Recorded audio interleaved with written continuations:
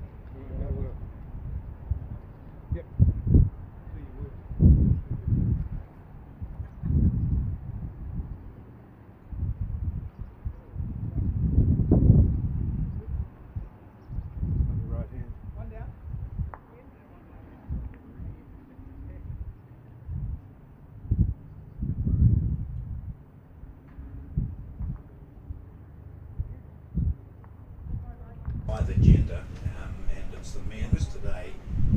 We have a match between two northern members, one from Mangawai, and that's Warwick Catchpole, and you can see there in the white cap, and we have Fancy Cup in the blue, just waiting to play his first bowl of his Asia from the Auckland Bowling. So singles, of course, first to 21, played 4 rounds yesterday, long day for the players. No matter whether they're playing the singles or as is the case of Burns players and just players, very long day. You get a little warm sunshine and the breeze that's here as well. And we will notice that here today it's relatively calm considering what we've seen. Dozen days of the national championship. So the Summerset National Championships for 2025. And this is a men's singles match. Men's singles right throughout the screen. Also featuring in this section will be the playing through champion Hayden Takarua. So we might just catch a glimpse of him at some stage throughout the day. So the blue bowls, they belong to Warwick Catchpole. He's playing with Aero Optimas, size 5. They're Size 5. Yeah, and they're playing quite reasonably for him too. This is a good correction from Naser. He's got SRVs, as he calls them, the marmalade something or others. Marmalade marvels he will at the end of the day, if that's the case. Nice bit of alliteration there, John. Yeah, that came from him.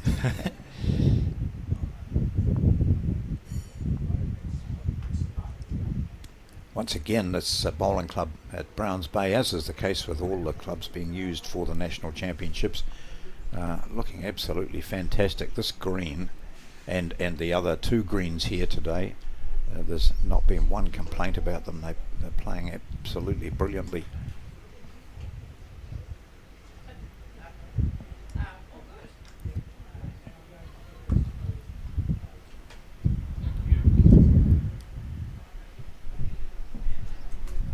Went out and rolled a jack up before, Alex, just to see what it's like, and certainly as the players look down the green at the moment, the wind that's evident at the moment is coming from the left, so you'll think that the right hand side of the rink will be a narrow hand, which is certainly what we've just seen Naser play. Also, when you get right down to the end where Catchpole is now, it's not quite so evident, so just a bit of shelter from it through the clubhouse. So I see Catchpole putting his right foot way over on the left hand side of the mat. Nice smooth delivery. Plays a lot of bowls. Does Warwick Catchpole. Is maybe just out of juniors. and I saw a lot of ham on social media just before Christmas in Warwick Catchpole's hands. I think he had a very successful pig hunting season. Well, that's exactly it. He said to me, I said, I hear you want a few hams. He said, yeah, well, me and my mate, we went out and did a bit of pig hunting. And I said, oh, so you're a hunter too, are you? And he said, no, we went hunting for hams. He said, yeah, I can't remember whether it was 8 or 9. Would have been very popular with his family. Yeah.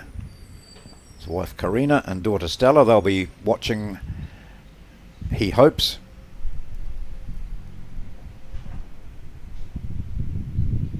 So Naser hasn't been far away.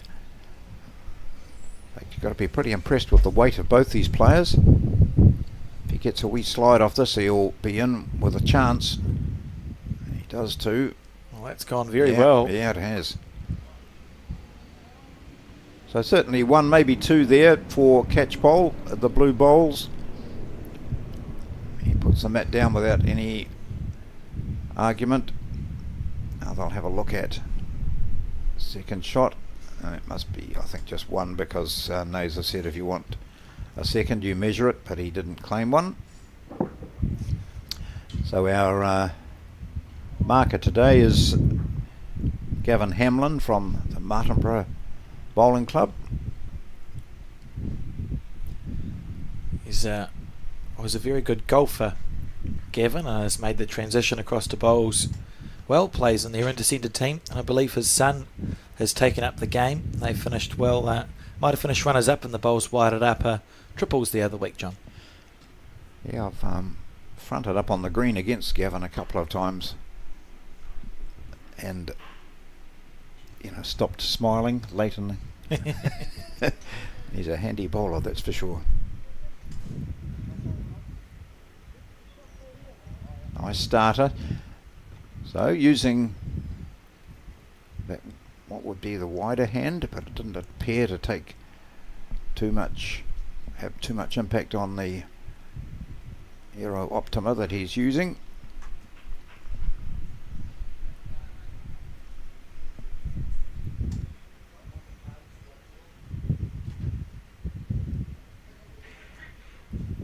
Walks away from that bowl.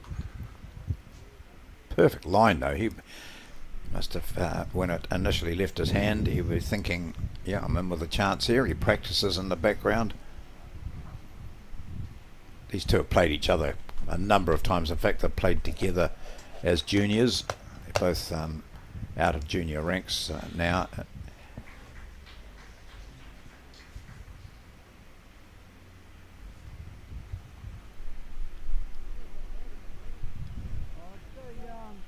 So this is where we look at these players here today, Alex, and we talk about the value of the national championships and how it's open to anyone. These are players who are good players, but if it was down to, I can only enter if I've got a real chance of winning the title, I wouldn't bother. They might be in that group. They back themselves to qualify, they back themselves to be competitive. But if you said, are you in the top 30 players in the country? No, probably not. And so we've got right throughout this rink here, this green here, players who are good club players.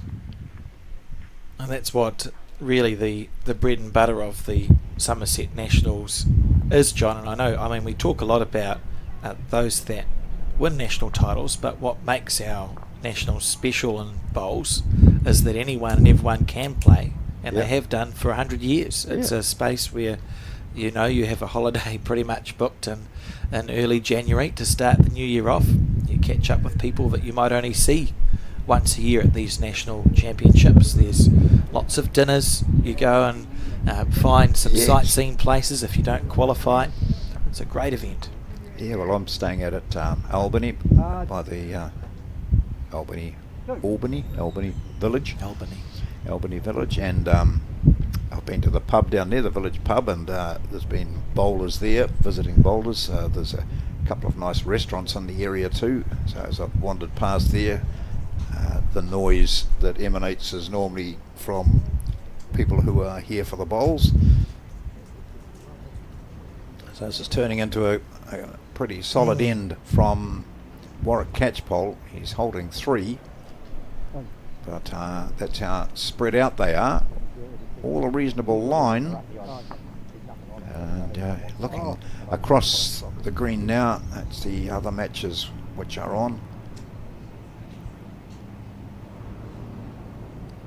So he's had the green right twice, Paul Naser. It's down to his weight now. Beautiful delivery, that one.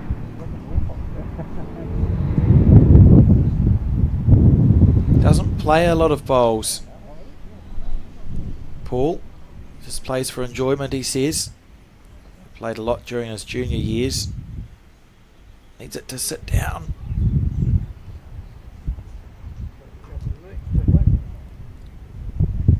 So a couple I think we've got there for Catchpole. Our marker hasn't got lollipops. Yeah, I don't know if I've got enough pairs of lollipops. Yeah. They always seem to disappear, John. It's bizarre. 2 anyway, so 3-0. Playing steady bowls to start this game with his Warwick. Look at the results of these players. I can tell you that Paul Naser's first game he was defeated by Chris Smith of the Okaihaua Bowling Club 21 shots to 9, and he was defeated by Sam Brack 21-15, which is a close game, and then he defeated Lonnie Polymer 21-18. So still a chance, Paul Naser, because you can afford to lose 2 games, but this is a must-win match for Paul. He did say, well, if I play like I did yesterday in the last game, even he said, this might be a quick game. You mightn't be on air very long. And he's Paul Naser's had a bit of involvement with television as well. And it's quite often in the background with this statistical and historical knowledge, particularly I think of rugby and cricket, but he did front a rugby quiz show with Phil Gifford some years ago. Really? Yeah. Huh.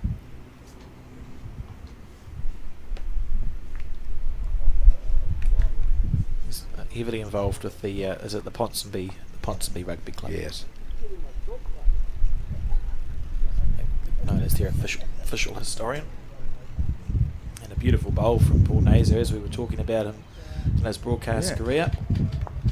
You'll think that that's a bowl that he can repeat there. It's just asking about that short bowl of Warwick's to understand whether he can draw around it.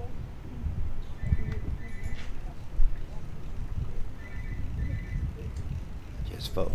If you're new to the game or watching this for the first time, you can easily understand why he needed to ask where that bowl was, because as you see that weight that he's played, which is a bit more than what he required, he might have knocked up an opposition bowl. It's all part of the game. Strategy comes into it, thinking ahead to what your opposition might play. That's a difficult bowl to beat that Naser has there. Warwick, who's just played this absolute wow. Oh, I thought he'd played a bomb of a bowl on his forehand. He's had an okay start to this national singles. John, he lost his first game to Sam Taloki, 21 shots to 18. Then got up to beat Richard Smith of the Balmoral Bowling Club, 21-19, and finished yesterday with quite a good win against Corey Harper, of the Berescourt Bowling Club, 21 shots to 6. So he needs 2 out of 3 today, and he's qualified. That bowl's gone into the ditch. It's a lone bowl there, and what Catchpole will be looking at is the fact that he's got 3 seconds, and if he could push his own bowl, even that short bowl of his, the closest bowl of his, onto the orange of Naser's, he could end up with a tidy little 4. If he misses it wide on the backhand, he's got the jack in the ditch. Yep. So a couple of options here. Just has to be reaching. That'll give us an insight into what sort of player Warwick is as well, John.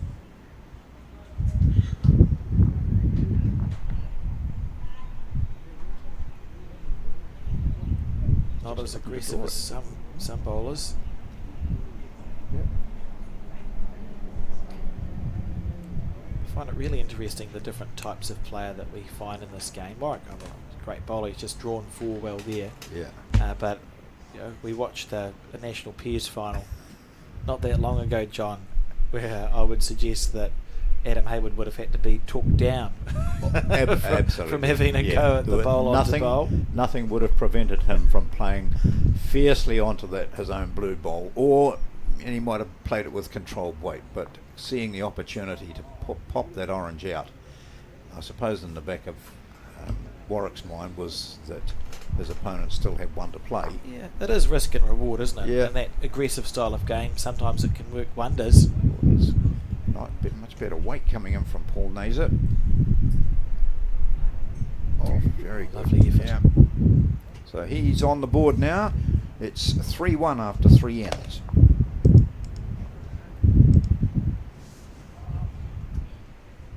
Yeah. Oh, that bowl got there early Yeah. and stayed there. Great shot.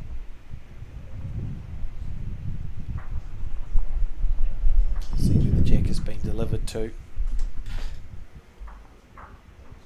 Oh, how's that for weight control? Oh, but it was out of bounds. It's disappointing. We're talking old Pete Sheehan here. I said, I went out and I rolled a jack up. I said, it's really good because, just see a slight movement with the breeze and that. And he said, I'm amazed at the number of bowlers really who, stand in the middle of the mat and fire the jack down. He said, if you're a right-hander, surely, you bring your body over Stand to the left of the mat, and therefore your arm goes straight through the centre line. And I said, I agree. I can't believe that people don't do that. Naturally, it doesn't need to be coached, does it? It just seems to be common sense. There was a guy called Lindsay Gilmore. He now plays with very well with the bowling iron, actually, out of the Browns Bay Bowling Club. And for a long time, he was unable to deliver a jack for whatever reason. Just couldn't get it to roll in a straight line. And Colin Williams, who's involved with the broadcast and is tournament director here for this event, said to him, well, why don't you just put a foot each side of the mat and deliver it like between your legs up the middle and see if that works. And it did. Oh, did it? I bet he's had the mickey taken out of him when he was doing it that way. But everyone will be looking, going, what is going on here? That's a tidy opener from Catchpole. So he also is a member of the Carlton Club, but is entered here from the Mangawhai Bowling Club, that lovely little area. And he and his family have actually just moved up there. They've had a home up there. They've just moved up there as a permanent residence over the last few weeks. So area up there will see a lot more of this man.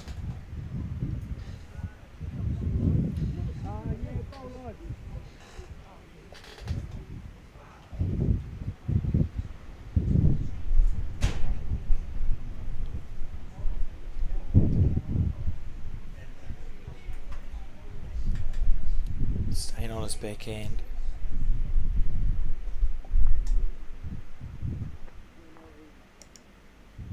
Oh, that's a nicely played bowl from Warwick. Yes. You can sort of see why he was competitive in the pre-Christmas ham tournaments. Great weight from both these players here.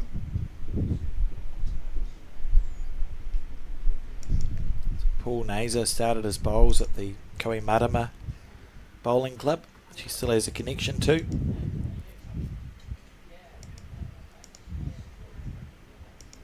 I think he said to me, my Auckland Bowling Club uniform fits me a bit better than the Kohimarama one. Isn't it funny how bowling shirts shrink? I've noticed that too, John. Yeah. It's bizarre. Nothing to do with anything else. No. Of course. It's just that seems to be just the material they're made of. No matter what brand you buy or where you get them, it's over time. just I'm glad someone else is experiencing that issue.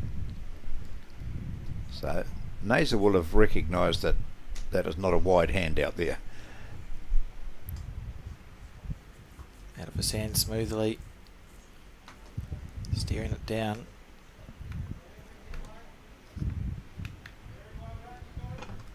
Yeah, so even a bit less green than that. It's finishing in not a bad home, but you can see his weight from his 3 bowls has been 2 metres over. And that first bowl, it's just a 1 bowl low of the jack. Yeah. Warwick is going to stay on the backhand. He's looking at this and thinking, I can draw on my backhand. Yep. Same weight as my 2 bowls that are close to it. Tickle the jack around the corner for 3. Yep. And I was going to say there's little danger, but I won't say that. But if he does hit the orange bowl on the inside, then that'll be even more effective. It would definitely bring the jack across and give him 3 as Naser moves in to pick up the mat. They walk down. He's close here, John. I think Naser's got the shot here, hasn't he? If he just gets a wee edge on that.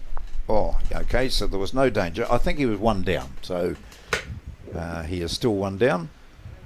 Essentially did nothing wrong there. No. This is the interesting thing about bowls. On that end, Paul played 3.5 good shots. Sorry, Paul played 1 good shot, and Warwick played 3.5 good shots. Yep. But because Paul's good bowl was in the right place, he's held on and scored here. 2-3 and the race to 21, so plenty of time left in this match. Halfway jack.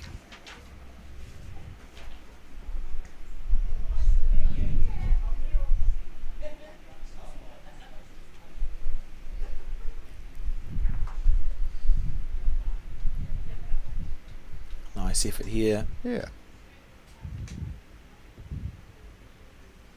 Good bowl.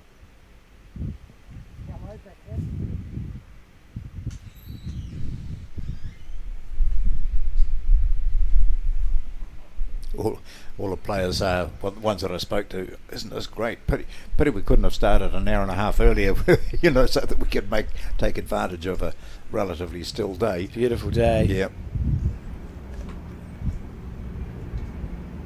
Gives his bowls a lot of room to breathe.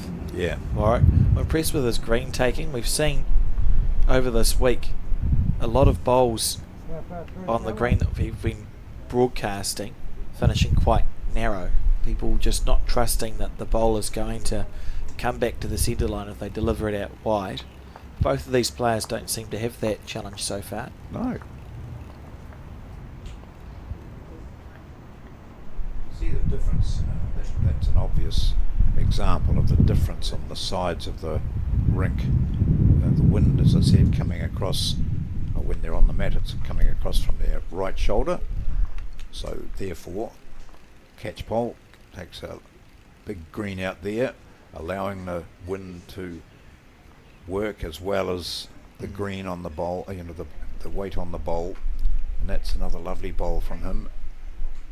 And then on the other hand, we saw Naser go slightly too wide, so it's very much a narrower hand with the wind coming across, as we say, across his right shoulder, but it's just holding the bowl out.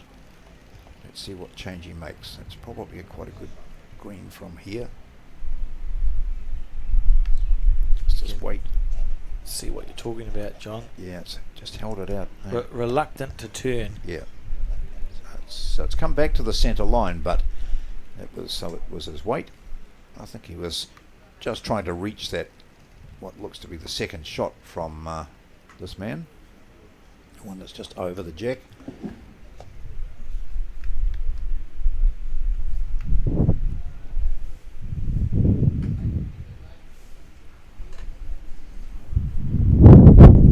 So it's 1, 2, 3 bowls, 3 blue bowls all on a line, and 3 orange bowls, all picking that green. The so that greens, gets down yeah. to it gets down to the weight.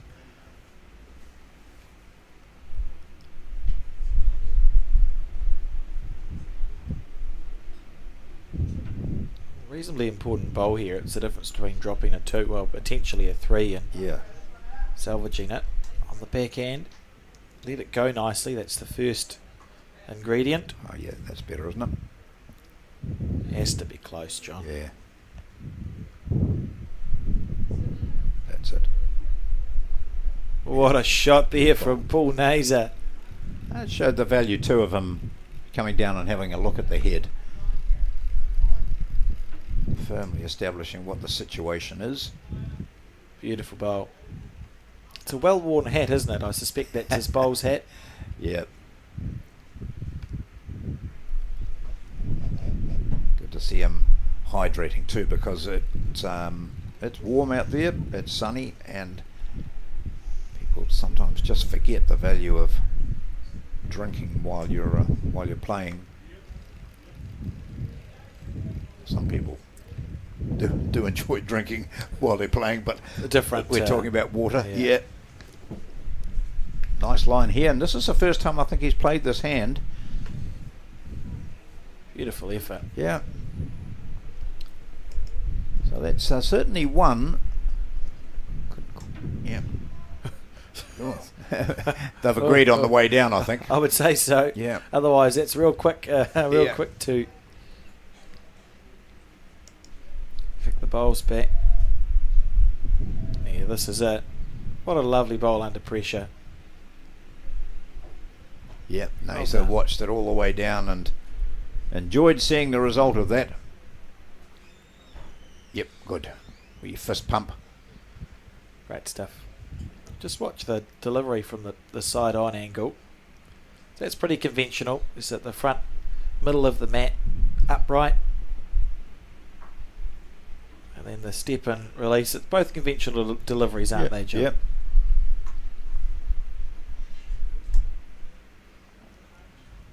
So it looks like we'll see Naser play this hand all the time, where he can. With his first bowl, he's decided that the narrow hand is the way to go, and people often talk about that being the hand that you would play, particularly if you're leading in a team match, where you think, oh yeah, less room for error.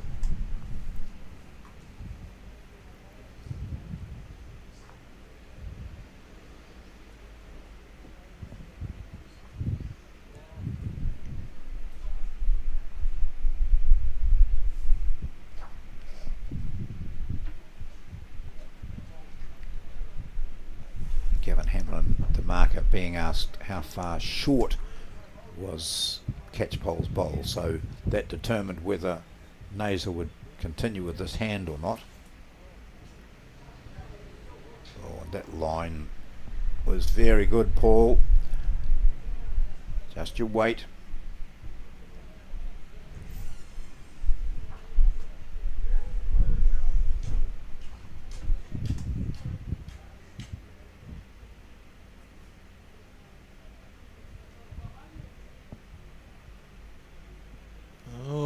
Yeah, good weight again.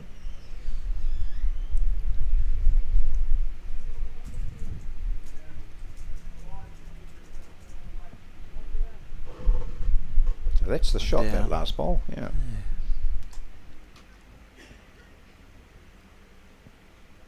Because he's changed his hand. That's interesting, but it probably looks a bit more open.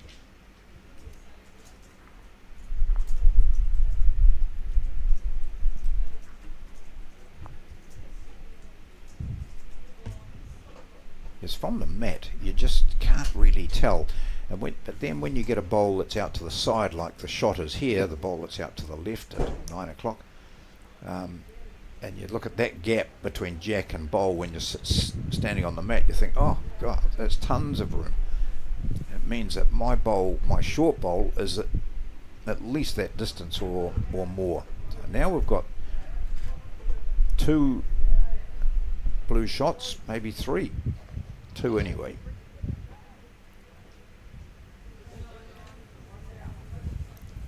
Oh. Stalking after it.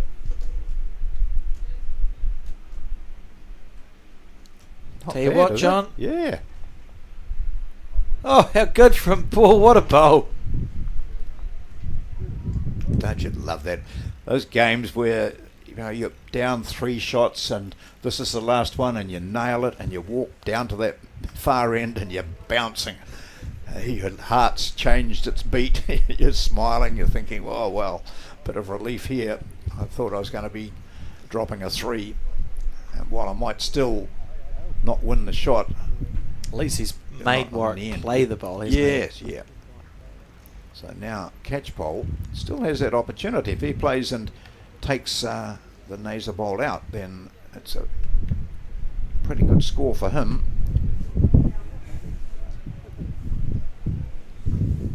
Plays it a bit narrower, so he's hunting. He's close here. Yeah, It's yeah. going to he's be a got it. 4. That's Yeah, a beautiful bowl. So Well, goodness. Naser goes up. Now his heart rate is back to normal. 3. 3. A devastating blow there from Warwick Catchpole, who was under a lot of pressure. Paul played a really good shot, but well executed, and I can see how he's been tracking well. See Warwick deliver the jack now.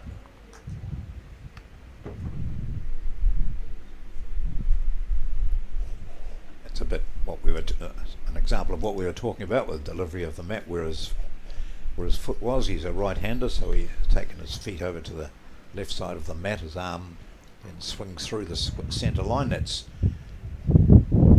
a better chance of accuracy than standing in a normal bowling position and swinging your arm across your body and all those sorts of things. It's an art in the game that needs to be practiced, isn't it?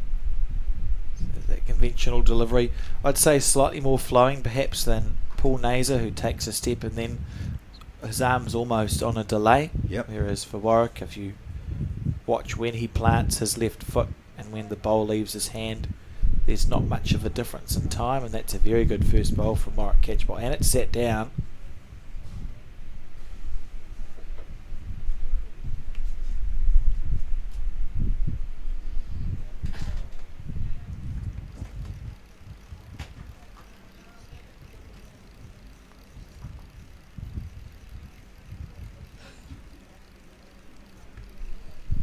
Top weight, Paul. That's exactly the weight you wanted. You know, the line's a wee bit finer than that. So Catchpole, very a fit man, because he has, I think he's competed in 8 Ironmen and an ultra marathon. And he said, you know, I'm more exhausted after a day of bowls than I am after those sorts of events. Well, he says that. Yeah. But I think if I went to try do an Ironman, I'm not sure I'd make it to the end. I think it's the time spent playing bowls he was probably referring to, and that's what his family might be thinking too. Yeah, you're never at home now. You said you were going to give up all that stuff to spend more time at home, but what's happening? You're playing bowls every day of the week.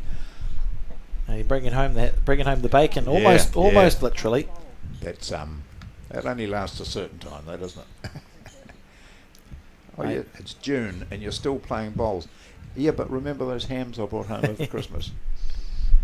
It's incredible how many different ways you can have ham. Yes, Ham yeah, steak. you're a master at it. You can cut ham, thin it, slicely cut, and do it as bacon. Hasselback ham, glazed ham, etc. Alex did glaze a ham, which he brought along here to the bowling club for the Bowls New Zealand staff to use, and I think the person sitting next to him has probably used it as much as anyone. Thank you, John. Yeah, it's good that it's actually been eaten. Always important. Today's the day I've bought some salad to go with it, so we should be looking forward to lunchtime. Those bowls there of Naser's, while he hasn't got the shot, are in a great position. Yeah. He's got options here of jack movement at all. He's got 3 seconds, I would say.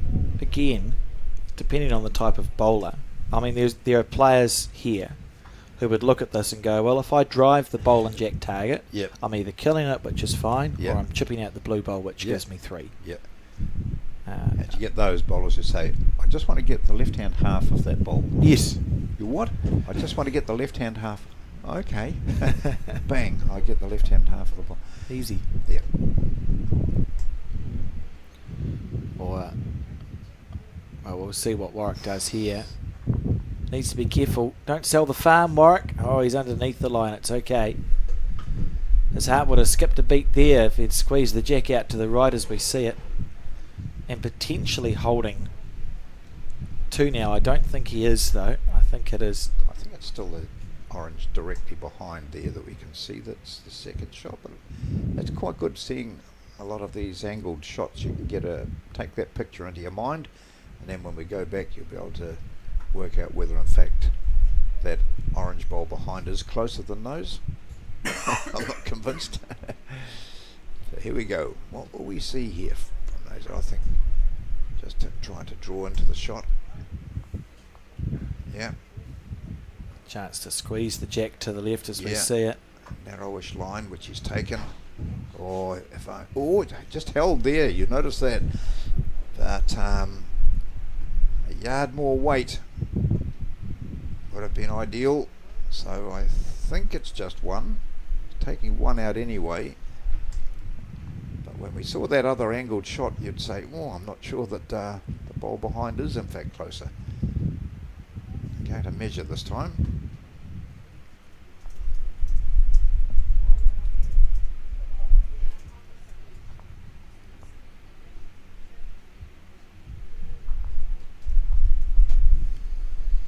Just one. One it is.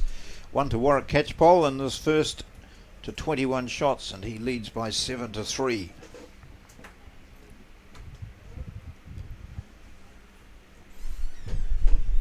And settling in.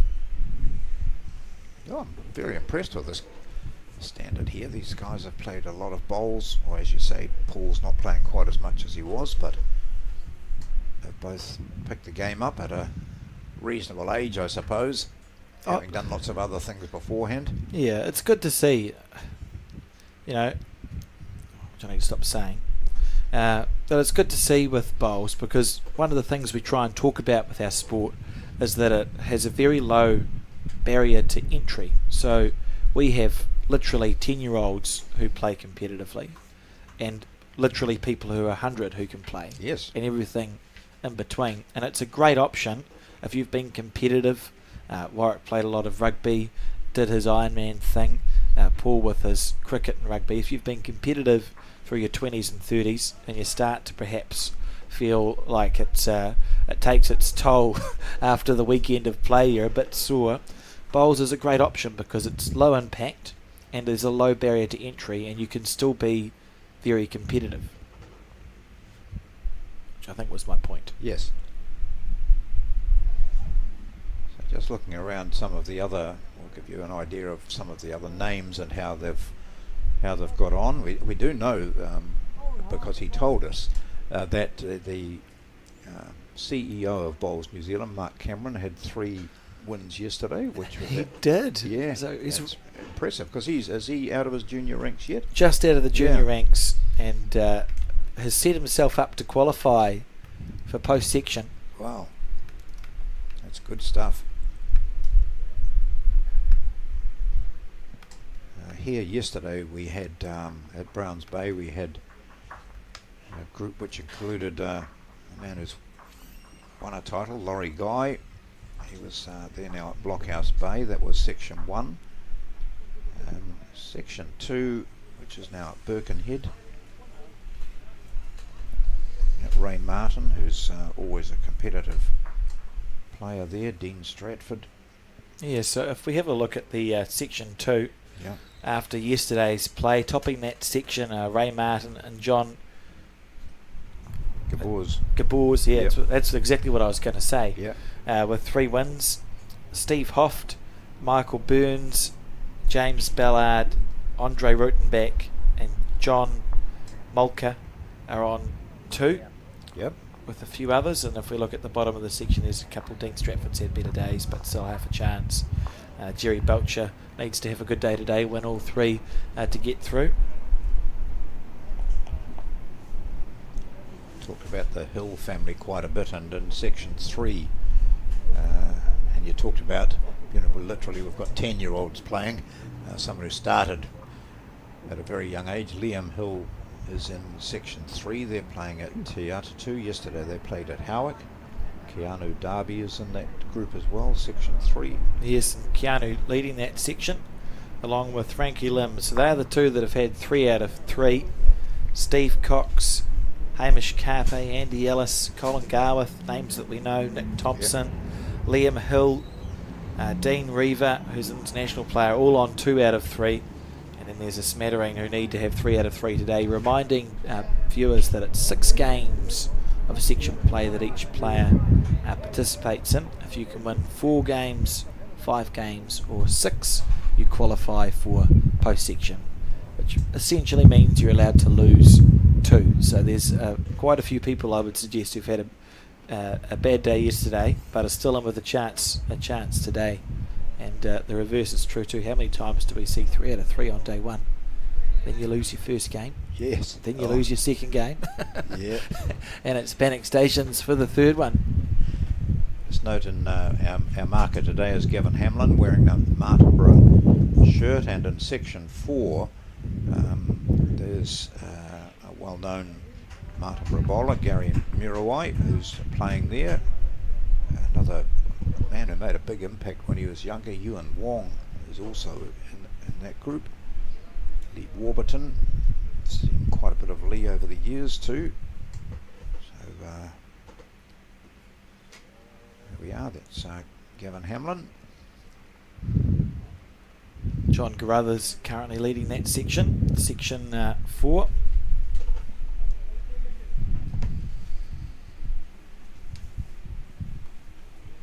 Gavin said, I knew I was marking a game. I'm down to mark. That's in your draw, part of the deal. He said, I didn't realise it was going to be the TV. He didn't add, otherwise I would have had a shave or anything like that. He just said, I just wasn't aware. Paul will be disappointed with that bowl, won't he, John? Yeah. It's gone flying. He knows that green now. He should do now by now. They're playing the 8th end. He's dropped 2, maybe 3. Oh, that's good, isn't it? What a jug that is. And she'll be pleased when that's empty. I was going to say, I wouldn't be able to hold it. No. And you can't say enough about the volunteer club members here at the Browns Bay. Well led by Pete Sheehan, the big boss. Just reminded me I've got a glass of water to drink. Yes. So here's the jack coming down now.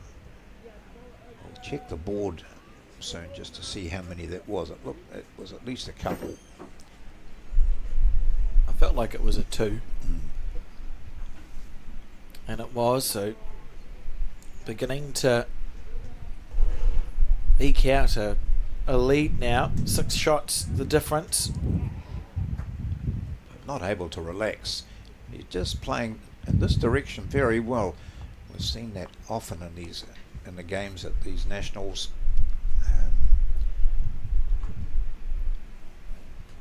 Playing this direction, or one of the directions, very well, and struggling in the other.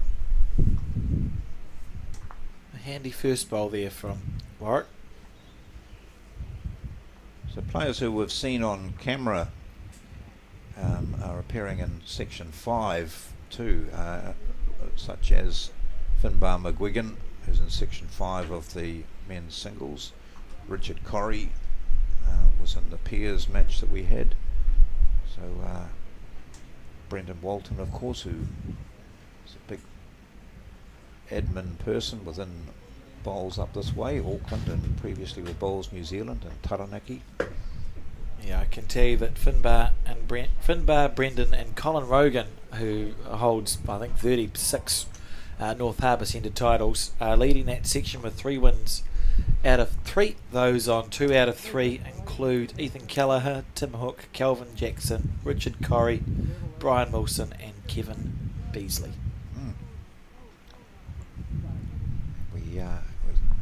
We didn't see it on camera, but we did see him in action. Marty Kreft.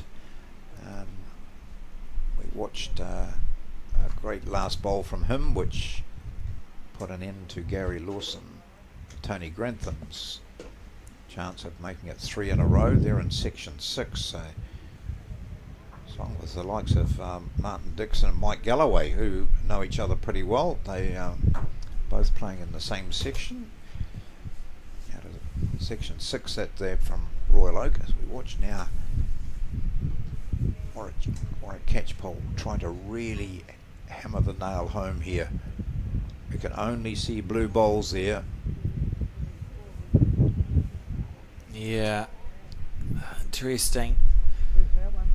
For Paul, I think it's about trying to just limit the damage. For sure at 9-3. First to 21 to this time, but you don't want to blink and lose focus for 2 or 3 ends and just let your opponents score those shots. He's close here, John. Oh, he was looking for a bit of aggression, taking the jack back. He's got the 2 bowls past the head. Right, so they stayed on, yes.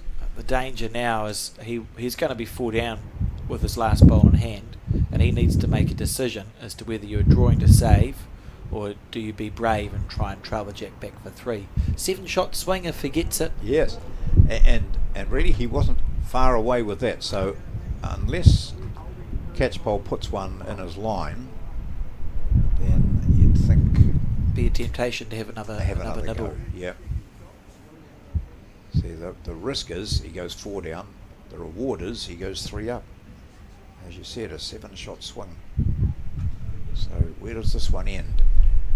Does Catchpole say, right, I'm going to test your drive? He is. He's not covering down the back. Although I think that might have been his option. So it's there. It's still there for Naser. Big moment. Yeah.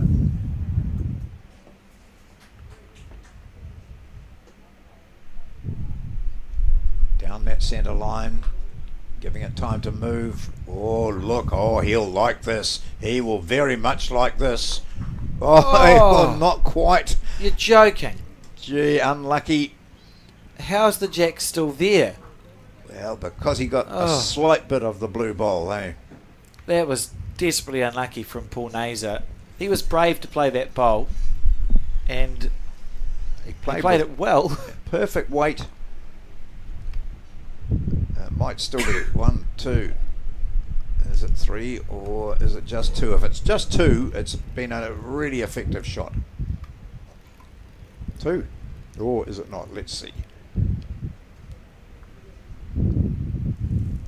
Well, good, that's good. Thanks, Paul. Doing it just when we want to. Would you turn the numbers over first? Okay.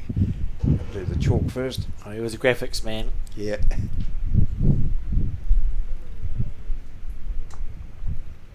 It'll certainly go. We'll have the 1 up.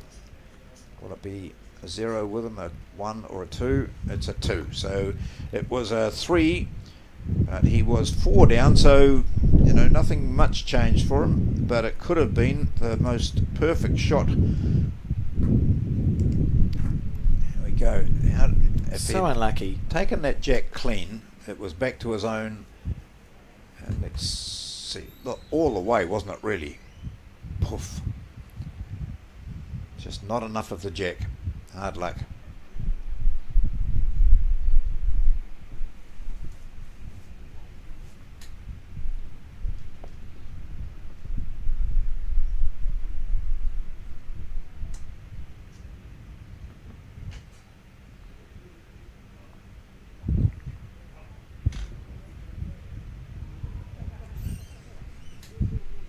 So that's another example of how you cannot relax even if you've got a 9-3 lead, because with any luck it would have been 9-7 now, or 9-6, but it's 12-3. Still had that weight on his arm maybe from the previous one.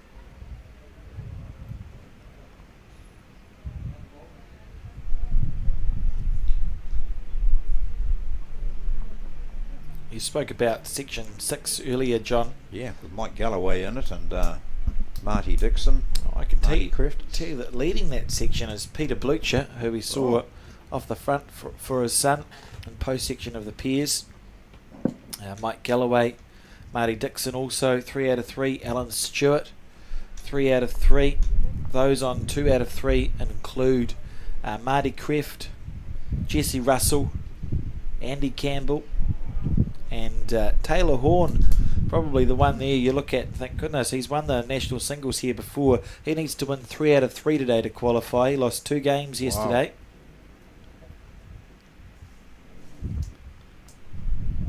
Well, we've seen it again where this direction is proving to be a problem for these bowlers. That's a good bowl. Yeah. And that section 7 too, we see some names that you sort of tend to forget about. They've been prominent for a long time. Those people such as Dean Elgar is there, Craig Tinker,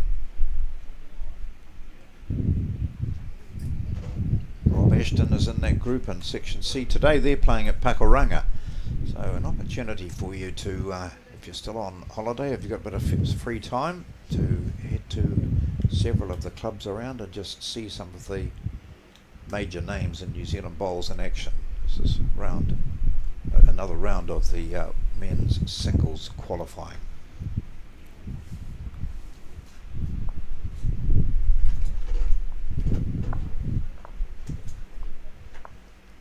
See also section 7 mentioned Rob Ashton, but in section 8 we've got Peter Shane.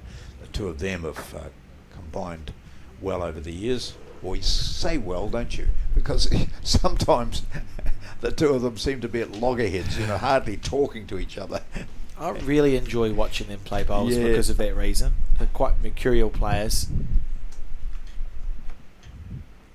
Warwick settling down here, so Paul and all sorts of strife. He's played some great bowls under pressure, just dealing with the disappointment of what was a near perfect last bowl on the previous end. It's 4 down here, maybe 3 down, sorry. So this bowl here, super duper important. Oh. Needs to hold. Oh, look at that. That's exceptional stuff. Gee, look at the scatter of it though, and yet going the other way, we'll have a look at it and maybe I'll be right this time.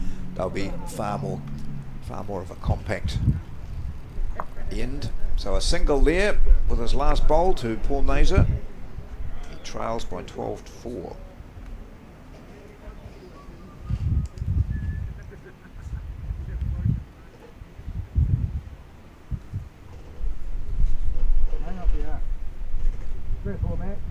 Lovely bowl from Paul Naser.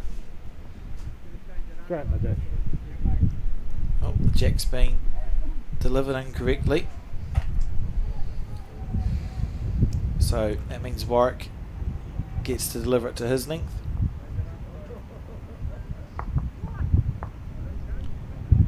So some of those names we've already mentioned in progress results, just reminding you that they have won. Oh, hello, what's that? Someone call, or are you looking at the win there, Warwick? So what, Mike Galloway won it in 2021. Quite an emotional victory for him too. That sort of form saw him back into the New Zealand team, Mike Galloway. Taylor Horn won it a couple of years previously, 2019. Dean Elgar in 2017. So we're seeing those players are still here and still very competitive. Dean currently on 2 out of 3. Leading his section, Lewis Welch of the Opanoni Bowling Club and Liam Peters from Patararu on 3 wins out of 3. Those on 2, as I said, include Dean, Dave Chisholm. Rob Ashton needs a big day today. He's on 1 out of 3 from yesterday. These results easy to find on the Bowls New Zealand website. Go to draws or the 2025 Summerset Nationals page and you can access the results that sit on Bowl Sub Aotearoa. I find the easiest way to do it is to click on the ladder button. So you've got matches, ladder, live entries and broadcast schedule. If you click on the ladder button, you get to see who's had how many, and once they get to the point where they have qualified, like in golf, there's a line that gets drawn underneath the qualifiers. So obviously no one's qualified yet because we've only played 3 games, but that's the easiest way I find to look at the results. Look at that scattering there, John. Yeah, that serves me right for saying scattered down one end and compact down the other. I'd blame you. Said, well, I'll just see if I'm accurate. Will it be a compact head? No, it's not. And we mentioned Peter Shane from Carlton, who won this title back in 2000 and also in 1991. Still very competitive. Yeah, certainly is. When he won the New Zealand singles title in 1991, he was just a fourth-year bowler, Peter Shane, and has continued to have a lot of success at national level. Holds a gold star for Bowls New Zealand. Plays a great game. Well, what's happening here? I think these guys are listening to us, just trying to prove us wrong. Well, sometimes the jack was delivered a bit shorter than normal. Yeah, sometimes in bowls, for no reason at all, you just lose your weight, John. You just sort of, it can be hard to get the weight right.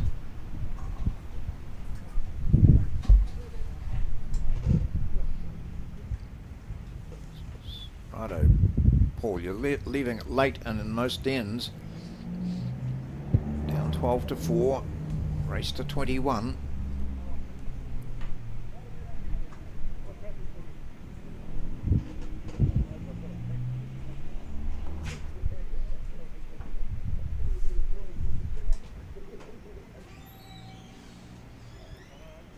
Well, who knows? I've fallen in, so it might well be a shot from there.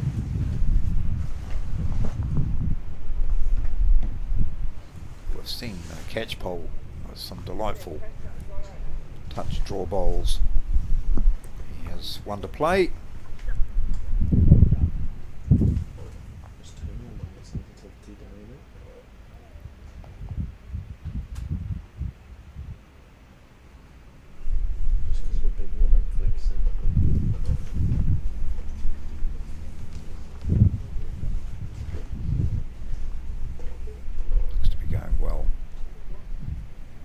Just be enough.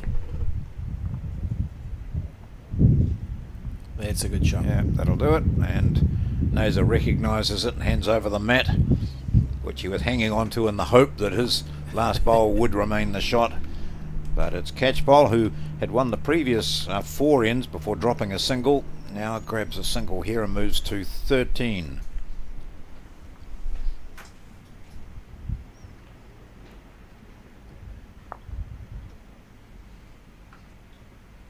Be happy with that. Feel like it's a return to form. Yep. You allow yourself an occasional lapse, John. It's very difficult. Even now, the best bowlers in the world aren't consistently going to be able to play perfect bowls all the time. You have to understand that there's always going to be peaks and troughs of ability levels. Sometimes, sadly, though, those troughs stay around for a long time. They do. Game. Yeah. Yeah. Some of us stay in them for years.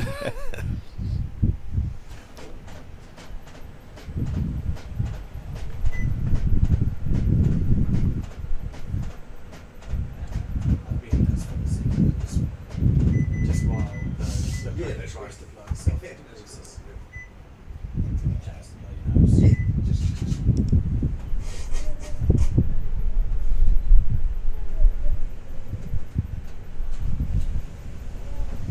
Paul on his backhand here.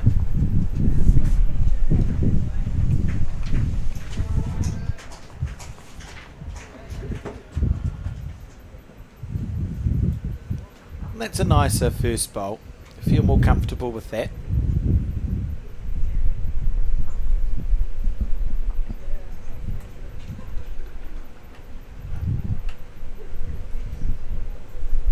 Warwick very briefly was a member of the Point Chevalier Bowling Club.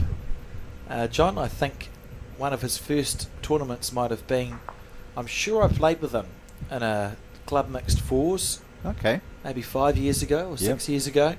He'd purchased some bowls off Trade Me that were size 2 Optimas. They had a pirate on them, so I said, well, the pirate's good, but maybe the bowls are slightly A bit small. Too small. So now he's on a size 5. Yes, yeah, he's moved up. Yeah. fair enough too. Size 5, you don't see so many of those anymore, do you, the size 5s? 6s were popular. I think it was when bowls were lighter, right? They had the bigger bowls. I started again as like Warwick. Someone said, "Oh, you could use these bowls." Okay, not knowing the difference, and I had a size 5 and 1/12. No, 5 and 1/32. There we are. How did they go? The good thing was that I put them away over the winter, and when I pulled them out the start of the next season, one had split. Oh. Well, it was the end of that. Yeah, fortunately, because in answer to your previous question, Not so good. Not so good.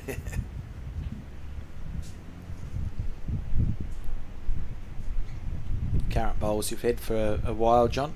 I have, yeah. I picked them up at the last World Championships in Christchurch. They were used by, they're an Optima 4 Heavy, and they were used by a player whose name I searched the other day because there was that controversial decision by World Bowls to ban the Israeli team, and my bowl had been used by one of the Israeli peers players at the World Champs in Christchurch.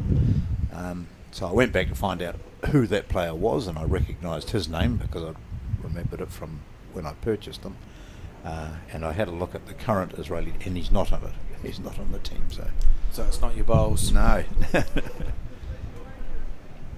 Was the that was the World Bowls Tour. We should probably be clear, I suppose, that made that decision. Yes, it's been rescinded because they're comfortable with the security that they have at the venue now. Yes. So it was in regard to the Security World Bowls Tour, yeah. which is that indoor event that's played on the blue green, and Kiwis get up at unusual hours of the morning to watch if they have insomnia. And it's all been reversed. And they weren't even the people who gave you your bowls, John. No. Didn't. No. Take out the word give. Sold. Goodness. No, I think what happened there was all the players were supplied with bowls. I suppose that was it. So they're all playing with similar bowls. I'm not sure. Yeah, ordinarily you get so he wasn't going to take them back to Israel with him, or wherever he resided. He was representing Israel. Well, there was a big opportunity here for you, Paul.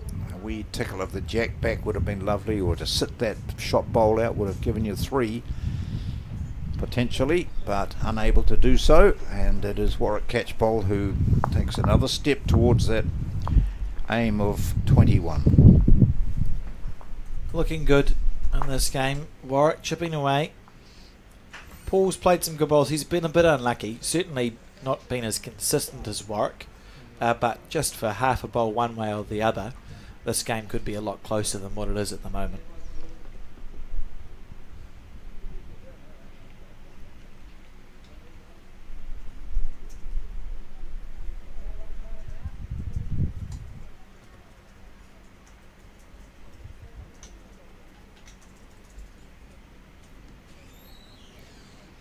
Persisting with that wide hand. We've seen him pick the wide hand, Yeah. and Paul's been trying to stick to the narrower of the two. That's perfect green. Look at that. Come all the way back in. And sit. No.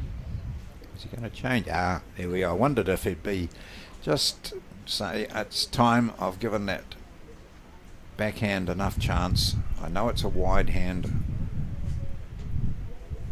Well, there you go. He's picked it perfectly.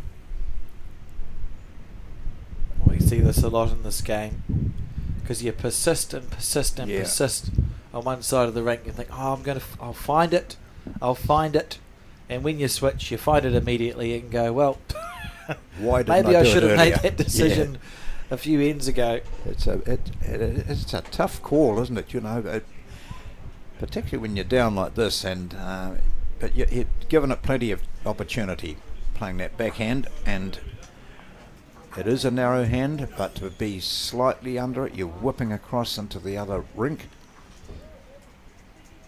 And now let's see if he remembers where that is. And Paul Warwick will be really annoyed that Paul's changed over. Following Probably it down. Yeah. So he was. If you watched that first bowl of his, you saw what his line was. His second one was obviously underneath that, and also short, but got some heart now. Another single here. It's 10 points the difference, but Warwick still has 7 to get.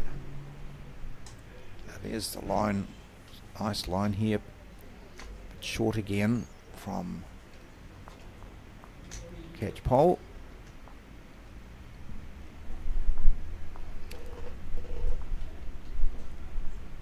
See just how short. The green's perfect from both of these players. We had a player. Oh, yeah, this isn't so good, particularly if he hits that hard. Careful.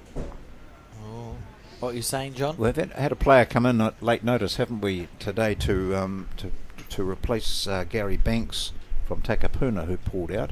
Yes, we have. And I just saw him as we came in, and I said, "Oh, have you?" I thought I don't know Gary Banks to look at, and I just said, "Oh, are you Gary Banks?" Because I heard him mention Gary Banks. He said, "No, I've replaced Gary Banks." I said, "Oh, what club are you at?" "Oh, I'm from Hamilton." "Oh, I saw the notice on the Facebook page." So he said, we packed up, came up, spent the night with some mates, and him and his wife are here now, so he's filling in, playing at the Nationals. Yeah. It does mean that the game we've scheduled for the next round, Aiden Takadua, has actually qualified already, I believe. Yeah. I think he just won his game out there, so we're potentially going to see what we can do. I've got an inkling that Gavin Hamlin might be up next. I'll tell him that after he's finished marking the Yes, game. yeah. There we go. Good bowl. So Paul, after putting in such a good first bowl, has just struggled with that weight with his next two.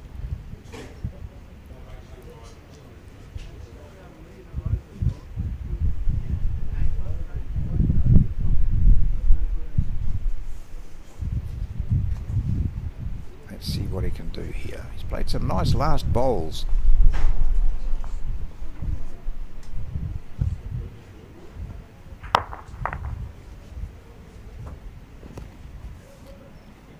His weight that rocks him this time. He needed to put a metre on or so, but that was a bit more than that.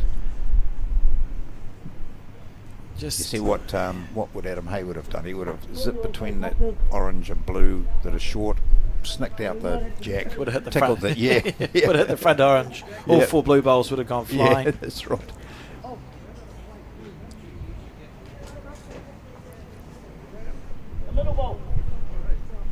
So there we can see the players from this section. So some of them are on a bye, some of them are not on a bye. Yeah. Beautiful day. Look at that blue sky, John. Not a cloud in it. It looks fantastic, doesn't it? Oh, that's as good as we've had. Thank goodness. You know, the weather's going to come right when most people go back to work. That's how it Those works. are on holiday, yeah. I've had quite enough of the rain, and there hasn't even been that much. There's been just enough to put a mess on the camera lens on occasion. Yeah. Just enough to really irritate me.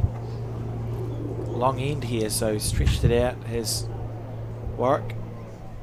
I think he's comfortable with this length, particularly in this direction. But also we noticed previously when Paul did put up a slightly short one, they were all over the place. So they look as though almost 2-2 is comfortable for them today.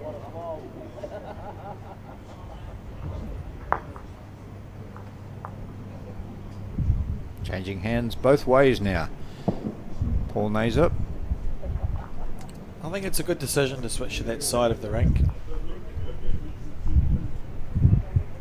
Yeah, let your bowls do the work. Yeah. It's a good drawing hand. You're not at the mercy of that that breeze.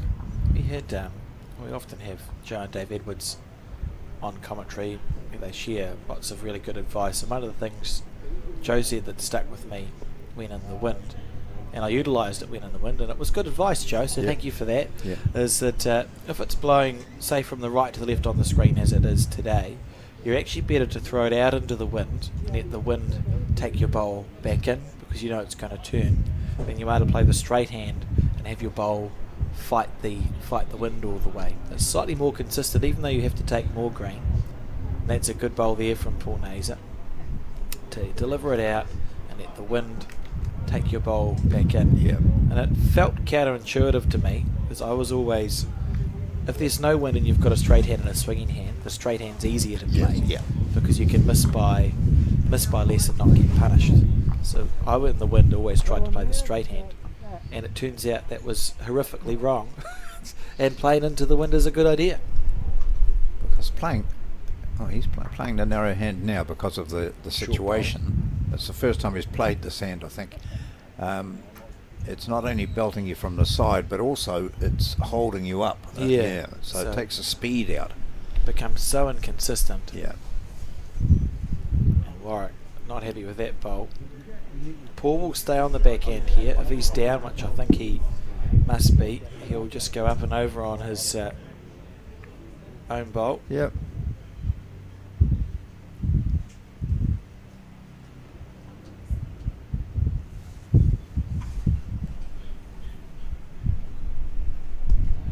Hitting a zone would be good here. Or drawing it dead would be even better. Beautiful bowl. I thought that was going to be whipping across, but it didn't. So is that the shot? And if that is the shot, is it 2 shots? That's a good question. Yeah.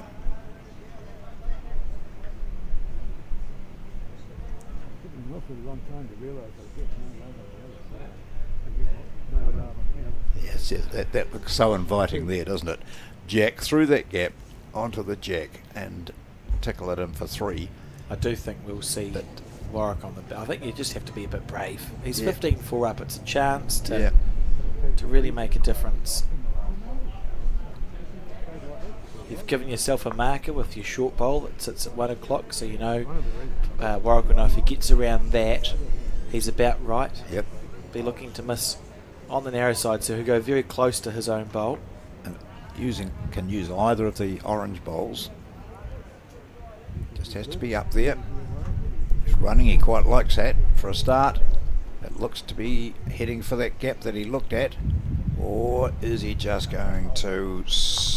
Wow, there you go. He got a touch of either of those, Yeah, as good we shot. mentioned, and he gets the benefit. That's a really good bowl. So he came down, had a look at it, could see the track that was needed, playing the hand that he's favoured all day, and being aware of those 2 short bowls, one of which might have been the shot anyway, so he wasn't going to do too much damage, but the positives or the reward out of it outweighed slight negatives.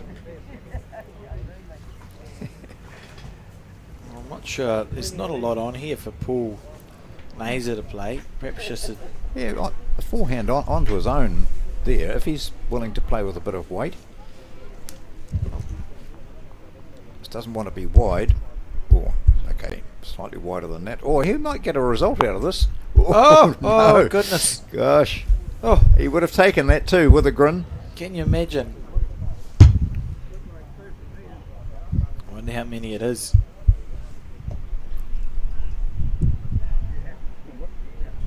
Must just be the Yeah, just a one. one. So they're good mates. They, I think they've done a bit of pig hunting themselves together. I mean, we talked about the ham tournaments that Warwick has won. Well, they've combined a few times and played together at those fun/serious tournaments.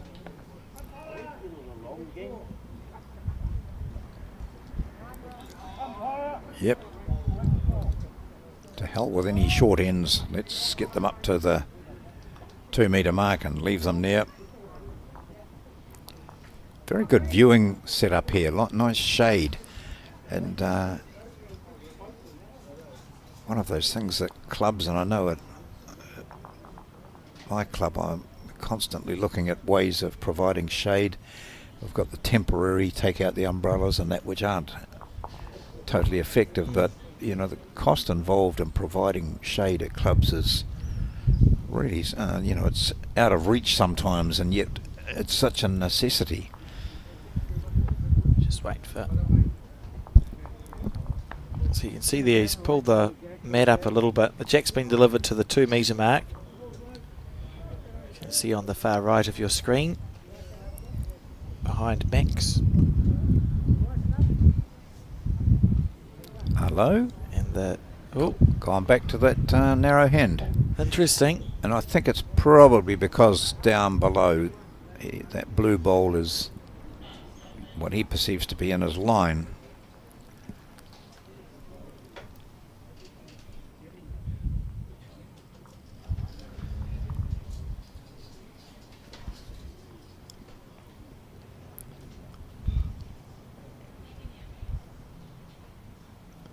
There we go. It's just yeah, oh yeah, there we are.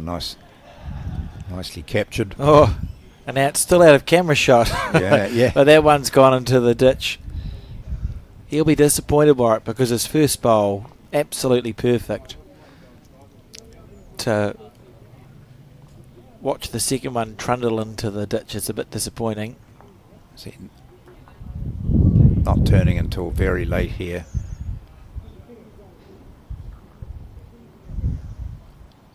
So a couple of metres over.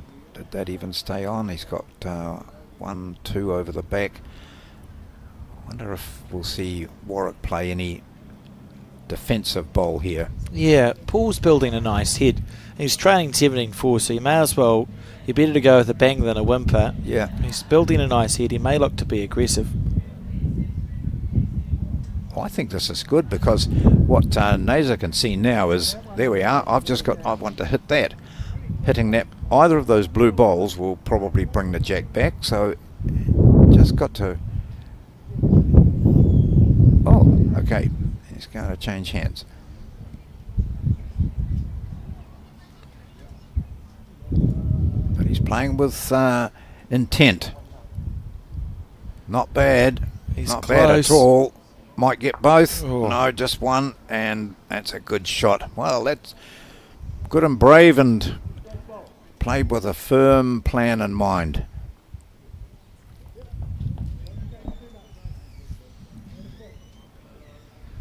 I like that. That was Yeah. good from Paul, and we can see he's hit it square enough that his collision bowl actually stayed on the rink.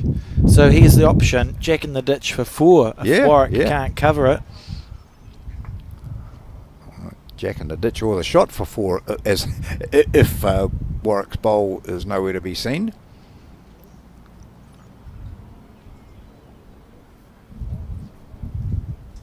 You'd just be drawing another, wouldn't you? But not fattening it up. Yeah, just keep- say, keep okay, the Paul, target have a narrow. go. Yeah. Okay, Paul, I'm holding 2. It's a danger of me dropping a couple, but I'm just challenging you. Yeah, that's what he's doing. Good bowl. Yeah, I'm challenging you now to hit that, mate. Oh, and he's actually half covered the Yeah. the jack, so that's a very good result. Same shot.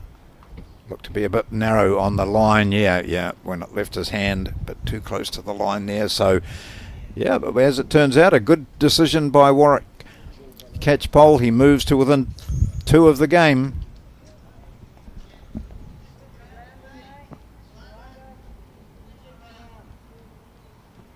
Yeah, beautiful weight.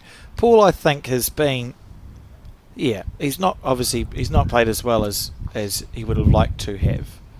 Certainly Warwick's playing the better bowls, but Paul's been within a bowl, I can think of 4 times where he's had shots on to make a difference, turn the head around, and he just hasn't had the luck riding properly.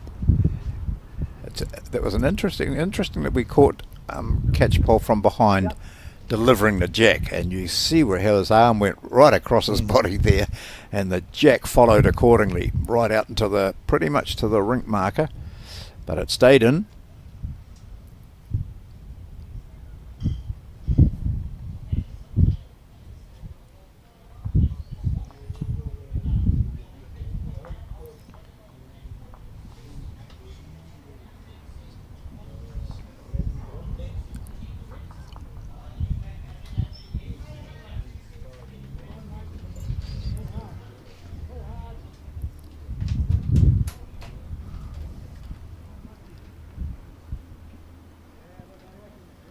on the back end. Paul Naser fighting for the game now. 19-4 down, so it's well within check-out zone for Warwick Catchpole. Where'd that ball go? Don't know if it stayed on, did it? Can't see it. No, it's on the back. I can see it here. It's next to our camera tripod.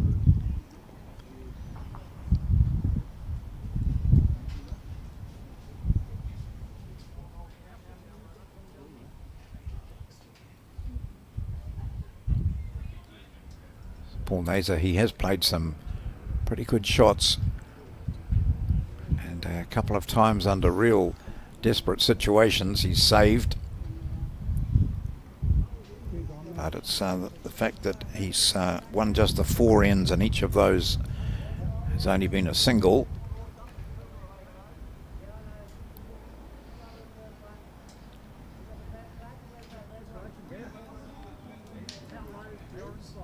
Catchpole's scored a 3 on 2 occasions and 2s on 3 occasions. The rest of his have been singles, but he's won the last 6 ends. It's not been a high, like you say, it's not been a high scoring game when we look at the scorecard. Just it feels like Warwick has always had that 1 or 2 slightly inside, and this is a example of the weight he's had. That's perfect speed, just half a ball wide. Decisions. One down. Gavin Hamblin accurately, we hope, with the finger measure, says that the bowl to the left of the jack as we view it shortly is the shot.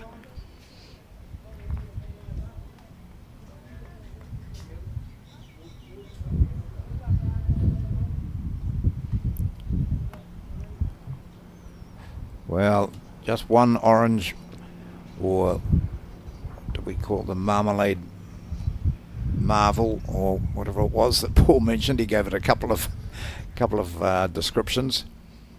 He's looking at the board there, and while he'll be disappointed, and he did say, look, I haven't been playing all that well, but you know, he's shown he's got a nice delivery. He thinks the game well. Yeah, he's not playing a lot of bowls. No. I think I would argue he's been a little bit unlucky. No, Warwick's playing really well. Yeah, more consistent. You feel like, you look at the score, 19-4. To me, it feels more like a game that should be sort of, I don't know, 15-8, 15-9. Yep. I would expect, with how they've been playing, that Paul would make it into double figures, and he might not on this occasion, but he's played well enough to get there. Just the fickle nature of the game sometimes. Yes. Warwick needs to get to 21, and he's not there yet. He's just gone flying past with that bowl. On the hand that he hasn't played. Oh, there we are. Nice little lip for him. So, Paul Naser playing the wide hand, but not wide enough. That was Warwick's first opportunity to hold the match. Yeah. Which he's not done. So we'll see this game go to another end. The score 20 shots to 4.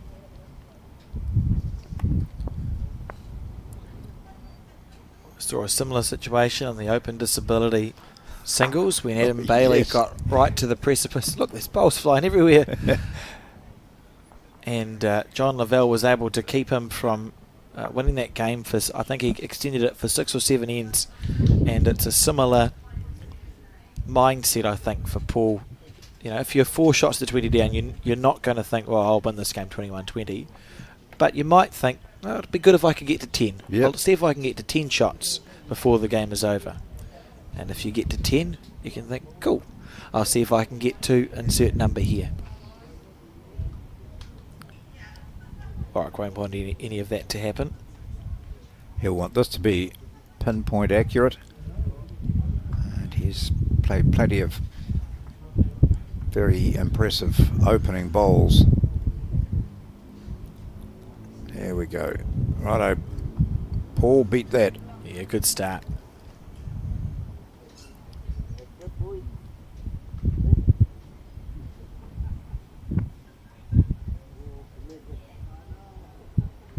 He's watching it closely, so maybe he thinks he's in with a chance, and he is. Nice bowl. I've enjoyed the vibrant contrast in colours with this game. John, you've got your marmalade and your blue. Very easy to see the difference between the bowls. Pull bowl in relation to the jack, F. Low.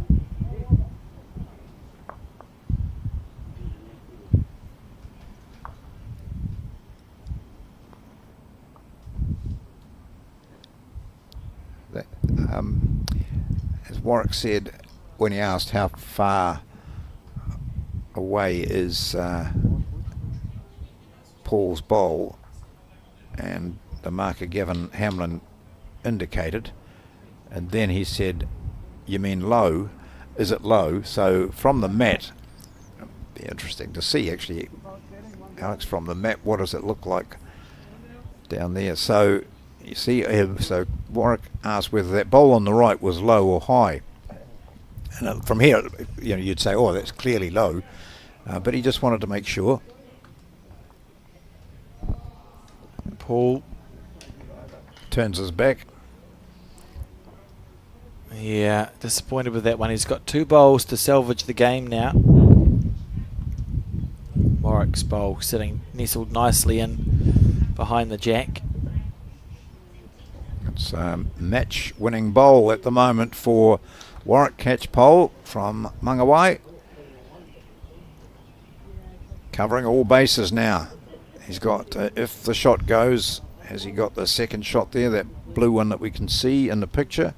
If the jack goes back, he's got the back bowl. Now it's up to Naser to ruin catch pole's day. You can see it just pass through. Paul wasting absolutely no time in playing his bowl. And he's got 1 left. So what do you do, John? If you're Warwick catch pole, you're holding the win. Yeah. What do you do? You drive out that orange bowl. No, you've covered everything. It's going to be a really outstanding shot. Where would the jack go if Naser hits it? The only area he hasn't got it covered is over to his far right. So maybe just put one up there. Just getting around behind the orange closest bowl. Yep, here he goes, putting one out the back on the right hand side. Holds up nicely. There's another one for him. So he's pretty much done all he can now. Yeah, it's a kill now is the option from Paul, and he's played it already. He's in the area, John. He's turned around looking for his opponent who'd slipped away to his left, and 2 mates have played in the singles qualifying area of the National Singles Championships. They chat, they'll be chatting afterwards, they'll chat every time they meet up on the bowls rinks here in the Auckland area. Warwick Catchpole of Mangawhai Bowling Club has beaten Paul Naser 21-4 and carries on in his effort to qualify for post-section play. We've got more coming up for you during the day. 2 more singles matches will be live for you.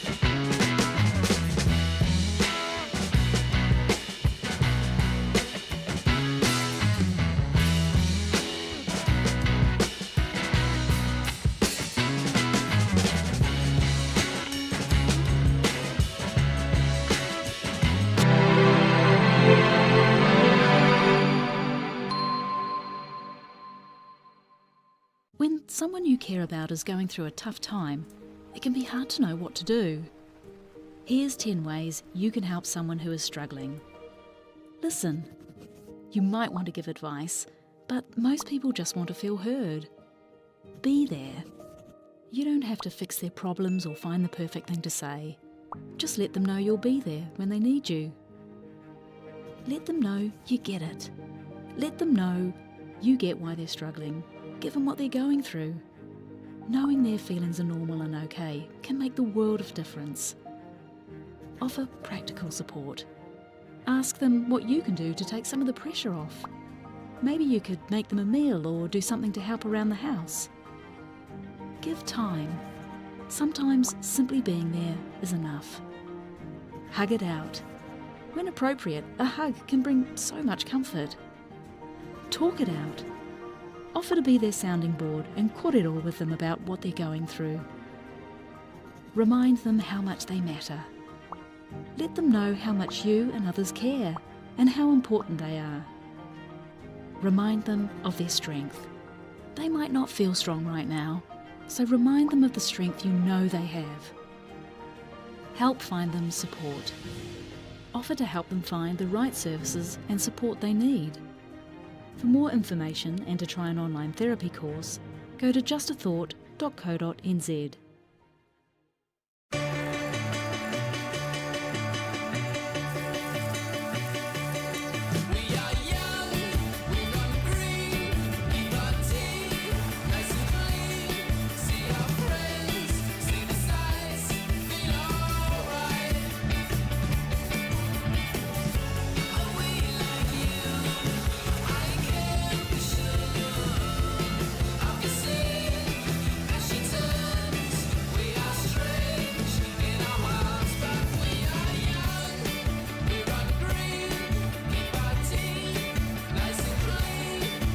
Think age is just a number.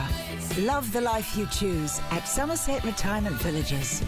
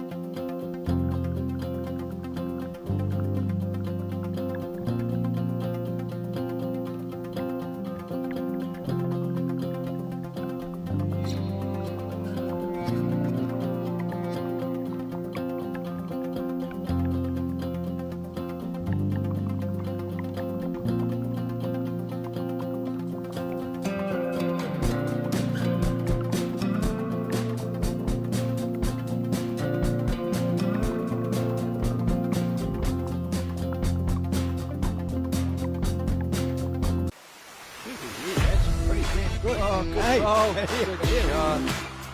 It's still going. He's done it. Oh, what a shot. Beautiful goal. Need a shoulder, he might just pick the jack up. Look at this. Look at this. Oh, yeah. yes. Oh, What a goal. Look at this. Could be good. That is an outstanding goal. Oh, and he's tucked it in.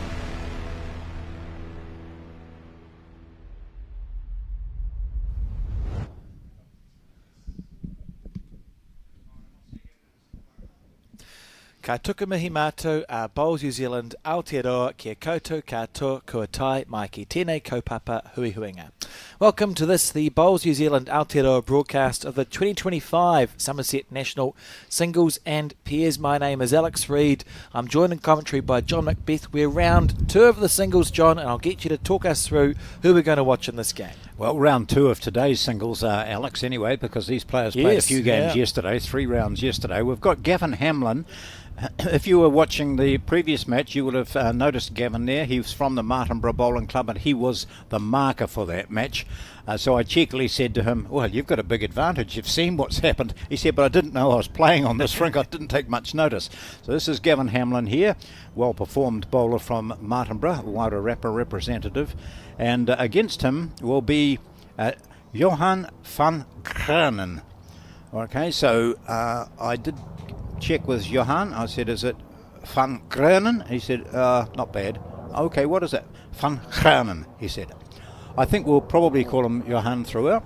I think it's a great call. Yeah. From Omokoroa, but also out of Arawa in Rotorua. That's where he's based, in Rotorua, South African originally, and we'll talk a bit about him and about Gavin as this game progresses. So we'll check on for you their results to date and where they stand in relationship to qualifying. They were both markers of the first round played today.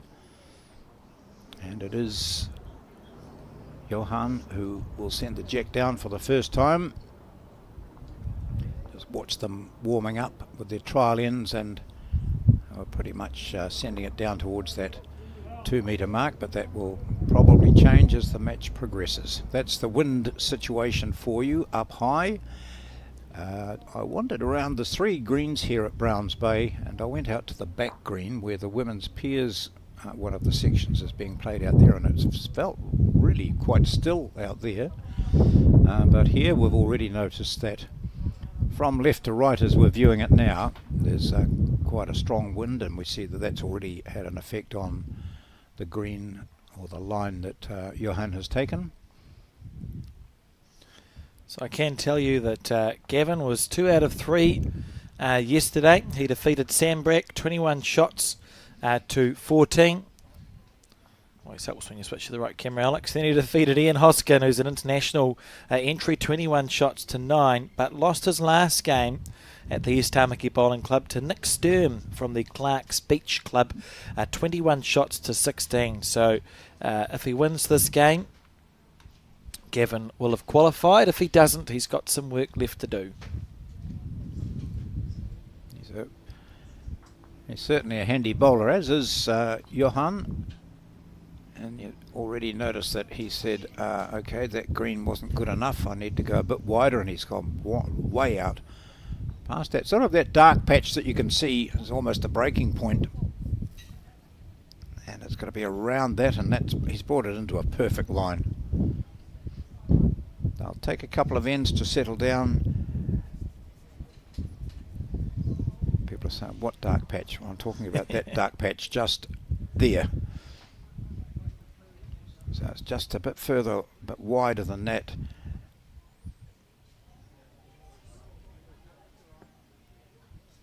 Quite like watching some bowls, and you just put your eye on where you think the breaking point might be, or the line is for a bowl, and judge it and see whether the players agree with you.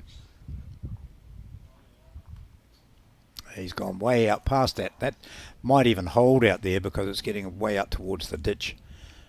But that, if he'd kept the same line, that was the perfect weight, because it would have travelled right up to the jack.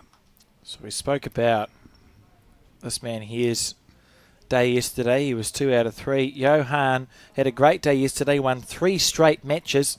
So if he wins this game, he'll qualify. He defeated Nick Sturm of Clark's Beach. Remember, Nick beat Gavin, 21 shots to 18. He played Pat Curtis, defeated him, 21 shots to 17, and finished up with a game against Richard Smith from the Balmoral Club, 21 shots to 9. So Johan in good form on day 1 of the Summerset National Singles.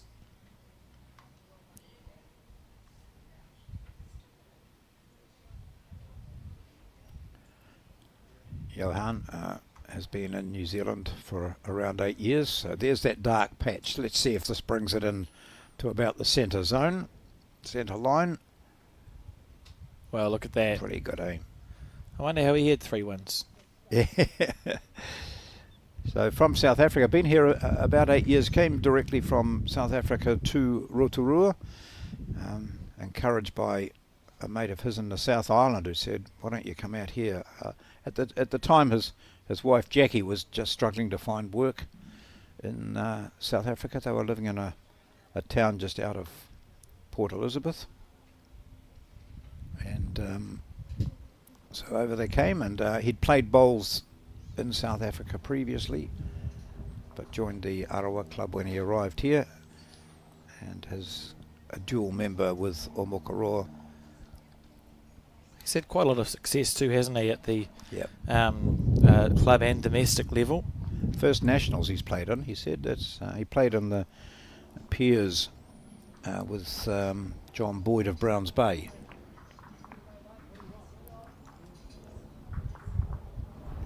Now this is, we look at that dark brown mark, you're saying, oh, he's gone narrow of that, but that's because he was hunting. Oh, what a shot. And he hunted and was successful in hunting. Shot which will bring him 2. That's a very impressive bowl there from Gavin Hamlin on the first end of this game. Square through the shot bowl, snicked the jack a little bit, followed it on, and I'll be surprised if it's not a 2 here. 2 indicated. Very good last bowl by Gavin Hamlin. Gavin is playing with XGs. Look, great weight from Johan initially, with those white bowls with a bit of other colour in them.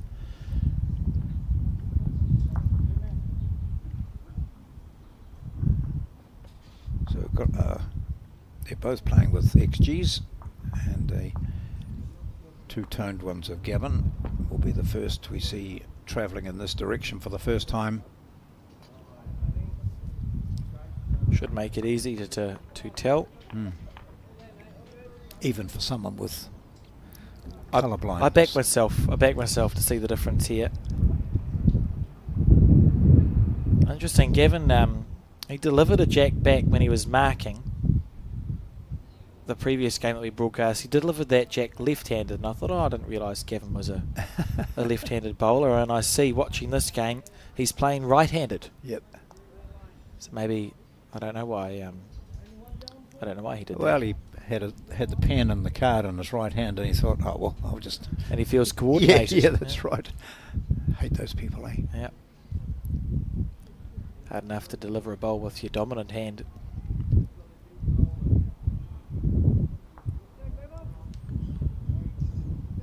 So Gavin, as you mentioned during that previous game, is a pretty good golf background. He's got an golf app out there called Sui AI, and it's proving to be very successful for him. And he's also the executive officer for Bowls Wairarapa.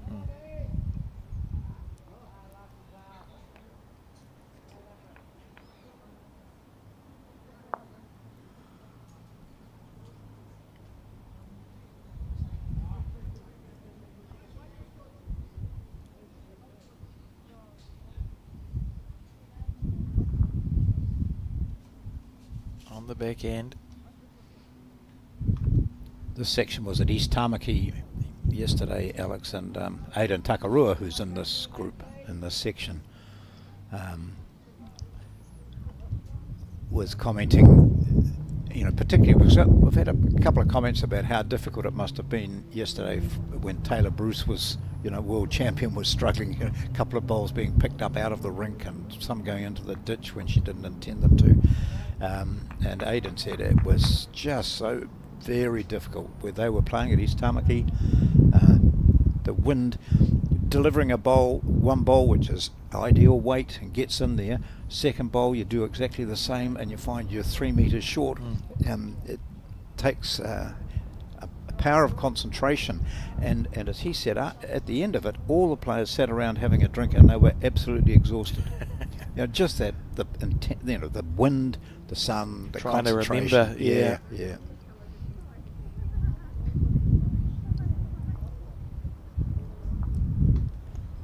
Didn't look happy with that one when he let it go. I think he probably would have liked a bit more green, but if the weight's okay, he's going to bring it in nicely. Nothing wrong with that bowl. It's a lovely great shot. That'll put some doubt in his mind now about, I thought I'd missed my target. Looks like he may be holding a 2 there, John. Yes. Gavin's bowl, you can see, is past the head. That little bit of blue on the split bowl in front of where the marker is standing.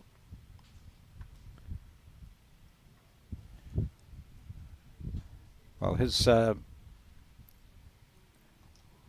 16-year-old son Harry is playing in the Nationals as well here. That's Gavin's son. So Harry is in a group and he played Kaylin Huela, outstanding player, yesterday. So it's good, father and son playing at the Nationals.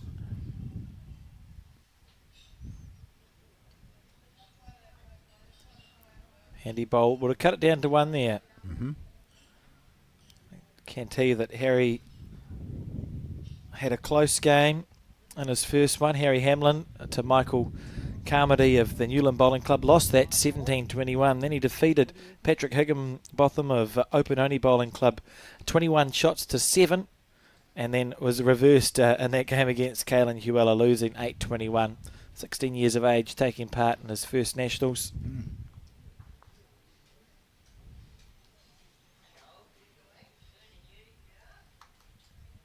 You remember these events for more than just the bowl. Sometimes the games that you play are the least of the memories. Yes.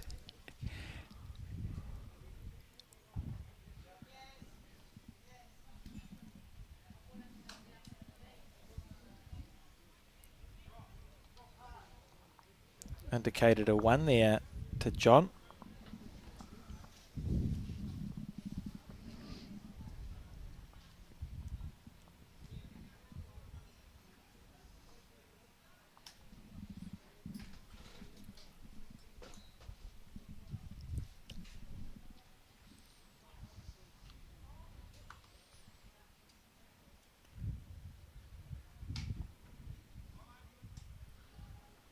Delivered to the 2 metre mark.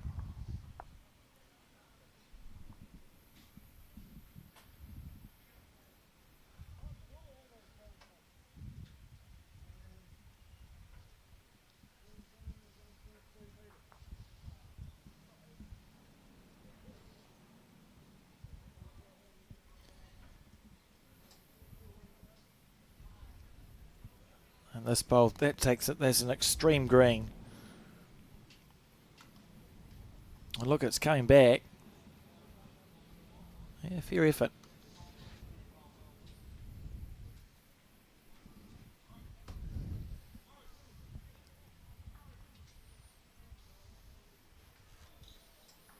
I think we're going to have a pretty interesting game here between these two. Both extremely determined sports people. Yeah. Now, when you look through the results that they've had thus far, you would think that they're pretty evenly matched, John. Yep. And both have an important day of play ahead of them.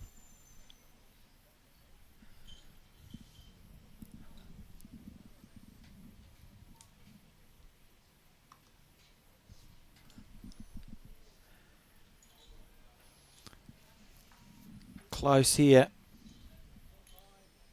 Yep. Up and over.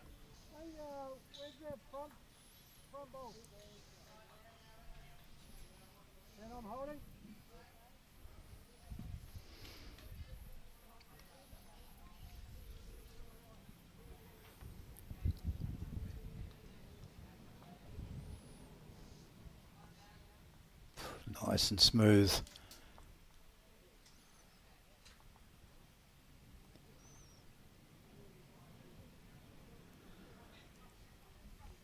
It's interesting, isn't it, the number of high-quality golfers that we see come across to the sport. Brent McEwen's one that comes into mind from Dunedin. Yeah, a number of them seem to sort of play your golf competitively, and bowls is a natural next step. And some of the crossover and skills, like probably more on the green reading than just smacking the ball. But when you read what a golf ball's going to do on a green with the undulations, that's not dissimilar to what bit of your brain you use to understand how much the bowl's going to turn on a flat surface. So a marker there today is played in the first round of matches this morning. Ian Hoskin. It's quite good to have players. You know, you sort of put your trust in them, and sometimes you go to a place and there's someone wanders in off the street, pretty much, oh, we need a marker. But at least with these people who are participating, you know what the story is. So it looked as though Gavin was having a wee nudge at those two, tempting target there, those two white balls.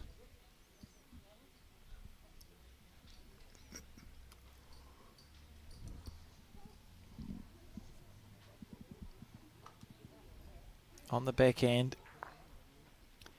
Well, from what we've seen, that should be too wide because they were just holding out there quite a way. That was a bit different. So what size? I don't know what size he's using, but they're both using XGs and they're getting into the zone. That's not bad bowling at all. See the one lollipop go up there. It's a red one. Gavin holding one shot. So he'll look to just draw his bonus.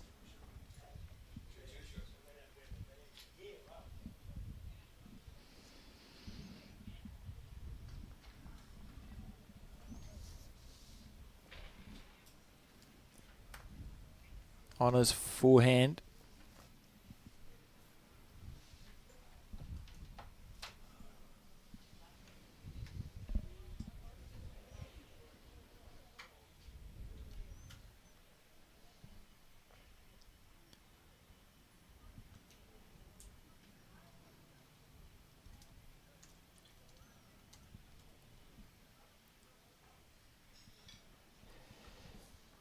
So comfortably holding that single there for Gavin Hamlin.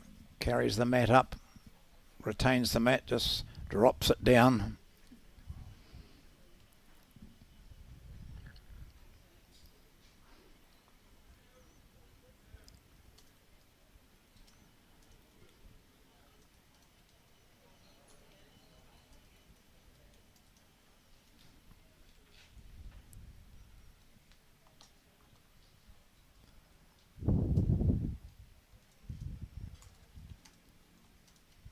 Pretty much we're looking at 2 metre mark for the jack most of the time from these two at present. As the game goes on and the score situation changes, then things might change up. But at the moment they're both quite comfortable playing this longish ends. Yeah, that's how it certainly seems to happen in most singles matches, John. Settle in, see how it's going. Yep. If it's not going well, change. Yes. Move from there. 3-1 the score. So Aidan Takarua, who's in this group, had an unblemished record yesterday, didn't he? Yes, he did, and he's qualified today. Yep. So the defending champion through to post section. Well, it's a little bit different conditions to here at Browns Bay to when we last saw Aidan Takarua I'll never forget it. Yeah, it was the final day, and he was playing in the final of the World Champion of Champions singles. And there were people standing by with squeegees all the time. The rain pelted down. They were bowling through lakes. And yet we still had the highest of standards of games. The skill shown by the men and the women on that finals day is just unbelievable when you consider the conditions that they were battling. Doesn't look like the same venue in that regard. Testament to the standard of the greens, I think, that they still ran reasonably quickish in the rain, and that's a good bowl from Johan. He said he's getting as much bowls as he can before March, because in March he's heading off to the police fire emergency games in Australia, in Hobart. He's a probation officer. He's heading off to play in those. So he said, I just want to get lots of practice in beforehand. Fair enough too. Oh, look at this here from Gavin. Doesn't need the feather. Hasn't got it. Well, I thought he didn't need the feather. No. Great weight. Nice line. On the mat, you wouldn't see much of a gap between those two, but that's what he found. And it's sort of sprayed the head open quite some distance. We'll stay on this angle. This is what the players see. And Johan's going to play his forehand. It's been the less turning hand. Yeah. So he's going out into an area that not even Gavin Hamlin, who marked on this rink previously, would have seen. Hey, he picked the green very well.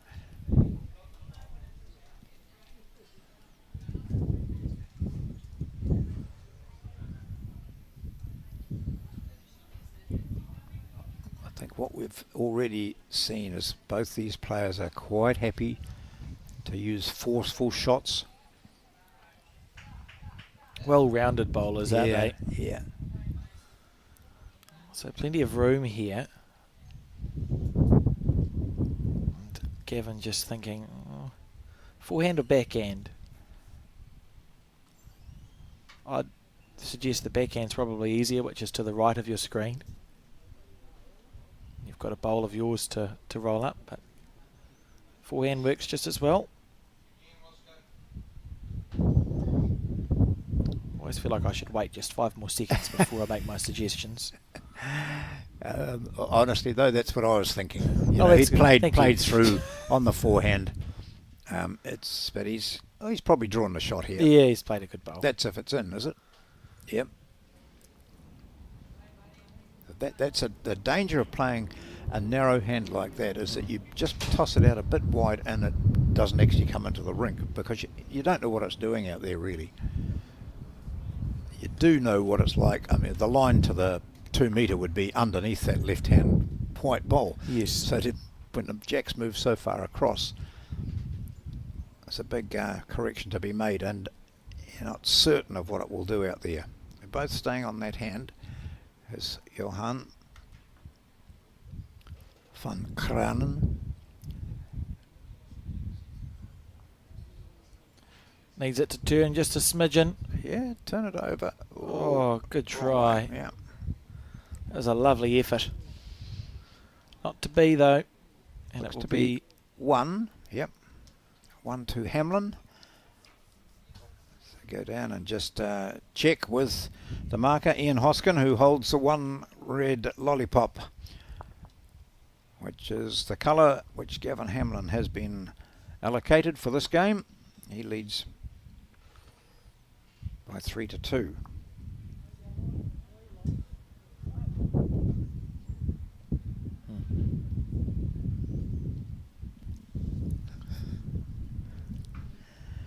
He's got the 3-1. Just throw it to the 2 metre mark if you would. Okay. Easy peasy. So on the forehand.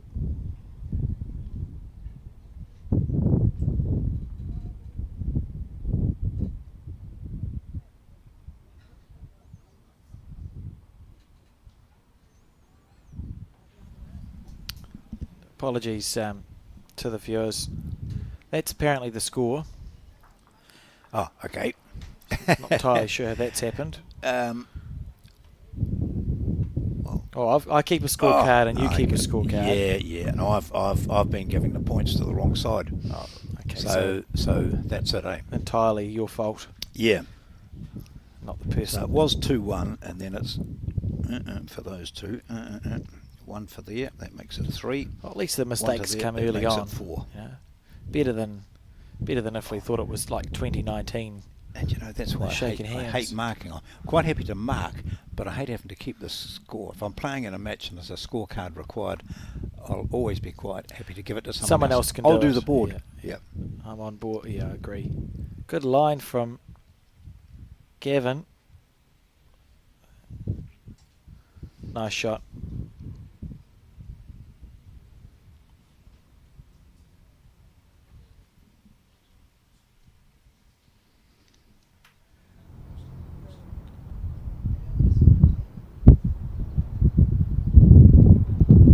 Just watching it all the way. That's certainly as wide as he'd want to go. Let's go. But that's a. When you're on the mat and you're looking at going wide on one hand, sometimes it just feels so unnatural, doesn't it, to be taking a wide green with bowls which tend to be a bit narrower than what a lot of people used in yesteryear. Yeah, it becomes. It feels unnatural. It's almost counterintuitive. But if you can get to trust it to come back to the centre line, it can be very satisfying. So we see that's a lovely shot there from Gavin. Still not quite holding.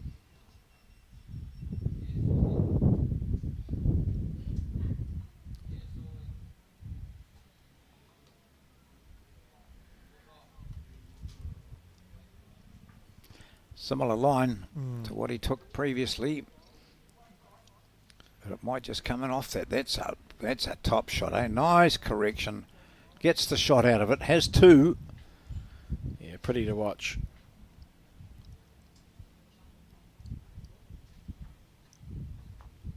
But we've seen Hamlin with nice accurate ability to play narrow through there, maybe onto the shot bowl or jack back to his 2. Those are well placed bowls that he has behind the head, behind the jack.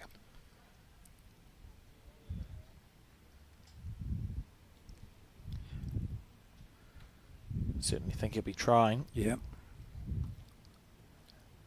So he won't be looking for the. Looks to be draw weight. He's just trying to draw it, sit it out. It's all about weight here, and this looks pretty good. Just going to cut under. Only just though. Might. Oh, if it falls in, I think that'll be the shot. Measure, he's saying.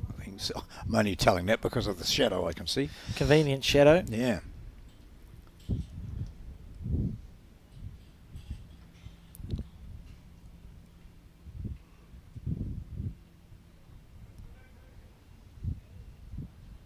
Trying to draw it dead. Oh, doesn't like it. But if he's slightly narrow, and he's not, he could whisk that shot bowl out.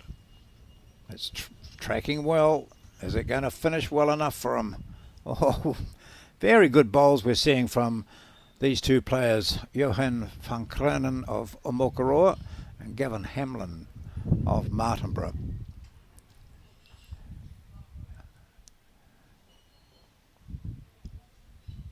Oh, he just tapped it in. So what do we do here? I don't know. So, okay. a marker indicating. I think they must have semi-agreed beforehand. I think that's yours. I'll measure. Oops, sorry, I've tapped it in. Yeah. So, Fair enough. yep. 5-1. What would you be doing on that situation? Last end, and we're tied up And I think you've got it. Hang on a moment. Oh, I've tapped it in. You'd be saying, okay, we've got to play that again, or I get the shot. Not sure how I would feel. No. See here the open disability grade participating. Those are some of the members of the New Zealand Blind Lawn Bowls Association. You can see the string lines running up and down the rinks as well. I asked Kevin Smith, because we see it with the vision impaired blind lawn bowlers. They run a string line down the middle of the rink, and along the side of the rink they have the meterage, like how far up it is.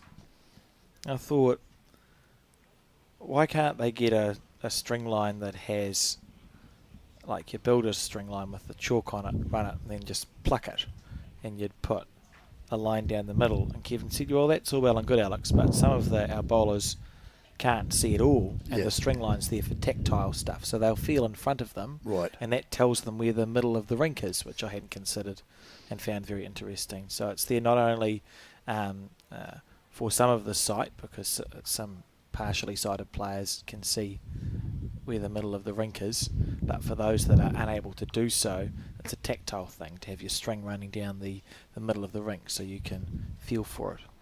It was a very good answer to what I thought was quite a clever question. I hadn't thought about it too much. Wait, I watched a little bit of that yesterday and was intrigued as to not so much how they did it, but how close, how accurate they were. Oh, it's quite incredible. Yeah. Our vision impaired community, and they work very closely with their guides to communicate. Look at this, through the jack, no. So it's quite a short end we're watching here, isn't it? Yes. So just not that long ago we were saying, oh, they seem to be quite happy with playing down to the 2 metre from a, well, you know, up to a maximum length.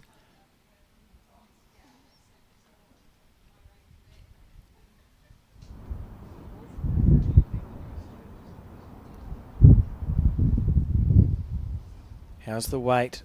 Kevin looking to make his correction. It's so easy to do when you've got a short end. Where are the clouds, John? Oh, this has been brilliant today. Beautiful.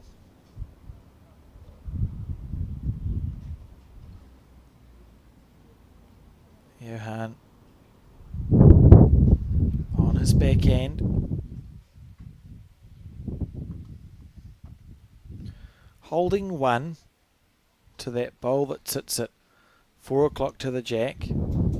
Now holding 2. This is nice steady bowls, and Gavin's fallen short with all 3 of his, which he'll be frustrated about on the short end, and because of that there's actually no real shot play on here for Gavin. It's just simply going to be how close can you draw to the jack. Yeah, but I bet Johan's got his shot in mind if nothing changes.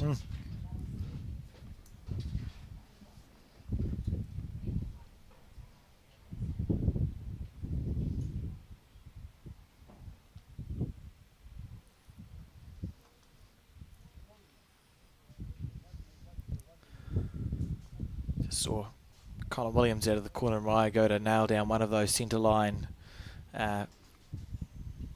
rink line things, and that was a beautiful bowl from Gavin Hamlin. Oh, I think Johan might see that on the backhand. Yep. Just play through the gap there and onto the shot.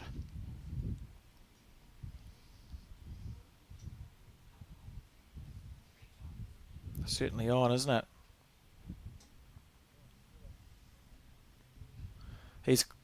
He's going for it, John. Has he got it clean? Oh, not quite. Goodness gracious me. There was just over a bowl size gap there, and that is the gap. That's the gap that Johan found. A great effort there. Built that head nicely. Was a real opportunity to score a bundle, but it's not to be. And the score's 6-1 now in the race to 21 and in favour of Gavin Hamlin.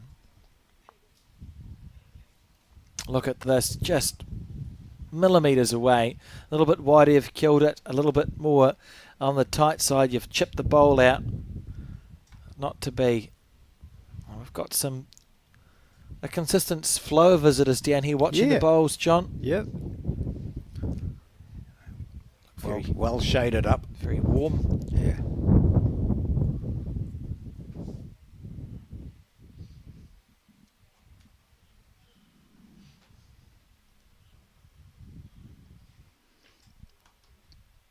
So father and son contesting at the national singles here. This is Gavin Hamlin. His son Harry, as we've mentioned, 16-year-old, is playing in one of the other divisions.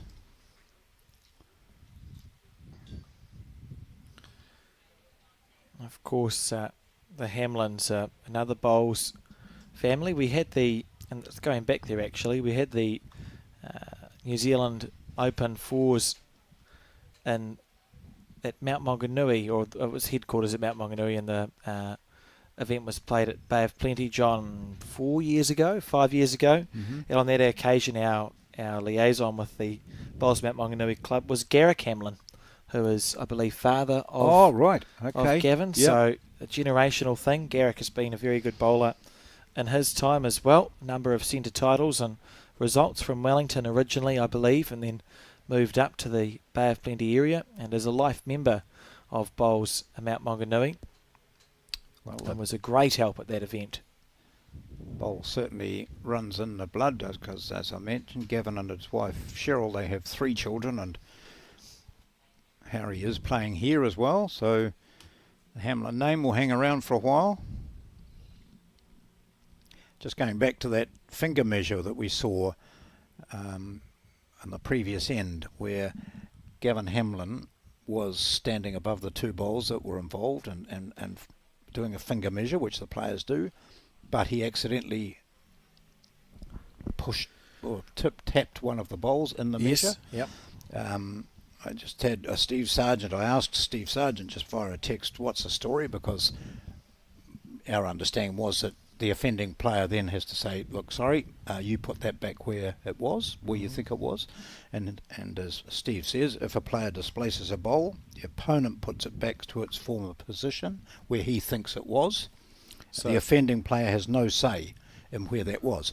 So what was good about this is that, obviously Johan thought, I didn't have the shot anyway, and he... good sportsmanship. Yeah. There is a few because displays. he might well have said, no, it was here, that sort of thing, but he had a look himself. He thought he was down, and they agreed that, yep, Gavin, you've got the shot. Thanks, Steve. If you displaced a bowl against me, John, I'd decide it was a toucher, I think.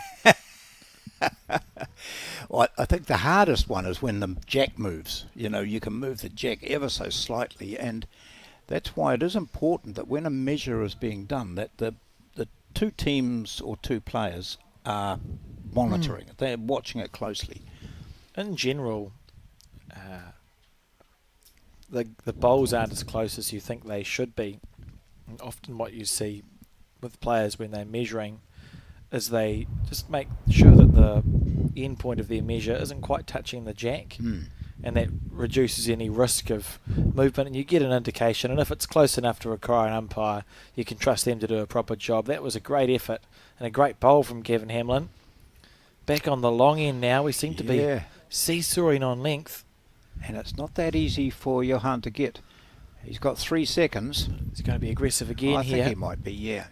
It's worth it, risk and reward. Takes the jack back into the ditch. He's got the back bowls, I think. I did expect to see some aggression. They're enjoying the drawing hand here, though, aren't they? They're both comfortable with it. This is not a mile away either. Oh, he's got the green absolutely perfect. Tap that in. No. Look at those bowls. That's brilliant. Yep, I think his option was, no, he didn't have the back bowl or the second back bowl when you look at that. He had great positional bowls, those 3 second shots he had, but it was a draw decision, which seems to be the right decision. Didn't work for him, and it remains at 7, or moves to 7-1. Feels a bit unusual. I mean, that score 7-1. There are 7 ones and there are 7 ones, right? 7-1 sometimes is quite a comfortable lead. Yep. It doesn't feel like a 7-1 game to me. I think Johan's been playing nicely. Gavin's played some good bowls under pressure. But I'd keep my eyes firmly on this match. I wouldn't be surprised if we see it tighten back up again.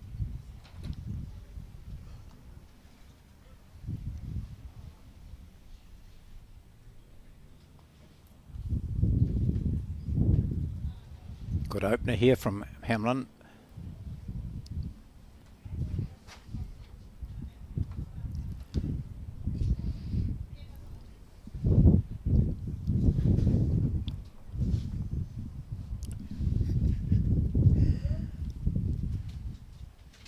Nice response coming in too from Van Granen. Oh, just running out of steam.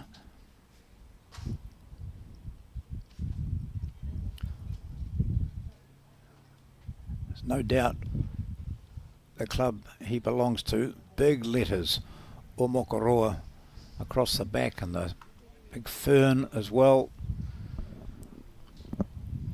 Seems to be one of the clubs in, it's just out of Tauranga, isn't it, that is really hitting its straps again. The Omokoroa Bowling Club, lots of juniors there. They run a junior classic.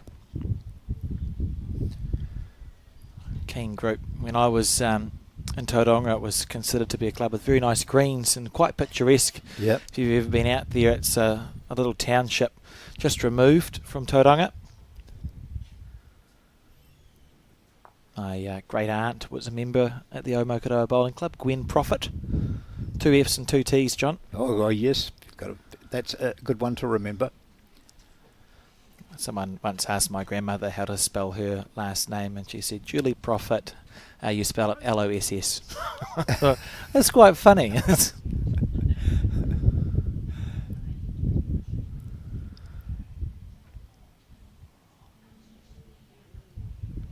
Gavin settling down.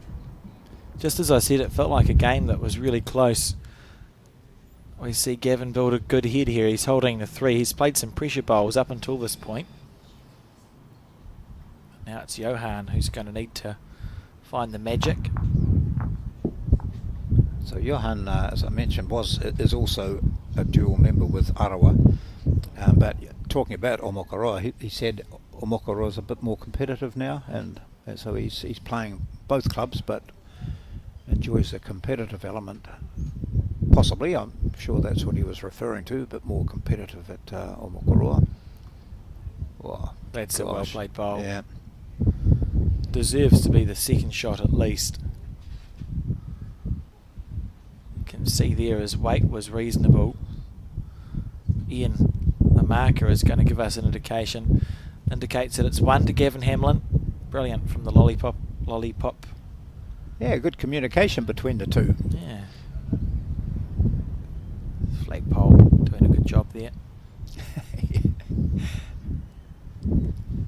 Looks so ship-like, doesn't it? Yeah. There's somewhere in Gisborne that has the captain's cabin and yep. the from whence young Nick said, "Land ahoy." Oh no, that's young Nick's head, isn't it? But it's somewhere around that area. Whatever. It sounds roughly right. Here we go. Other hand, and that's understandably he decided to opt away from playing his favoured backhand because of where Johan's last bowl finished. Now Johan's got that great opportunity to just sneak inside his last bowl. Oh, which hand's he playing? Under forehand. Oh, and now asking himself why he did. Oh, just looking to have a go at the shot. That was he almost on the other hand, the wide hand. It almost pulled it off twice. Yeah, I'm not entirely sold on that shot selection. If he'd got, as always in bowls, if you actually execute it, it's brilliant. But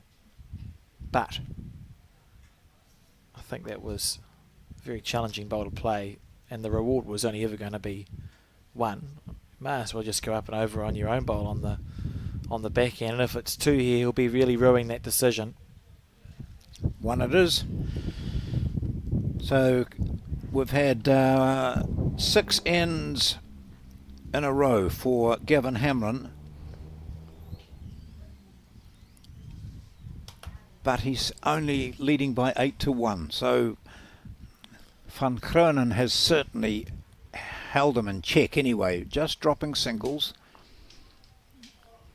which means that, you know, a multiple by the player from Omokoroa would bring him right back into this game. Yeah, it doesn't feel like this game's anywhere near finished, to be honest. You know, we may be a third of the way through. It's only going to go on 1s and 2s as far as I can tell. And if Johan can start clawing back the 1s and 2s, that would get us another 8 ends. We could be 16 ends in, and it could be 9-8 to Johan. And it wouldn't be surprising. Yeah. Here's a chance. He played some nice draw bowls coming in this direction the previous time. I think he's grimacing because his weight is going to let him down. He's still got the shot.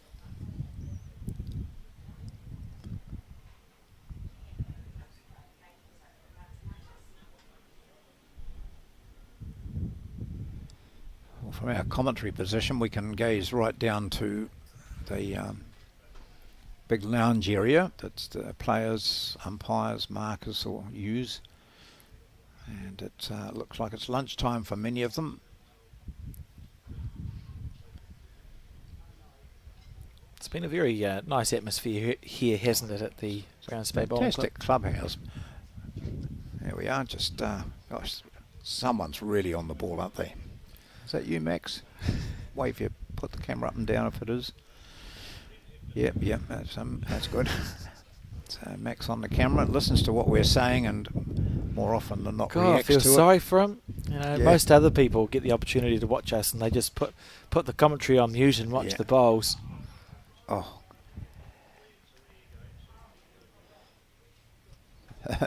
A measure all round, I think, was the indication. But I think might have to have a word with Pete Sheehan, the manager, about levelling up the blinds. Look at those blinds there, all over the place, aren't they? Could we send someone in to just, you know, it's not that I'm over the top with this sort of thing, this detail, but that's a disgrace, isn't it? Well, look at them. I mean, well, for goodness sake, straighten them up. It's art. It's art. It's, oh, okay. Yeah. Anything's art nowadays. It has made me a bit twitchy though. I might have to. Yeah, that's right. I might have to go and do something. Colin Williams could sort it out. Just level the blinds. Got nothing from him there as he walked past the commentary booth. Here we go. How's the weight? Oh, just is it? Look at that row of bowls. Perfectly in line, all four of them. Must be close.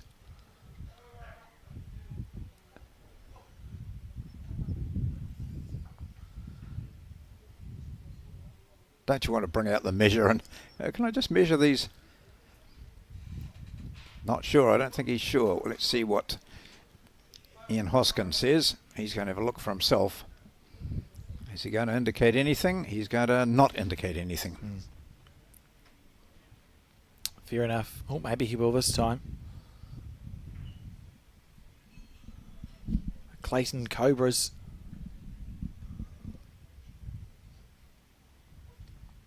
Come on. Come on. No, okay. So it's close is what that tells us. Those front four bowls are all in the line, which means that any one of them could be promoted. Now what Hamlin doesn't want is it for it to be one of the white ones. Three of them are against him, and I think the one on the far right is his, as we view it. Yeah, it's one on the right. So, but that's not going to be easy to promote with the line that he needs to take. Here we go. Oh, this looks like a little bit of action here. Maybe he thinks he's down here. Careful. He needs to be careful. He could get rid of both of his bowls. Oh, goodness gracious me. I wonder wonder if he was going for a kill there, and maybe he thinks he's a couple down. Oh, they're all so close. Just waiting patiently.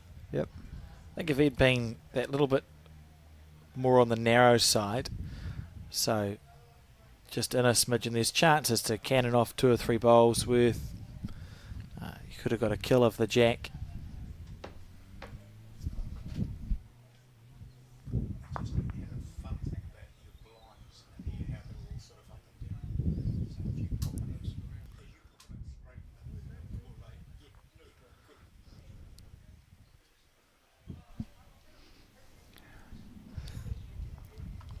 Here's Johan now can promote any of his bowls.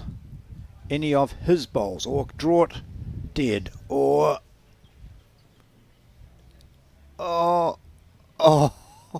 another foot, another 30 centimetres, another half a metre.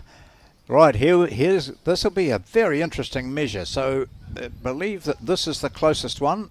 Already Gavin's taken 1 out. 2. Yeah.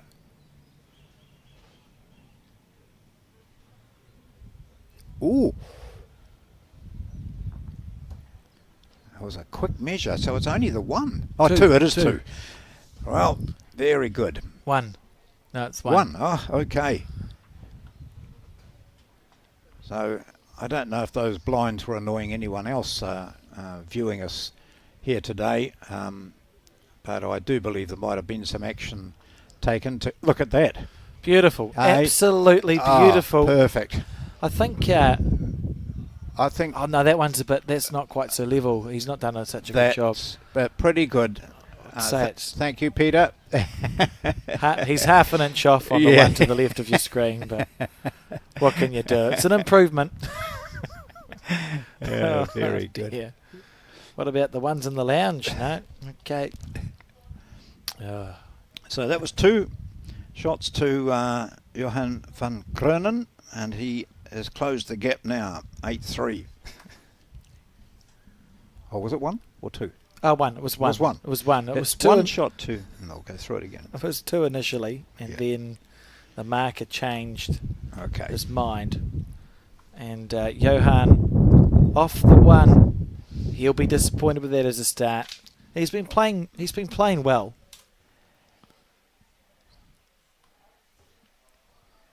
He gazes back over the fence. Possibly just a thought. That's the old get the thought process going. Right, wipe that one out of my mind. It was an opportunity for me to pick up a 3. Didn't do it. Don't let it get to me. Just get up and sink a couple here.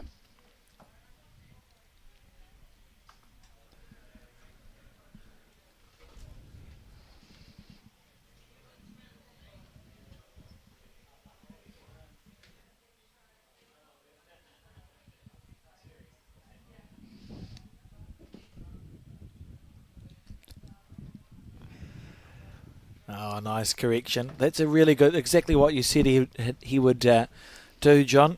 Yep. Knuckling down.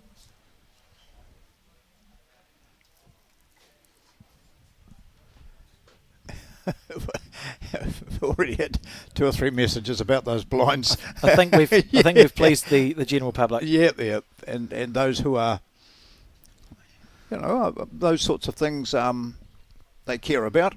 Oh, there's 1 to go. Oh, that's not very nice. Who's done that to us? Oh, I think someone's deliberately gone on and ruined the... That's worse than it was before. Goodness gracious me. I don't know if you ever watched a program called Monk. Yes, Monk's great. So he would have... he would not have been able to talk, would he, looking at that? No. Luckily, we're not him. There could have been a dead body at his feet with blood spurting everywhere, and he would not have tried to solve the problem until he'd straightened those blinds up. Apparently there's a movie that's been bought, a Monk movie. A new movie, yeah. And I keep meaning to hunt down. It's a very good television show, 10, 15 years ago.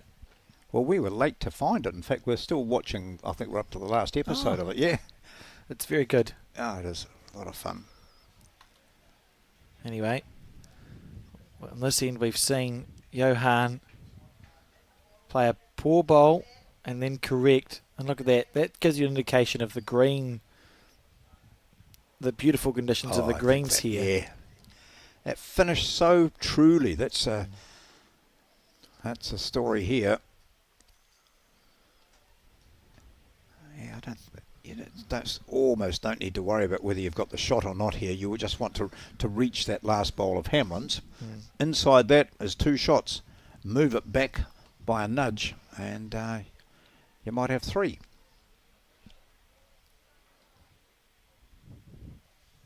So the bowl behind the jack, even though it looks like it's white and the same as this one that Johan has in his hand, is not. It's the blue and white.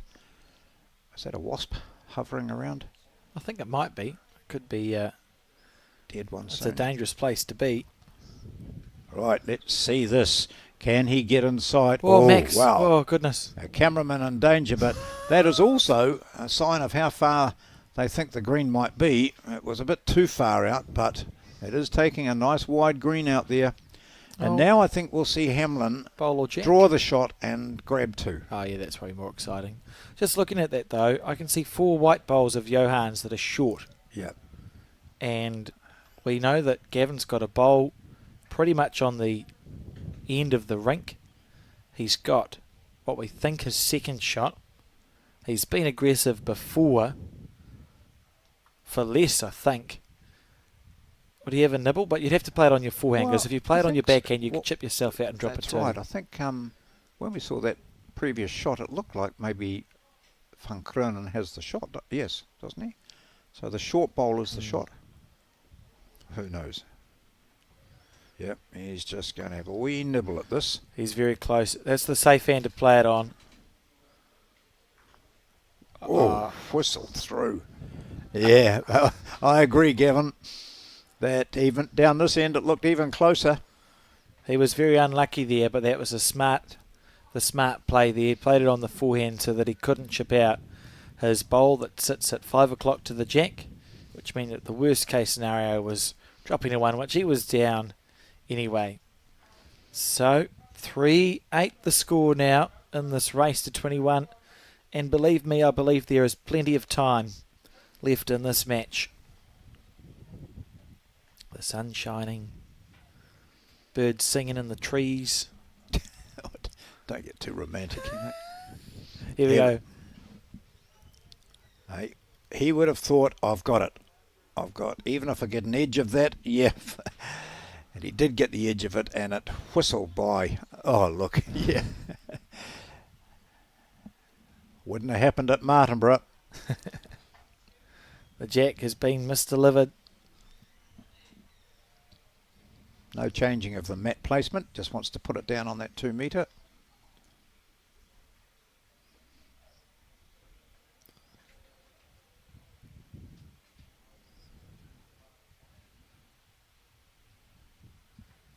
Yep, it stopped. Right into the Summerset logo there on the bottom of your screen. Summerset, extraordinary supporters of the sport of bowls in New Zealand. We see their logo on all the Bowls New Zealand shirts, and sponsors of so many of the major events. Oh, it's fantastic, and I think more and more people are now understanding when we talk about retirement villages, we are talking about a lifestyle. A bit like bowls, I think retirement villages have been stuck with a stereotype for some time, John, that's just incorrect. Obviously, I can't move into a retirement village yet, but it seems like a pretty cool place to be. There's always there's bowling greens, restaurants. A lot of them have like hairdressers, etc., etc. Wonderful communities, not dissimilar to what you'd find in a bowling club with a range of people. Of course, that's what I'd be a prerequisite for me if I was moving into a retirement village, would be a hairdresser. Oh, I don't doubt it. Now, Oh, 2 very good opening bowls. What sort of an end are we going to have here? 8-3, Hamlin leads. He went for a stretch of 6 ends and scored on each, but just a single.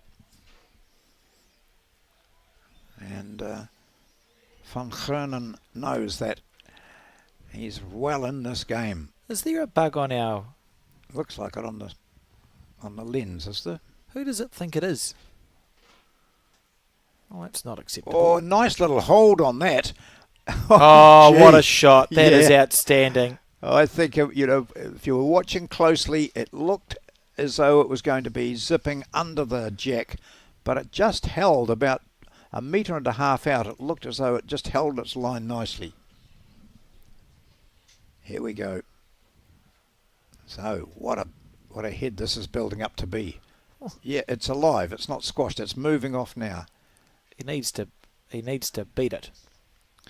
So, if you're Johan, you just go for cover here, don't you? You're just about drawing your backhand to the 6 o'clock direction.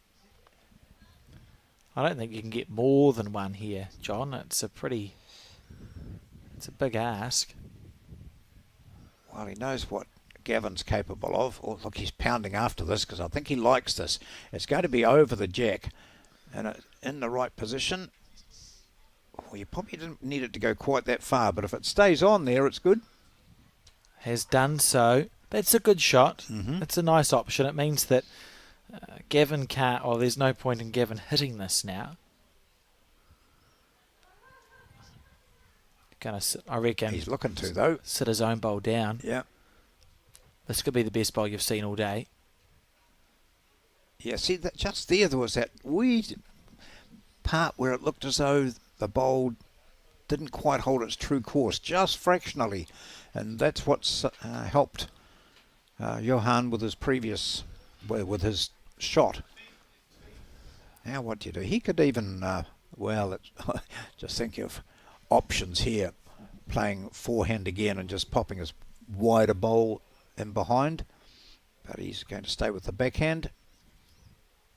Now, because he's got the back covered, the ditch covered, he can afford to be just trying to put another bowl in around behind the jack. So take a bit of weight off. He's on the right track for it, John. I think he might be a bit wide there. No, he's not on the right track for it. No, you're correct. He's just heavy again. Covering the back, Yeah. I would say. Yeah, not bad. For Gavin, if we look at the head, we know the bias is on the right of the bowl as we see it, and we know the bias is on the right of the shot bowl as we see it. So if you draw on your forehand, which is to the left of the screen, you just tap your own bowl, that split blue and white bowl, it's possible that you could sit it down. It would sit the shot bowl down. You get one. A lot of work for one, but Yep. it's all I can see. That's your indoor bowls experience coming through. Something like that, Yeah. yeah. Just wishful thinking, Yeah. perhaps. No, not wishful thinking, but an opportunity here. That's what he's trying for.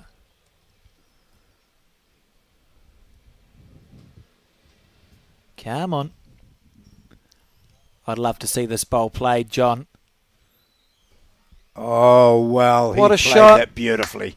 Beautiful bowl.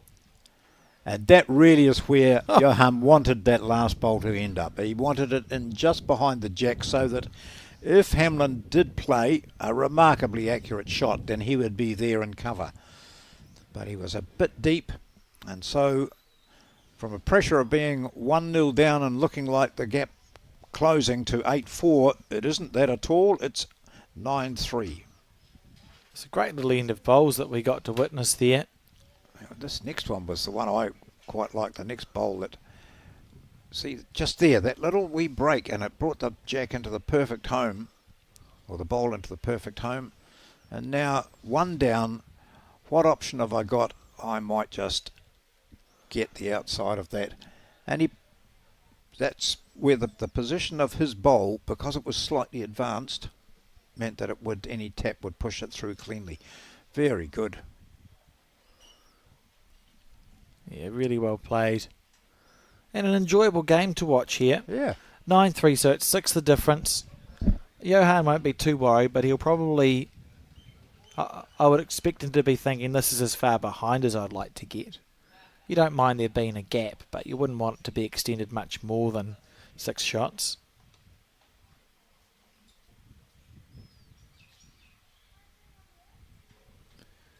Ian on the back end.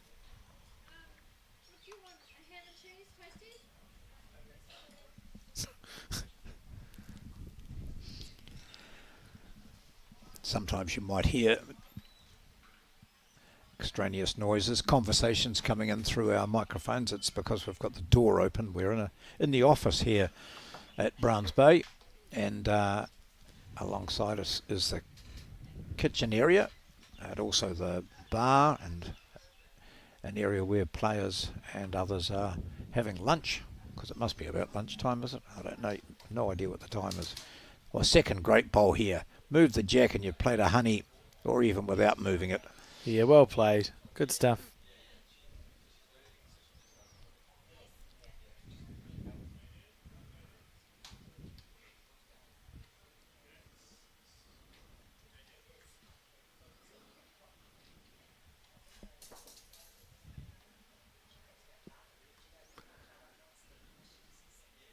Nice line.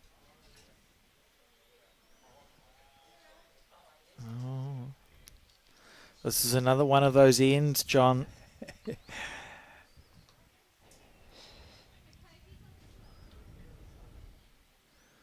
Oh, that's onto the a hat on his knee. Lovely to see people coming down to watch the bowls. And Gavin will be thinking, I'm going to make this 3 good shots. And he has done so. That's beautiful bowling, John. Right. Oh, we see. Touch up. What do we see now? Have a go at it with your third and draw with your fourth if you need to. Who's got the back bowl? He has. Johan has that back bowl right down at the ditch. Oh. Looks good from here. Oh. Oh, unlucky. Guy's probably still 3 down. Jack's gone directly into those 2. What a delightful wait. I was just waiting for it to start to duck. Yeah. But it didn't, because he was playing on that hand that is holding. There's no reason here for Gavin to change anything at all.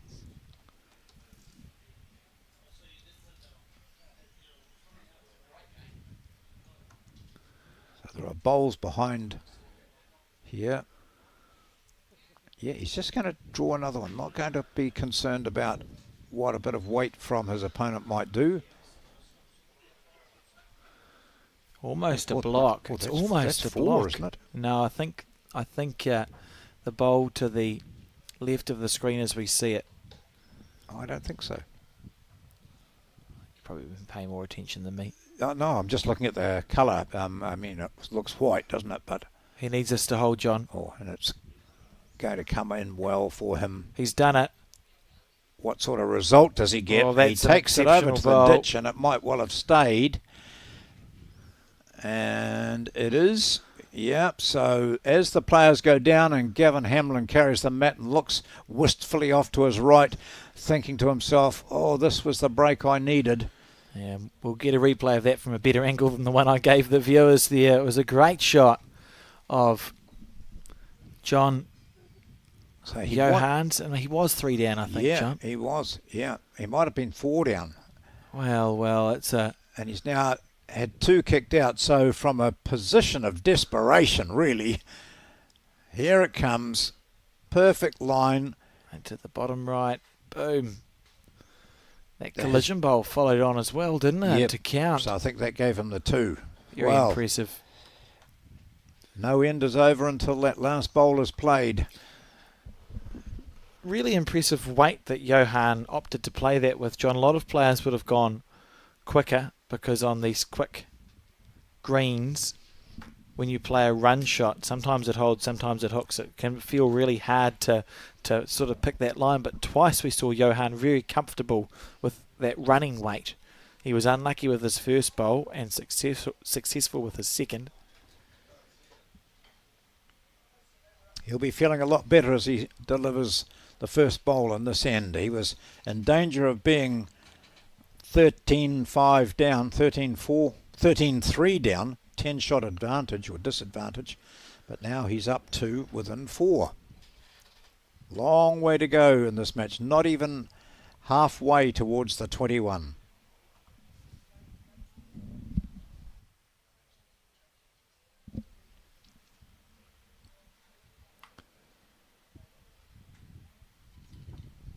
One game to go after this, of course, where we will see people. Yeah. I wrote it down. I don't know what we had yesterday was Sam Toloke and Howard O'Donnell. Yes, that's still still the plan. Howard O'Donnell chatted to us this morning. Oh, that's right. Yeah, From the he was already Bowling thinking Club. about his Thinking last ahead match of the day. three games. Yeah. Yeah, say nice things about me, won't you? No.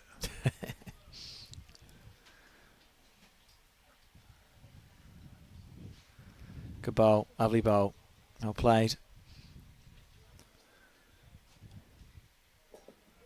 Now we see how one bowl can affect 2 players. Gavin has been so consistent and really has just had that slight edge. Must have been thinking, oh, I've got 3, maybe 4 here. He's got to play a blinder. Oh, he's played a blinder. But no, he's back into the zone. That's good.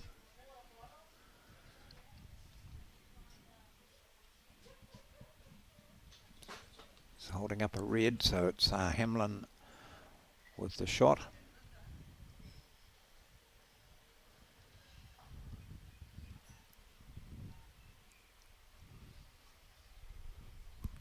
Chasing down after this one. No wonder. And that is inside edge of that. Oh. Oh gosh, he thought, and he should have thought, he had the jack. in the end. He was lucky not to slice it to Gavin. Gavin also will be in attendance at the upcoming Trans-Tasman as an observer, part of the high-performance coaching team. He's currently undertaking a Bowls New Zealand performance coaching course. All those transferable skills you end up with as a high-performing athlete in other codes.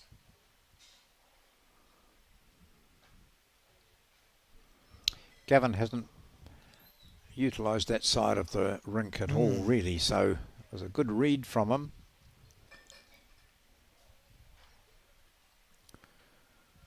Certainly it's Johan who's holding the shot here.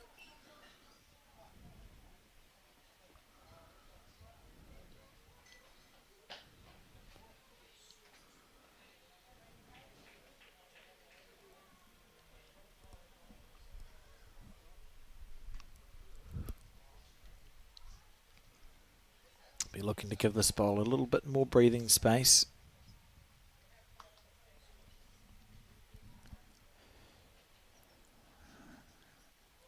Yeah, so I thought the marker held a red lollipop up, but from here it does really look as though... Oh, take that out now. No, not quite. Well, the markers lollipops match the scoreboard. Oh, it's a green, yeah. So And it's blue. Yeah, that's blue. great for the players, Yeah. which is the intention, but I'm colourblind, so all I know is he's holding up lollipops. Okay, well, it's a green I've been one, trusting which you, transfers to John. blue. Yeah. So we've run out of blue lollipops, but we've given our marker a green one. Well, they're his own lollipops. Ian came prepared. Oh, did he? Very, very well prepared, actually. I've Oh. been impressed with Ian. He said, I've got my own lollipops. They match the scoreboard. I said, cool. That's fine. And it'll be easier for the players, to be fair. Yeah. Just makes it confusing for me. Needs it to let go. It's not going to come back from there, John. You can see it just holding its line all the way. Playing with intent, looking to just get around that shortest bowl, set out the shot. Possibly was worth 2 or 3 to him. But it will be 1. Which is a 1 green. 1 green to Johan. So he now moves to 6.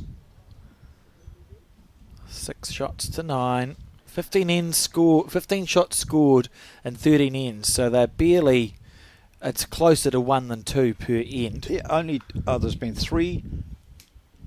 two twos scored. 2 twos. One on the first end, Gavin Hamlin, and one on the 12th end from Johan.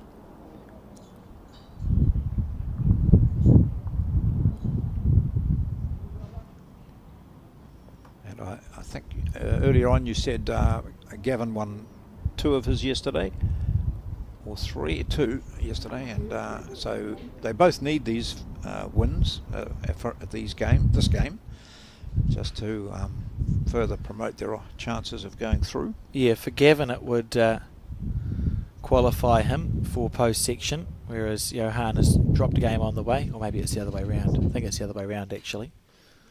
Shall I check that just before you misinform people? I informed them once, and Yes, now I know. I've forgotten what I informed and I them. listened to it and forgot it.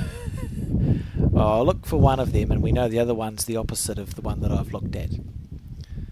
So, goodness, Alex. If we go to Gavin, and again for viewers, it's very easy to find the results for this, the Summerset National Singles and Pairs. Just go to bowlsnewzealand.co.nz and you can access the results there. They live on Bowl Sub Aotearoa, and Gavin won his first game 21-14, won his second game 21-9 where he played the marker Ian, and then was defeated in his third and final game of yesterday 21-16 by Nick Sturm of Clark's Beach. So for Gavin, this game, if he wins it, he still has to win one more, whereas for Johan, who won 3 straight yesterday, if he wins this game, he's in. Both of these players had a bye in the first round of the marking.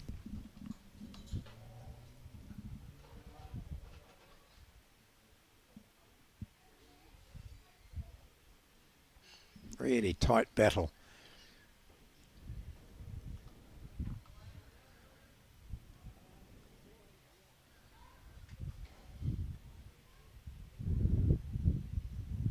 Oh, this is delightful as well.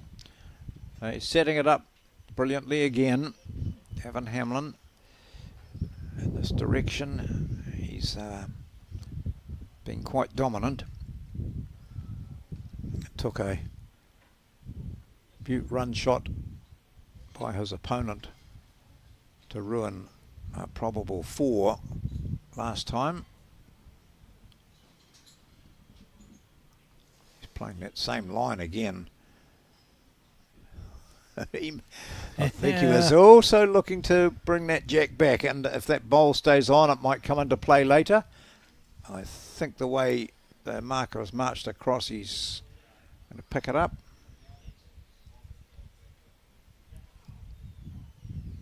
So Hamlin is looking to set this up nicely. Oh, He's he walked was away looking from to. that. I'm not sure. Gee, goodness. Something's gone wrong there. I wonder if he was half thinking about just getting in his opponent's eye, but a lot closer than what he ended up. Yeah. Just sort of flicked it, I think, when he let it go. Uh-oh. Oh, he's close. He's close. Absolutely brilliant. He might still be 2 down. Oh, 1. Okay. 1 under measure. That's the shot there on the left as Hamlin will view it. I wonder if he'd just go back. You'd be thinking, go back to the backhand, the wide hand.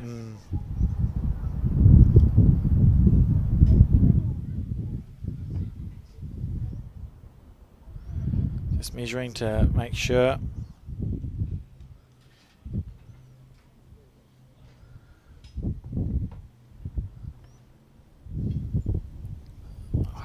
For Gavin, I think I agree with you, John. I think it's I think the backhand to the right, as you see, it's the way to go.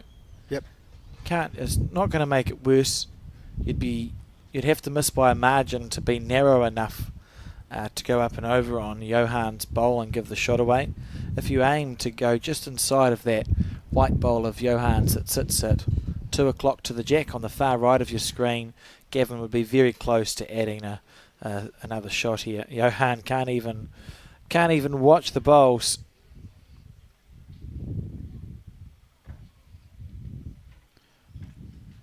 Walks in, picks up the mat. He's still not watching it.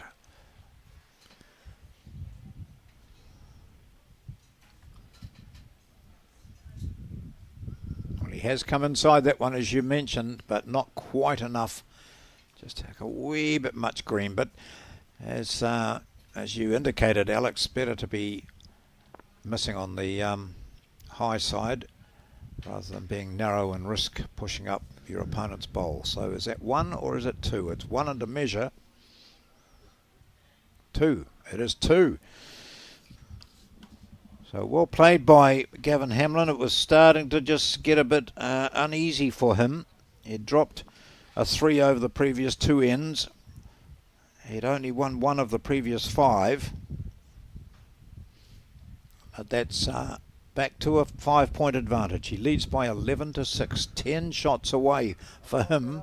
15 for Johann. Oh, okay, we'll just try something different. Oh, it's interesting. It's gone for a Is it very up? short end. He might struggle to have that up. What's that? A couple of mats.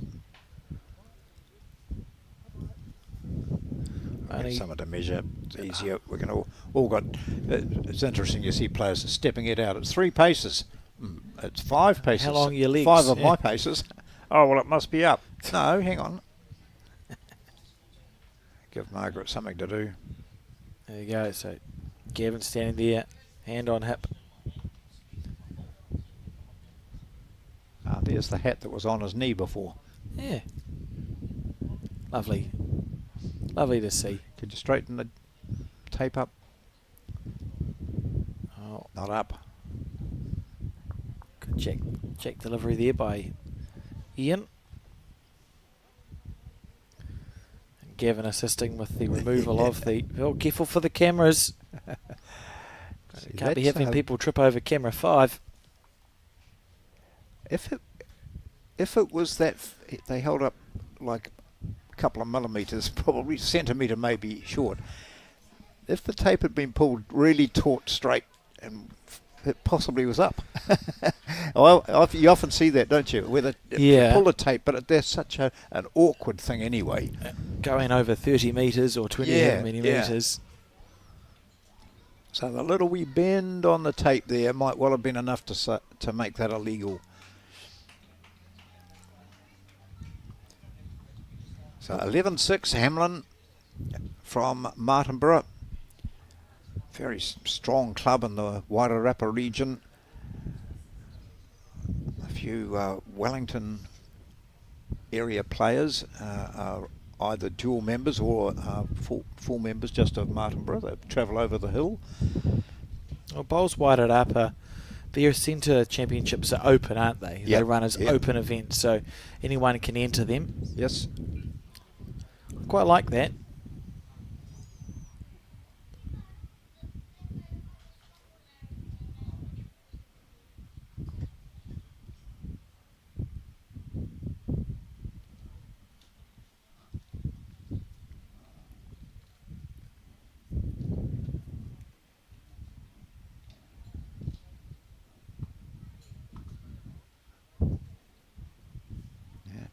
All tracking round out in that area, which is seeing the bowls finish nicely. Very good bowl. Yeah, why would you play the other hand any time when you see it finishing like nicely like that? It's so satisfying to watch, isn't it?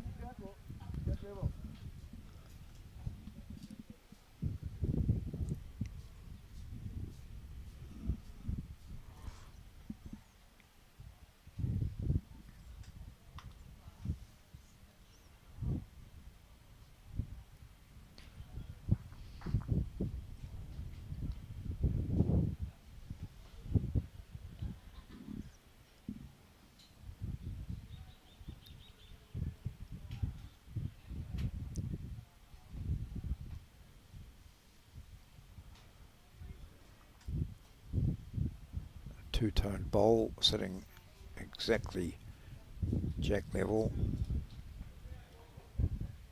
Or those who view it that you don't have a jack level, it's half a bowl jack high. Yeah, well, they're wrong. Yeah.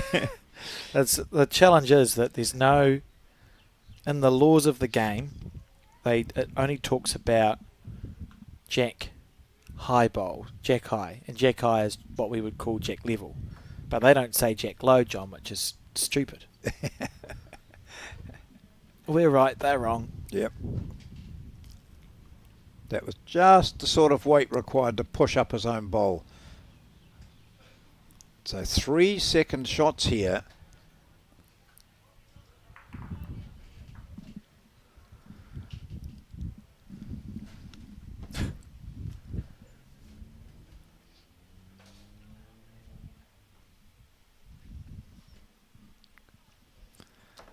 Hard to get good help sometimes, John. It's okay. Bowls. So what are we thinking here? Gavin Hamlin on his backhand. Yeah. It seems to be the more challenging side. Yeah, but when you play it with a bit of weight, it's quite good. He's not playing with weight here. He's looking to come inside those two. If he settles even into those two, he'll probably grab second shot. Look at that drift. That's the wind, not the rain. Excuse me. Yeah, it's a difficult. That sort of weight, I think, is quite difficult on that hand. But it'd be nice if that was his first bowl and he still had 3 to go. So here we go with Van Kronen. He's close. Yeah. He could, if he sits this bowl of Hamlin's out, he's got 4. No, he doesn't. I mean, an opportunity, but he drops a single. That's one red lollipop being held up there, which belongs to Gavin Hamlin. Such beautiful weight he played that with. 12-6, so again, that's 6-shot advantage. It's as far ahead as Gavin has been at any point in this match, I think. Oh, 7. Yeah. He was up 8-1. And that was because he won the first end, scored a 2, dropped a single, and then scored singles on ends 3, 4, 5, 6, 7, and 8 to be 8-1 up. So it's been that sort of really close game. He might have a 6-shot advantage, but every end is really tight. And it just wouldn't be surprising if it went the other way. Yeah. Like if Johan just strung together 3 or 4 1s and 2s in a row, we'd probably go, well, that tracks. That's a very good bowl from Gavin Hamlin. Be an indication of how well Johan's playing as to whether he scores on this end or not. Whether he has a wee go at this first up. I think having a wee... that's gone wide for that hand. Adam Hayward would have killed it. Yeah. Needs it to stay on though, which it's going to do, so that's okay. Future bowl. Could be saying later on, remember that wide bowl that he put down? Look, it's now the shot. That's where the jack's gone.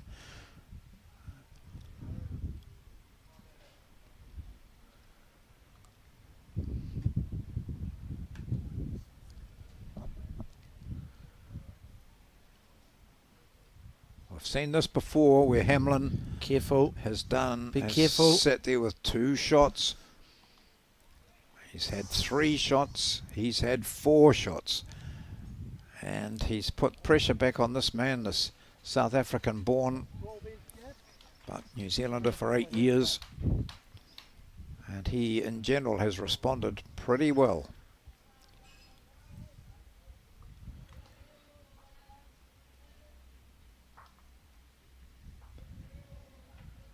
Crouch down, so stays low the entire way.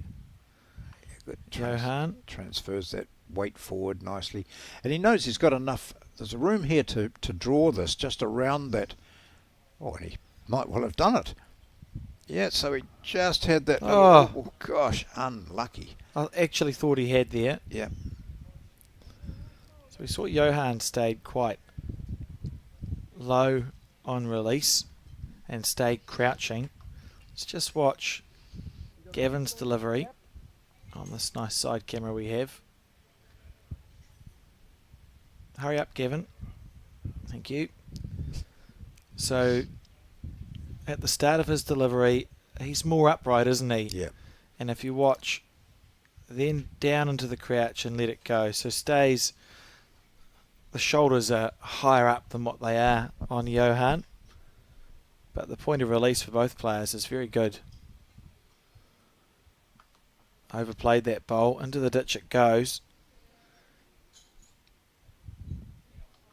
And potentially a more aggressive bowl on its way. Yeah, so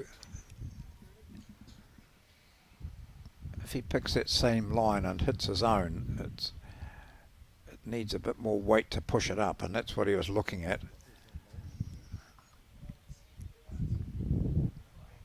You know, you almost think you could hit any of those in front now, and if the jack would go back. Yeah, he's got the back bowl. Yeah, missed his line there. Yeah, That's all. That weight wasn't bad. You can see how many times do we see bowlers do that after we've missed a bowl, John? You go, what did I do wrong? What's not going right with the delivery?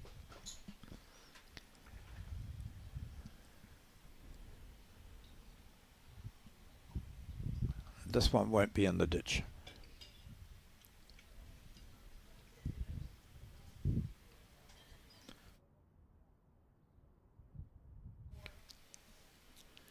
Oh, give us another 1.5 meters. Oh, right. Same bowl again.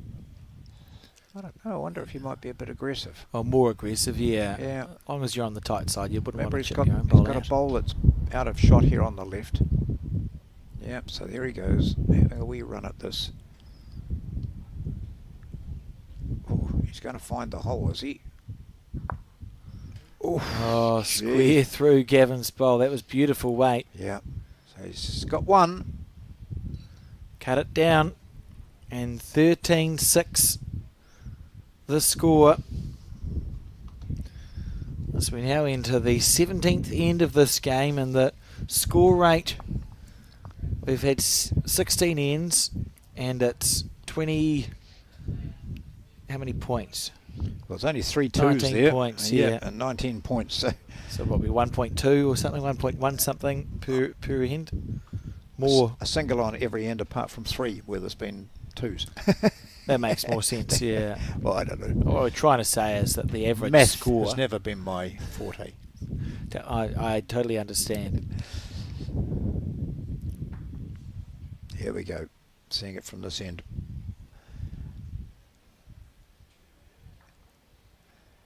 Yeah. However, the board has only changed half as much against you as it might have. 1 rather than 2. Back in the zone again. As our player Paul Naser in the blue. He played in our previous match. There's Aidan Takarua to the right, just fading out of shot in the green shirt. There he goes. He's the national champion. Oh, he's left the building. Oh, no, he hasn't. I thought he was running away for a second. He will have been the marker for that game, perhaps, or is about to mark that game. He's already qualified, so we'll... the odds are that we'll see something more of Aidan Takarua in our coverage. Tomorrow we've got women's pairs. We're just showing 2 games tomorrow, with one starting at around 11:30. Yes. The second one at 2:30-ish. And it'll be a last 16 match from the pairs for women, and then followed by a quarter-final. Yes, yeah. Really looking forward to that. And, I mean, we watched the game yesterday, John, where we saw Gail Melrose and Mary Campbell, who are a good team, but we're not the favoured combination, stage this remarkable comeback against Taylor Bruce, our world champion, Olivia Manser. What if they meet up again in post-section? I wouldn't mind just saying that to the universe, to the bowls gods. It'd be a pretty interesting quarter-final last 16 match. They're both on track to qualify. It's a random draw. Imagine if they meet each other again, the dynamics that would happen there. It was so interesting watching that because at one stage Mensa and Bruce were up 11-2. That was after half a dozen ends, and then it was 12-11. So the fight back had started. Well, that's good. And in fact, they got up to 12 all, 13-12 to Melrose and Campbell, and eventually they won it. And we saw, it was quite surprising, wasn't it, to see world champion Taylor Bruce playing shots, and we know how gifted she is and how controlled she is, and yet we had bowls. Oh, gee, what a good shot. how well's that gone? You were saying, John? Yeah, we saw, the players, Mensa, going in and picking up a couple of bowls that had stayed out of the rink when Taylor Bruce was bowling, and a couple that went into the ditch when she was playing a long draw weight. It was just absolutely frustrating for those players, but encouraging for us mere mortals watching.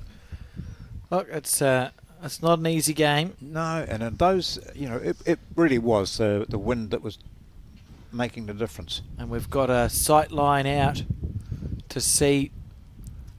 I love those things, aren't they cool? So down the middle of the eyeglass there is a line, and you line that up with the rink marker. So that's the rink marker is just that white and black marker down below. You can just see it appearing there. Yeah, they're brilliant. They're much better, or in my opinion, I think it makes more sense than using a mirror. Or a mat. Or a mat, yeah. I always enjoy, whenever I see that, I remember the clip we have on the Bowls New Zealand Facebook page of the 1984 singles final. Yep. 3. Whenever Kevin Darling was defeated by Robert Milne of South Canterbury. And this is an important bowl, so I'll pause myself. It's been deemed live.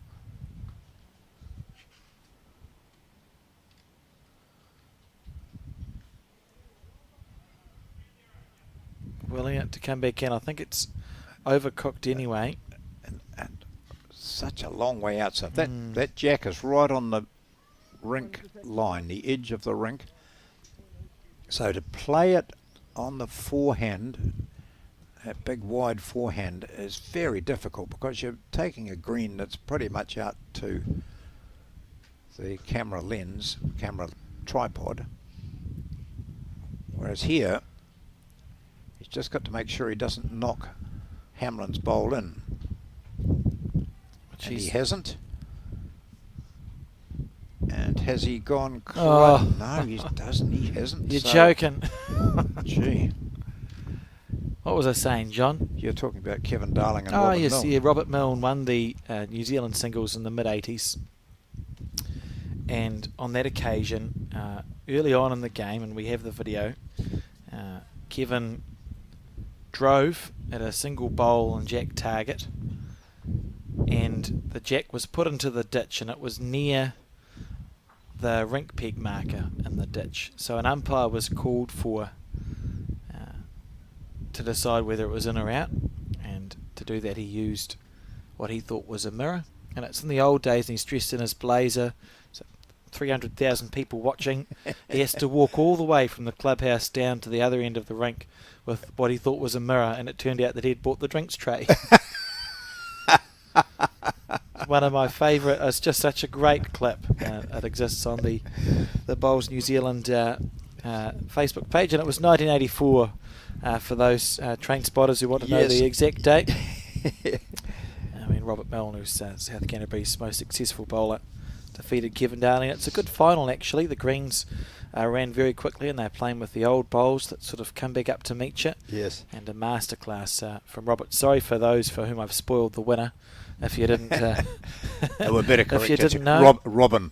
Robin, Yeah, yes, And I popped into the Geraldine Club over the last summer, and they've got some great photos of Robin there when he won that title, all dressed in white, of course, and most of them wore ties, I think, when they were playing. Yes, they did. He was, really was an outstanding player. It was very impressive. Just a very, very, very steady draw bowler. It was 2 in the end on that occasion, so 5 the difference. Yep, 13-8, 17 ends played. I'll be possibly needing a new card.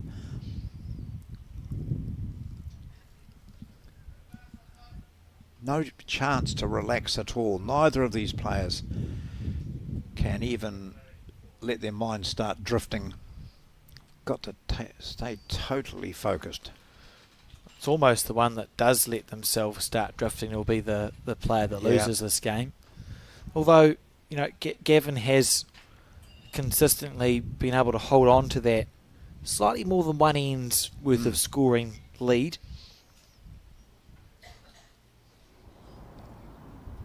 Yes, in general, he's been holding shot late in each end.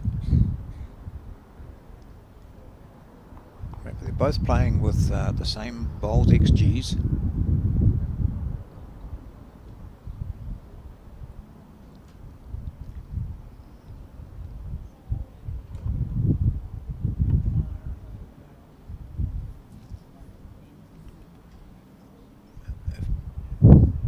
If Max was watching that, his camera wouldn't be able to tilt far enough down to follow it, because it's Max, our cameraman, there, because that bowl is going within a metre of his tripod, I would say.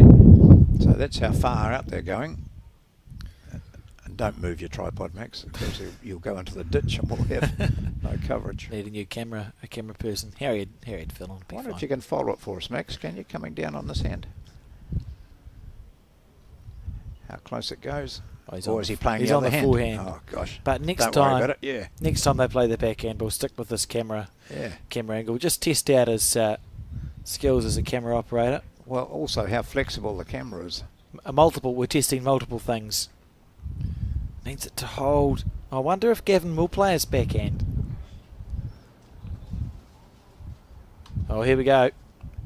Godspeed. Yep. We're with you, Max.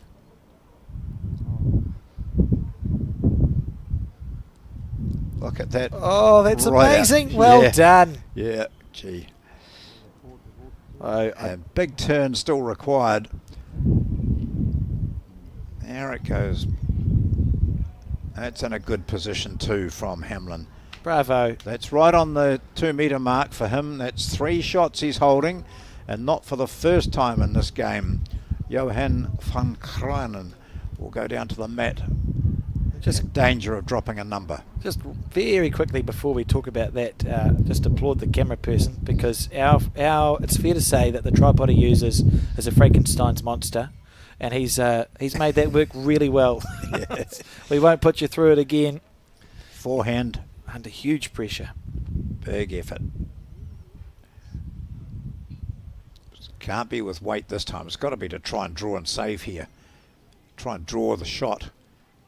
It'll hold out there until about now, and it stays holding, and he's overcooked it. Oh, is this the And moment? This could be the moment where suddenly we've got one player grabbing a 4 and moving to within victory. He's played so well under pressure, and it's just, you can see how much it frustrates him there, Johan. He's thinking, I've done well to stay right in this game, and now I've allowed my opposition a reasonably clear run at scoring 4 shots here. You'd be more surprised if he didn't. And it really is just a matter of weight. If he finishes, you know, 1.5 meters wide of the jack, he'll still be there. Oh, what he doesn't want to do is push up. Oh, okay. Grab it through the back door. Oh, there we go. Don't know that he has. Well, he'll pull out 2. He'll pull out 3. 1, 2, 4. It was. He did get a 4. So the first 4 of the match, and it's one that takes Gavin Hamlin to within range of 21.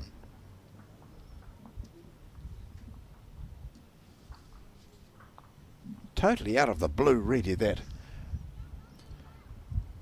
Absolutely. You know, we've been talking about how evenly matched these players have been, and we said it might be the first one to blink, and Johan he did blink there. How did that happen? So he'd won the previous end. He'd got a 2. He put his first bowl, still see it down there, way down by the ditch. And then his opponent drew 2 and sort of blocked up the hand that he would have preferred to have played, I think. And possibly he'll go back to this thinking, well, I should have just stayed on that backhand. I could have drawn second shot.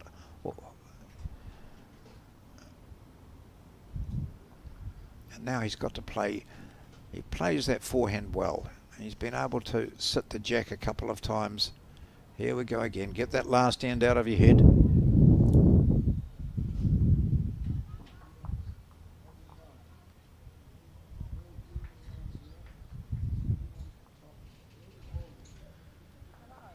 And it really is important to recover immediately here, because when it's early on in the game and that happens, you've got a bit of breathing space. But now Gavin's one end away, potentially. If he scores another 4, does it again, that's that. So Johan really he will desperately want to score on this end. I like this, that Hamlin realises that that bowl is in danger of being promoted, but he's got the shot, so he can come round that nicely. It's looks to be about nearly a metre short.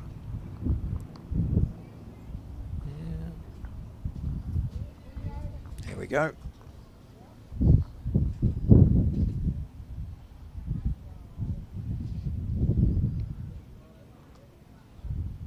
Yeah, so he is able to get round that. Yeah, beautiful bowls.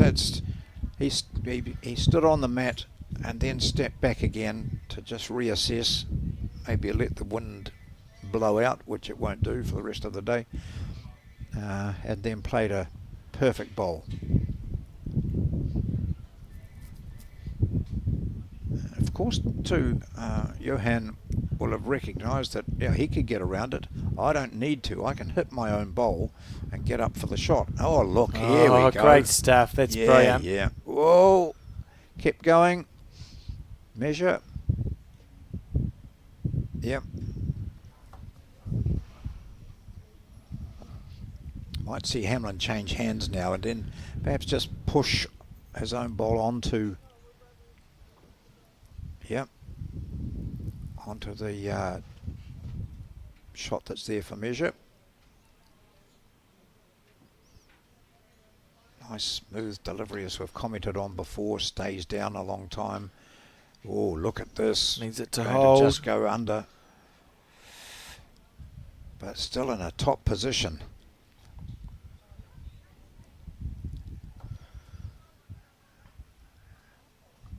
He's just got to draw it again. Good on you, Ian. Thank you.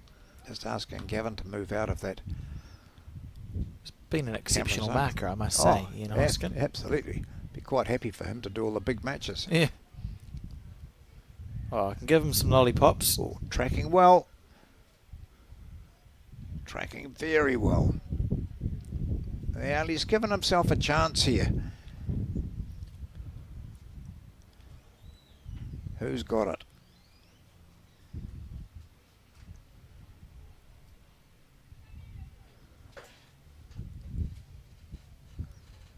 Having just praised Ian, he hasn't noticed that Johan is standing directly in front of the camera. But like a good marker, he's watching to see what the story might be.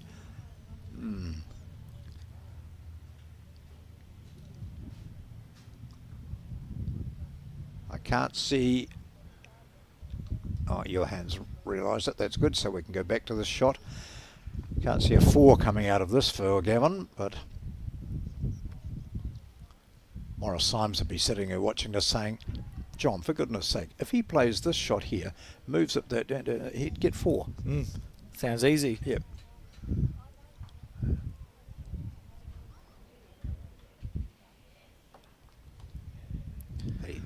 He's taking his Could time. get 2. If he pushes this up now onto the shot bowl, doesn't look happy. But this is a hand that can be a bit awkward. I think he knew the entire way down there.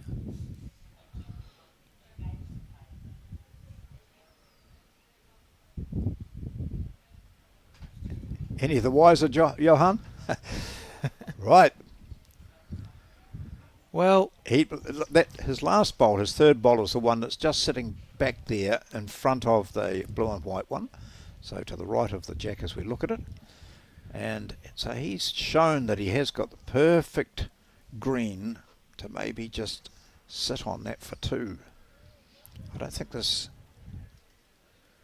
Oh, is he looking to be a bit aggressive?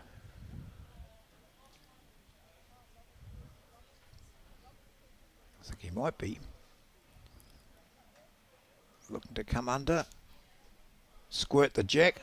Hit your own, hit your own. oh, Look. oh, Gee. What an interesting end this has been.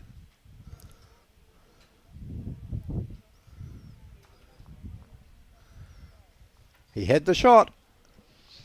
So they agreed on that. So it's a single to Johan. It's now 17-9.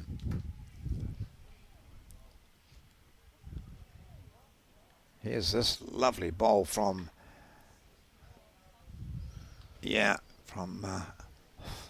Grennan. And here, this one, just too fine an edge. Oh, he was close, wasn't he? Yeah, otherwise it was all in. Half a bowl narrower, more narrow. He would have been okay. Time on the mat now. Down into that crouch of his before he delivers. Head pokes up. Has a look at the green. Tosses it out towards the camera. All reliant on his weight, which is going to be well short. That's been the difference for me in this game, as we've seen. I think the third and fourth bowl of Gavin and Johans have been very similarly effective. Yeah. But the first and second bowls, Gavin's had a distinct advantage, which seems to be almost increasing a bit. I think Gavin's first and second bowls are getting closer and closer. Johan's beginning to struggle a little more. In general. Yeah. Thanks, Gavin. It's great when the players pick up what you're saying. He's loved this direction. Gavin's been all over it.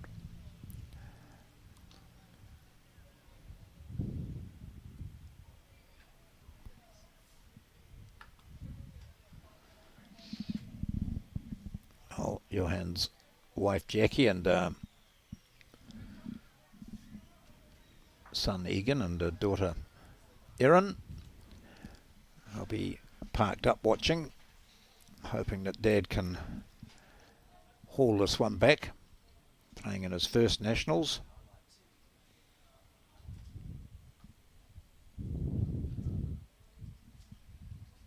This is better. This is more like Hamlin's previous bowls. So that's, as you say, the effectiveness. Oh, here we go. Don't talk too soon. So the most scattered head we've had probably coming in either direction. 17-9. We've played 19 ends. And we've had 1 4 and 3 2s. Oop, 4 2s. There'll be people steeped in math who would have been able to pick that one up. Okay, so that might be the shot. Green one, yep, Johan. That last bowl is the shot, and it's a fair way back.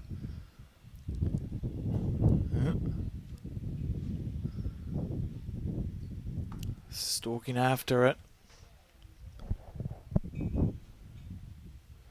This is close. Yeah, that's a classy bowl there from Gavin. Little touch up. So then the question is, what weight is this bowl to be played with, John? He looks at those 3 bowls that are a metre and a bit back, but take a good shot to get them back there, get the jack back there on the draw hand anyway. You might just look at trying to turn that shot out. He's having a nibble here on the forehand, I think. Yeah.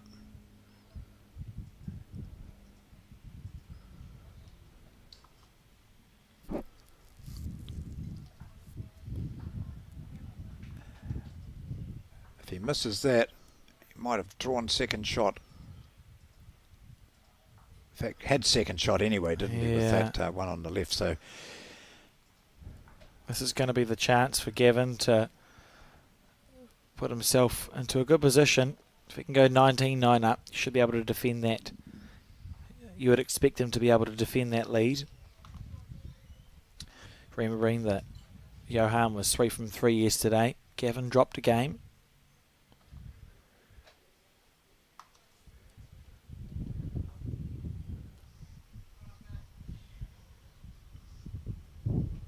Final ball of this end. Hamlin holds a shot. Van Kronen goes in and picks up the mat, walks down with his head down a little bit as he guesses, and nice ball. Correctly too, that his opponent will draw a second shot.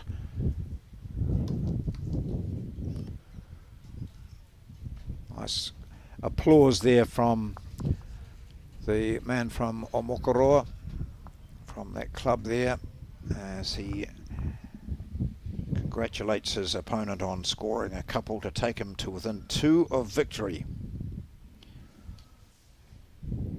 19-9.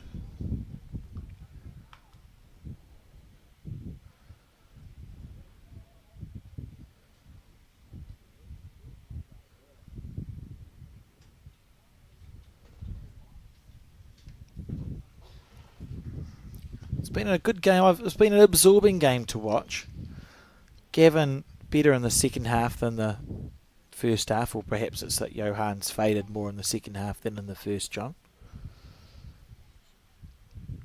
Yeah, there was nice bowls. Yeah, I agree. It's been it's a sort of game you'd like to play. This where one player really did just be a slightly more consistent, but only getting singles and getting to 8-1, well, which is nothing in a game of singles. And then at 8-1 became 9-6. Yeah. As in the centre part there, Johan fought back a little bit. What I'll quickly do whilst we have the opportunity is just go through those pairs teams who have already qualified in the Open Summerset Nationals women's pairs. So I can tell you that Angela Stephen and Caitlin Thompson have qualified. Selena Goddard and Briar Atkinson have qualified. Players like Aggie Motu and Kirsty Hill and Claire Hendry and Kenny Critchlow need still some games in that section. Section 2, Gail Melrose and Mary Campbell, only pair that have qualified in Section 2. Everyone else still has some work to do. Does that indicate that Bruce and Mansa have kept winning, or have they dropped 2? They've won 3. They've won 3. 3 out of 4. Game situation here for Hamlin. Section 3, it's Karen Kazumski and Carol Berry that have qualified. Everyone else in Section 3 needs some help. Section 4's had no qualifiers yet. They've played 4 matches, but everyone's been taking games off each other, so all on 3 wins. Same situation in Section 5. Section 6, Diane Strawbridge and Karina Cooper are through, as Catherine Vienne and Linda Fenton. Here's a good bowl coming in. Oh, that's Is it far enough up? Beautiful bowl. Who's got the shot? Can we... That's a measure still, a measure. Section 7, it's Kirsten Edwards and Amy McElroy that are through, with everyone else still with some work to do. And Section 8, Bronwyn Stevens and Ange Francis are through, and everyone else there still has a game to win before they can make it. Those are the results after 4 matches played, so that's this morning's game. Yep. So they're playing and possibly have completed a second game. Should be close to completing the second game. I would expect to see results begin to filter through. So there's going to be a number who will require a win on the last round to get through to qualify. That's good. At a glance, it appears to be very even competition, which is good. So Hamlin is holding, well, we think maybe holding one. If he tips one of those in, that'll be the shot. He doesn't. Huh. Oh, my instinct, I think it's Johan who's holding the shot there, John, I would say. Just love the fact that they're tossing that bowl out there, allowing it to work. He's gone a bit deep this time. What does he think? And that's good. Hamlin was up there, but he couldn't go in, and he didn't have control of the head at the time. It was still Johan's, and so now that bowl has stopped. So he goes in, has a look, wonders to himself, well, you're thinking, yeah, backhand, yeah. Trail it back for 4 on the backhand. All your bowls. Be very tempting. Oh, absolutely. So, yes, see just where Johan's foot is, coming on that side. So it's on the right-hand side as we view it. If he moves, if he just draws it there and touches the jack, he's got 3, maybe 4. If he gets on the inside of Johan's bowl, he'll pop that out, turn it over. So there's lots of opportunities on this hand, a more difficult hand, one he hasn't played very often, but will remember that it doesn't take much green out there. Here he goes. It's about weight. He's gone too wide, has he? Is he worried about this? He's gone too wide. Short. It's just not coming in from there. Not bad though. Yeah, frustrated. Had an opportunity. He would have pictured that. Hey, oh, just get up there, turn that jack over.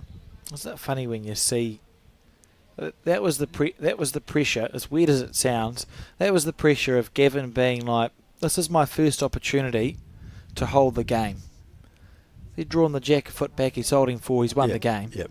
And you just let that sneak into your head sometimes, and you see sometimes underplayed bowls or overplayed bowls or bowls that aren't given the chances that they should be. And you saw the frustration. He hands over a bowl, the last one of this end,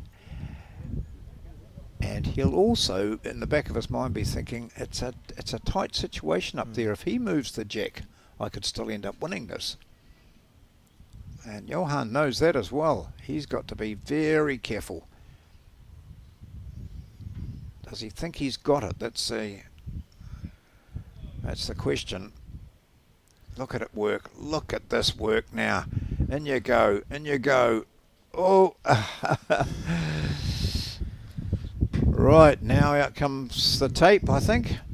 Or, no, they're not. They had it all sussed. Gavin had the shot. Wow, he's now on match point.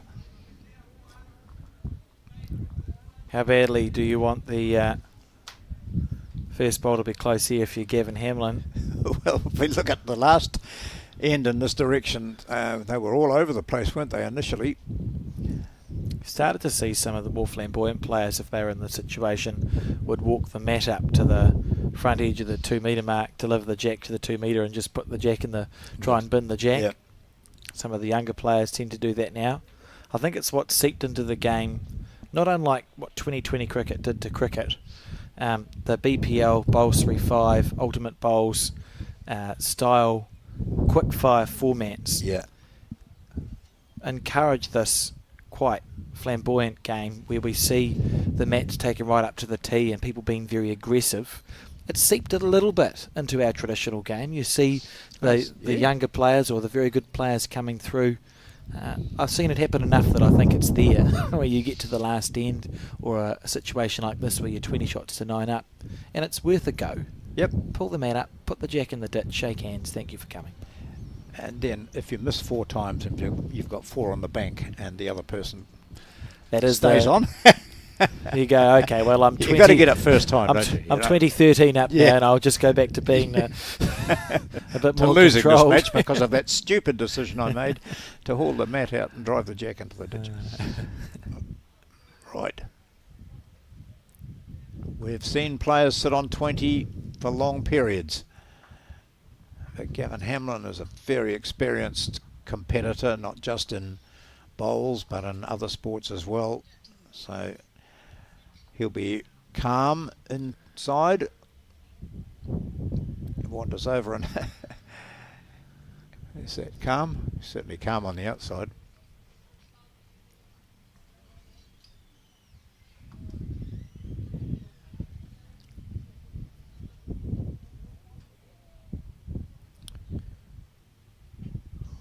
Handy bowl, battling away.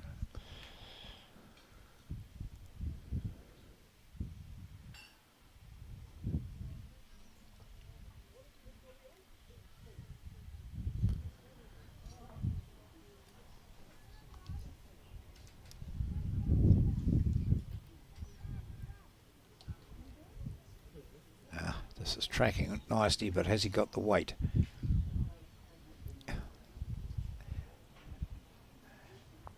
Red lollipop has just gone up, Alex, for your information. Thank you. I knew a lollipop had gone up. Been an excellent marker, has Ian. Oh, that one came out nicely. No, he doesn't like it. He doesn't like it. But it might be good enough for shot. Not quite. Just about.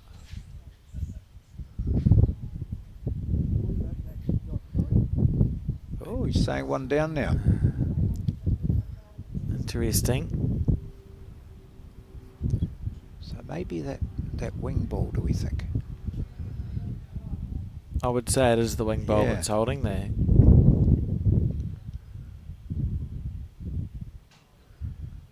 The one that sits at nearly 3 o'clock to the Yeah. jack. He's close here. He needs to be under that. Oh, but not that much under. Or yes, that much under. Oh yes, nice Beautiful little bowl. rub. That'll be holding the game.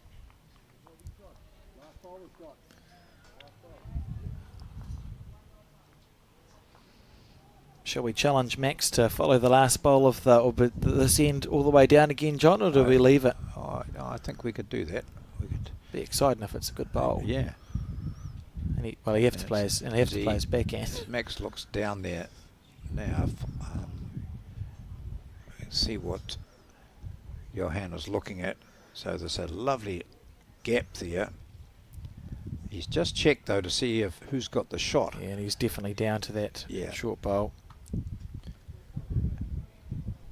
So this to save the game. So through that gap, or if he's slightly wide but got the right weight, he might end up getting a helping hand from his own bowl. Gavin Hamlin stands there with his red rag in his right hand, moves in now to have a look at pick up the jack, the mat. Has he done it? As we watch, I don't think he has. I think there'll be shaking of the hands down the other end. And it's over. And it is 21 points to 9. We'll just get confirmation, make sure the two players agree. Yes, it is. There you go. So victory to Gavin Hamlin. And they'll sign the card, each of them, Gavin Hamlin and Johan van Groenen, Martinborough and Omokoroa. 21 to 9, that's our second match of the day. We have a third singles match coming up for you later in the afternoon. We've got some highlights of this, and we'll look forward to your company a little bit later.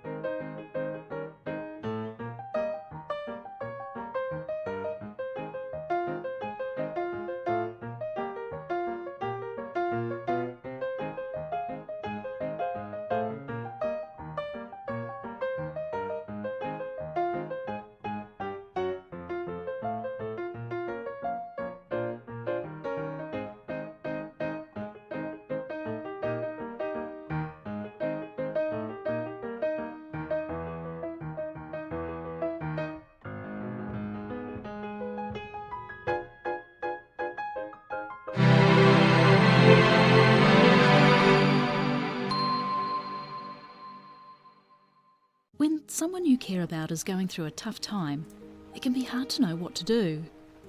Here's 10 ways you can help someone who is struggling. Listen. You might want to give advice, but most people just want to feel heard. Be there. You don't have to fix their problems or find the perfect thing to say. Just let them know you'll be there when they need you. Let them know you get it. Let them know you get why they're struggling. Give them what they're going through. Knowing their feelings are normal and okay can make the world of difference.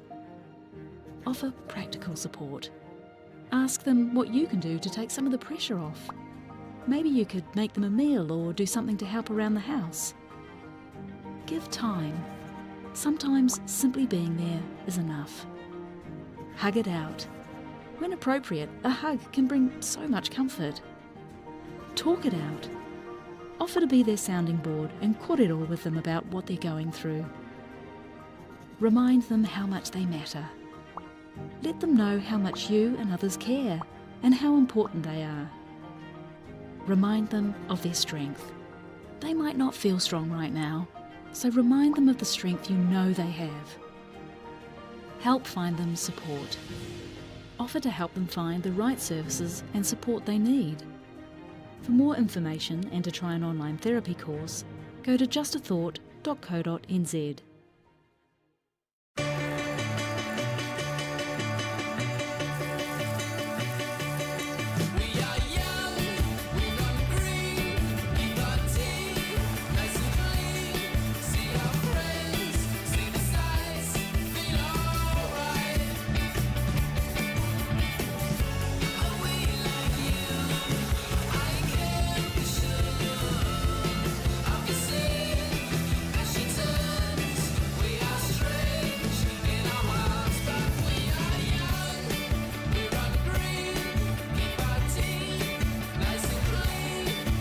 Think age is just a number. Love the life you choose at Summerset Retirement Villages.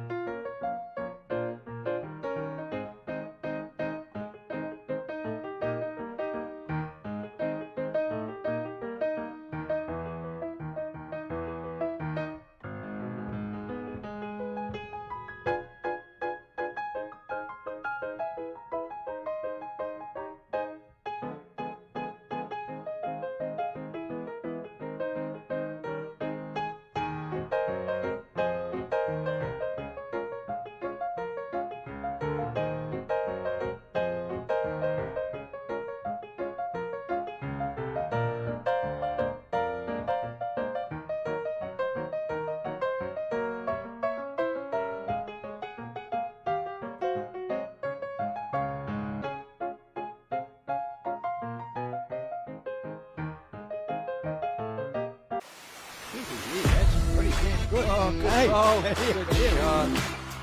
It's still going. He's done it. Oh, what a shot. Beautiful ball.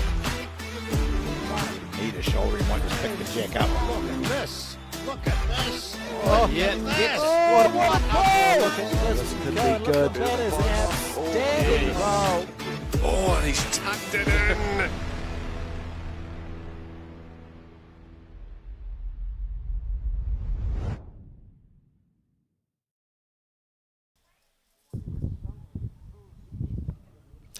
Ka tuku mihi mātou a Bowls New Zealand Aotearoa kia koutou katoa kua tai mai ki tēnei kaupapa hui huinga. Welcome to this, the Bowls New Zealand coverage of the 2025 Summerset National Singles and Pairs, broadcasting live from the Browns Bay Bowling Club. We're up to the penultimate round of the men's singles, and we're going to watch a good one at Sam Taloke taking on Howard O'Donnell, who's of the Clyde Bowling Club, so he's travelled some distance.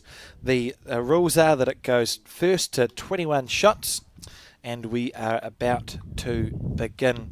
The weather conditions are great here at Browns Bay. There's minimal wind, less wind than what we have seen. The sun is shining, and here we go. They've tossed the coin. We'll see who plays first. Any moment now.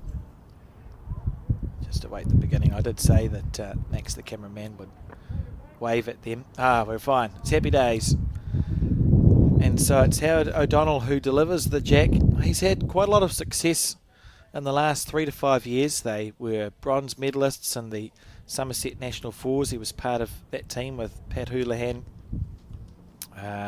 Perhaps last time it was in Auckland, or the time before I think they played at Carlton Cornwall. Does that work? They've won things anyway, John, Yes, is my point. It's a indeed. well-known bowler. I think they won the bronze at Taranaki, was it? The fours? Yes, that's the one, thank you. In fact, for those of you who might get a Somerset National Championship program, on the inside cover is a photo of that four. We're just waiting for the jack to be straightened by the marker, who I think is focused on other things at the moment. It'd be an interesting game if you just played to where it was delivered, wouldn't it? Yes. There we go. Very good. Thank you.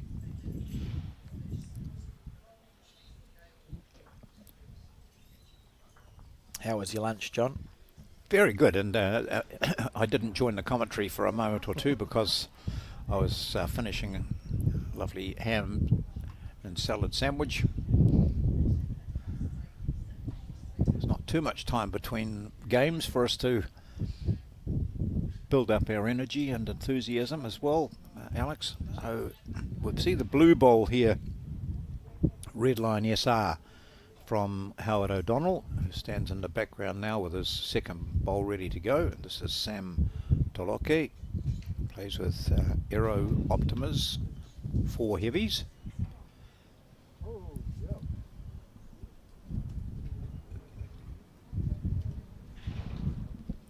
Good line. Quite distinctive too, aren't they? These bowls, which you would have seen quite a bit of in the northern region here. Alex, Sam out of the Royal Oak Club.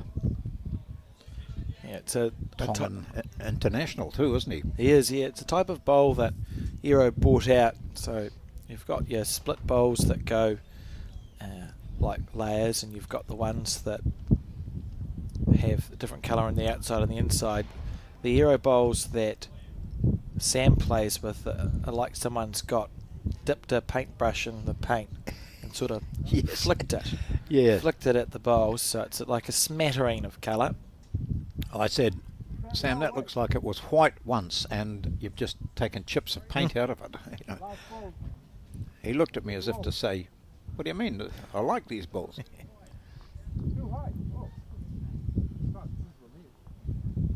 Opting for his forehand now.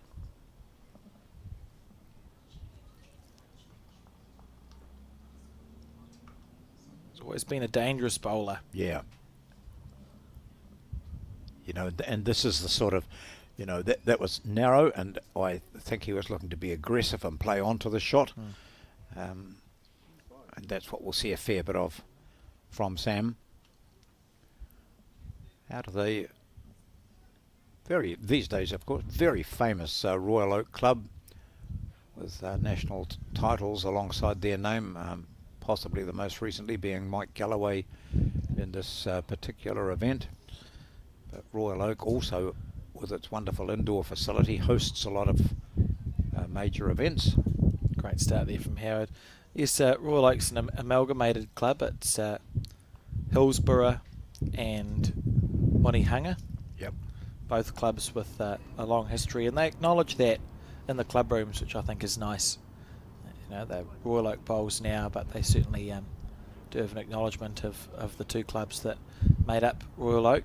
And this is a big start here from Howard O'Donnell, who I can tell you he needs this game to qualify. He's had quite an intense 4 games at this national so far. He defeated Wayne Rooker from Pringle Park in his first match yesterday, 21 shots to 15. Then he played the defending New Zealand singles champion Aidan Takarua and lost that in an agonisingly close 18-21 game. Then he played Glenn Proctor of the Omokuroa Club, won 21 shots to 20, and had a win against Corey Harper and was just defeated by Shaw Mulholland 21-12. So he needs this one, John. Ooh, this could be a 4 coming up. And he's got a 4 on the first end.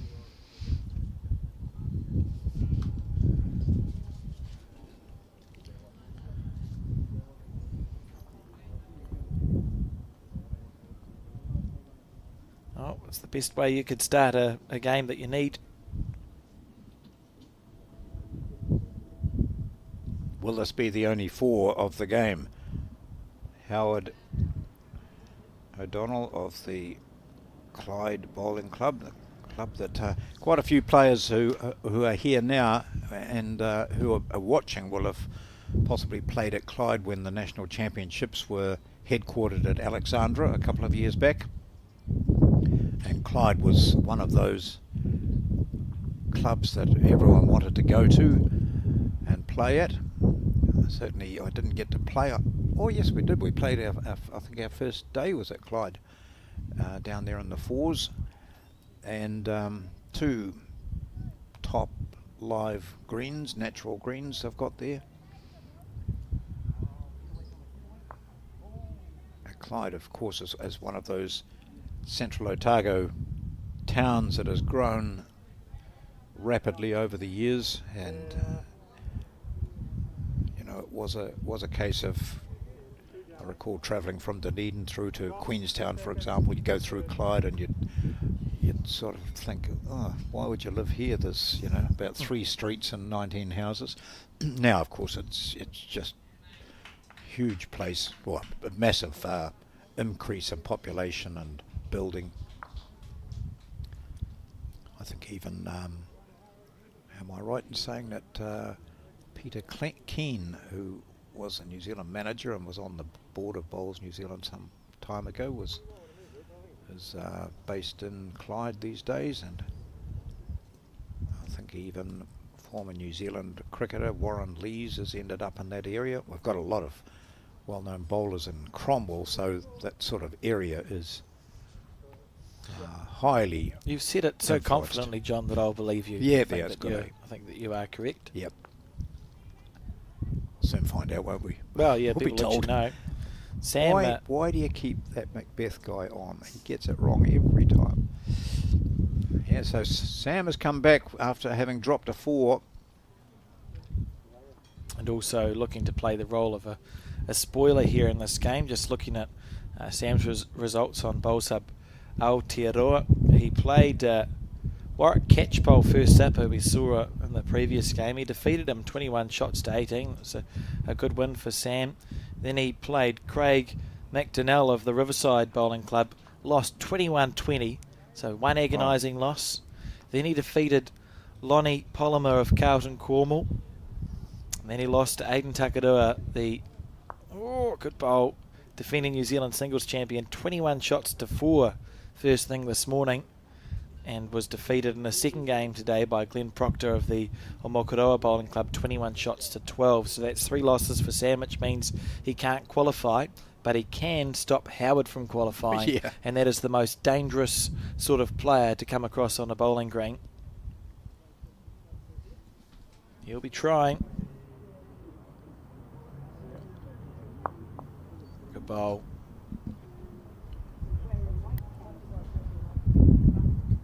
So we have a situation where that's how the head sits. Where's the... So 2 shots there for Sam. Be interesting to see if Howard considers aggression here on the forehand. I think he's going to.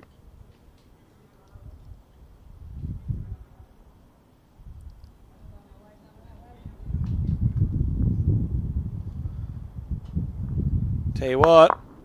Oh. Oh. It could have worked badly for him. And doesn't appear as though anything's changed. Just Marker whips across and picks the bowl up. It may be slightly easier for Sam to draw a 3rd shot now. We could be 3-4 after 2. That'd be totally different to anything we've done so far.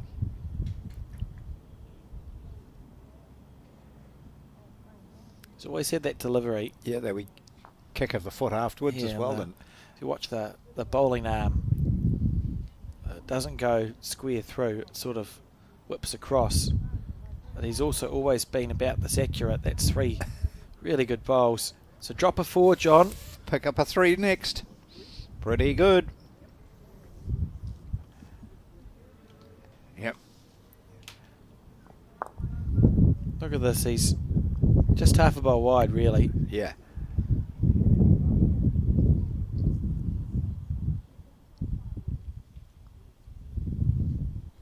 Oh, the man sitting in the background. We'll have a look at him at some stage.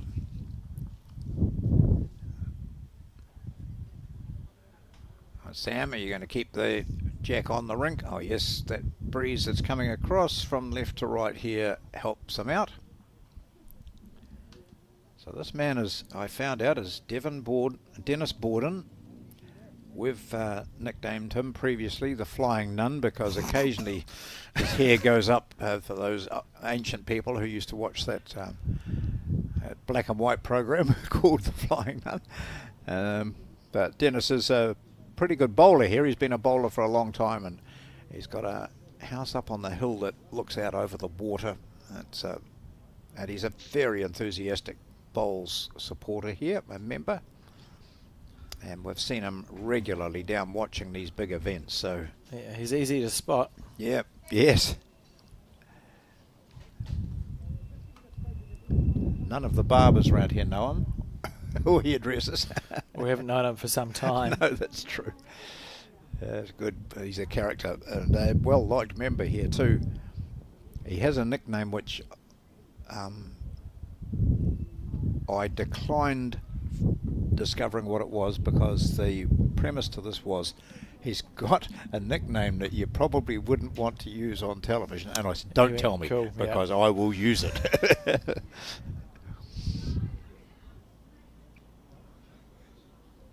Flick, not quite. Try. Well, this could be a quick game, and it could be an intriguing game.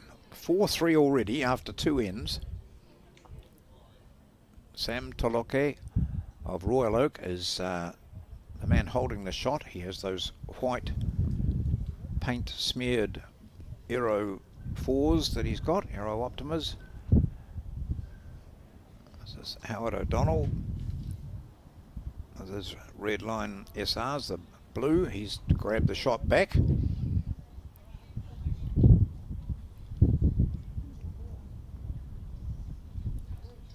Sam was saying his grandkids have been dabbling with bowls.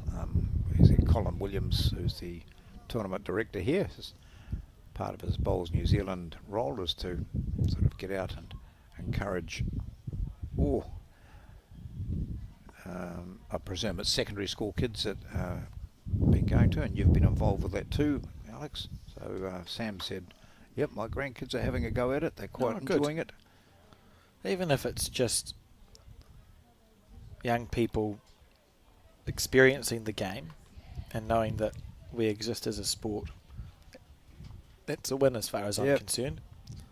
So as we've discussed, so the barriers to entry for bowls are so low. We've got 474 bowling clubs all across New Zealand. The membership fee is very affordable. You don't even have to be a full member. Most of them offer social memberships or twilight bowls, which is a great place to start. I'd be shocked if there's a bowling club in New Zealand that doesn't have a set of bowls they could lend to a new member. So you don't have to invest in equipment to begin with. So on and so forth. So even just knowing that we exist as a code is a win. And then who knows? Well, Ian Hoskin, who marked the last match, is from Australia. Is he South Australia or Tasmania? I'm not sure now. Australia. It's Australia, yeah, which is quite a big country. He sort of came into the conversation when I was chatting with Sam about his grandkids and what bowls New Zealand are doing, and he said looking for this bowl square. Yeah. This is incredible. He's done it. That is really good. He might have got. Well, how close is that north blue one? He's still got one to play.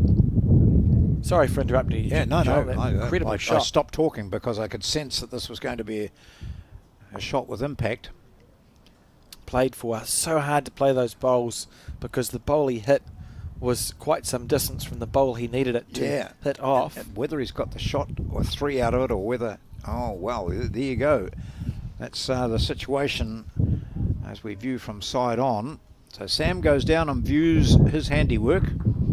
He's certainly got one.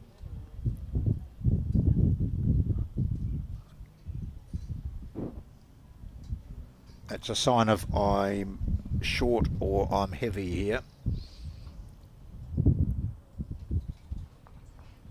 It's not short anyway. Well, he hit perfect line. Yeah. See the little shake of the head in the background. Yeah, so Ian Hoskin was saying that, their local or their government has made, bowls a part of the sports curriculum in the state that he's in anyway. Brilliant. Yeah.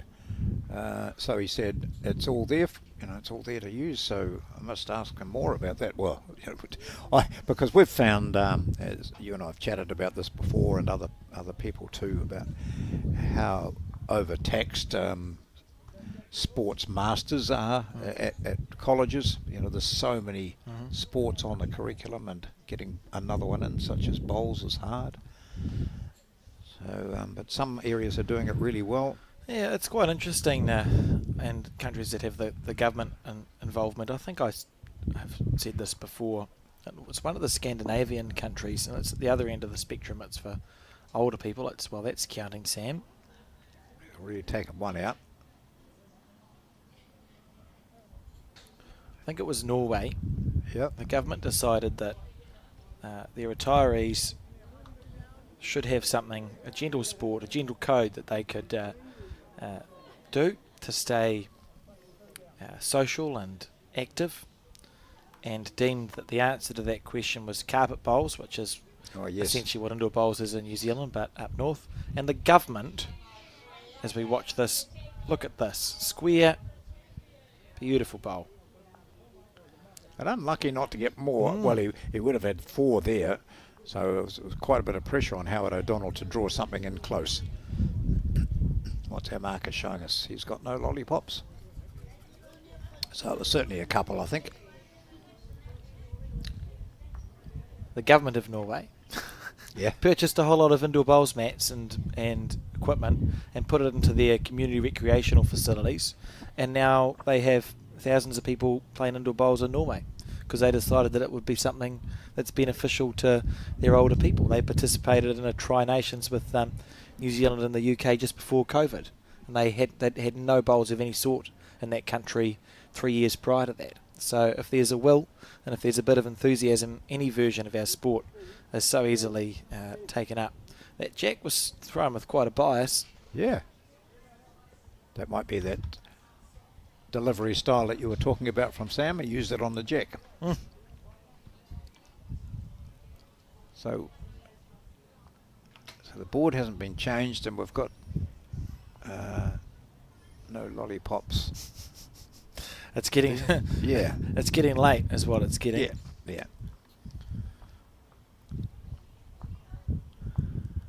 Yeah, 5-4 to Sam Taloki.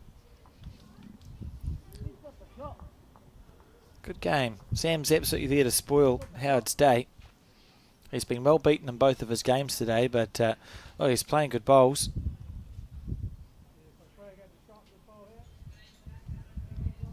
That's a good opener.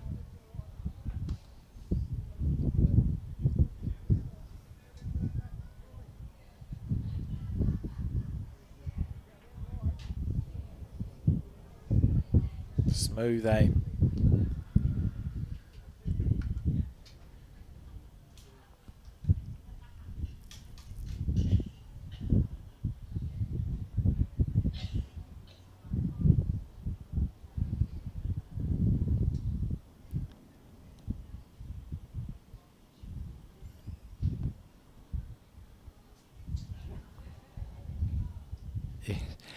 It's an interesting delivery, isn't it? Sort of a quick flick of the wrist. It's not one you would coach, but it is effective. Yeah.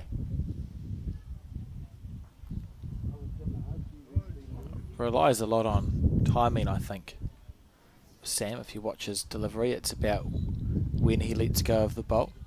Whereas if you watch a Howard, who's got a more classic outdoor bowls delivery, because his arm follows through like that, in the exact angle that he wants his bowl to be played at, even if he mistimes it, his green is going to be okay. Whereas when we watch Sam play his bowl, if he gets his timing wrong, the bowl will be coming out of the hand when it's whipping across to his right or his left. Just watch him here. So if you let that go a little bit late, how are you going to get your Yes, how are you going to get your green right? He's got it down to a fine art, though. This is good stuff from Sam. Yeah, nice bowls. Well played. Be temptation to change to the forehand here. Looks quite clogged up on the backhand side. But there is room, I think. You can see that there's a track around. He's got the green around it. Now it needs to really dive in through there, and that's not going to. So what are you going to do, Sam? Oh, I think I'll just put another one in there. It looks so exposed. I mean, down on the mat, it was looking down at that, and there's, oh yeah. So he's going to just go for that open hand. It really doesn't look like the backhand is there. No. I know it's and yet he found it both times. Well, he's got a good line here. Just the weight. Gosh, he picked it perfectly well. The scary thing now for Howard is he's not. It's almost too late to switch. You just about have to commit to playing the backhand because you haven't had a chance to figure out what the forehand does. Which is why he's playing his backhand side. And he's close.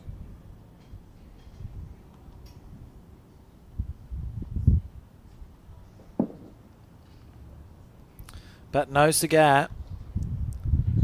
And another two. 2 shots to Sam, who dropped a 4 on the first end and now leads 7 shots to 4.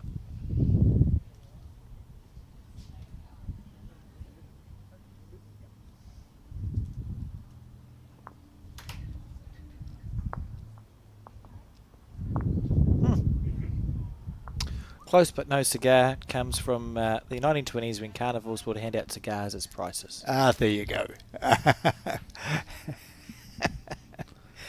You learn lots while you're watching bowls with Alex Reid in the commentary box. It's very good. Now, I liked you'd said, how many bowling clubs are there in New Zealand? 476. 76. Oh, that went out. We've had 2 in a row from Sam then. Have gone out of the rink. And is it time for a change up from Howard? Take the mat back. So I think over our next lot of broadcasts, which feature New Zealand entries only, we'll go through the 476 Yeah. clubs and give you some information about each one of those. I'll give it a go. Yeah. What could possibly go Would you wrong? do it alphabetically, or will you start at the bottom of the South Island and work? Well, I think that's interesting. Start at the bottom of I'll the start at the bottom and work up. Or we could do it like the weather. Why would we want to do Yeah. that? I don't. That's a trigger word for me. The weather. We could start. There's technically a bowling club on Stewart Island, so we could start there and work our way Okay. up. It's not affiliated anymore, but it's still played on. They have an artificial green, and the base of the artificial green, I think it's only maybe 3 rinks, is made up of crushed, donated glass bottles. Oh. So they collected Yes, glass bottles yep. for some time, crushed it down into like a dust, packed it, and that's what the base is for the artificial green. Bluff is the next one. What do I know about Bluff, John? I think the base of their green is made up of crushed oyster shells. Should be. Yeah. It's a lovely club at Bluff. They had a famous greenkeeper whose name I've forgotten. Might be Snow. Someone Snow. Doesn't matter. Anyway, so we can... Yeah, I like that. I'll try. I'll have to do some research first. I might do some too. Yeah, it'd be nice to I don't want to You help restrict me my out. comments to Geraldine, Kiotoa, Timaru, and Raumati and Karori and Seaturn and That's a places few. that I've been Yeah, to. yeah. I've played at, belong to. I mean, here goes Sam. Then the jack is eventually the placement of the jack has given us time to waffle on about stuff, and now we've got this first bowl coming in.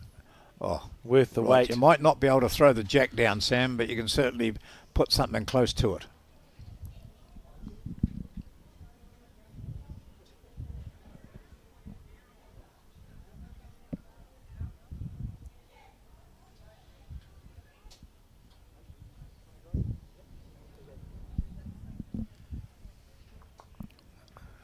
As we've seen throughout the day, that forehand for the right-hander is a nice drawing hand, which gives you can play confidently.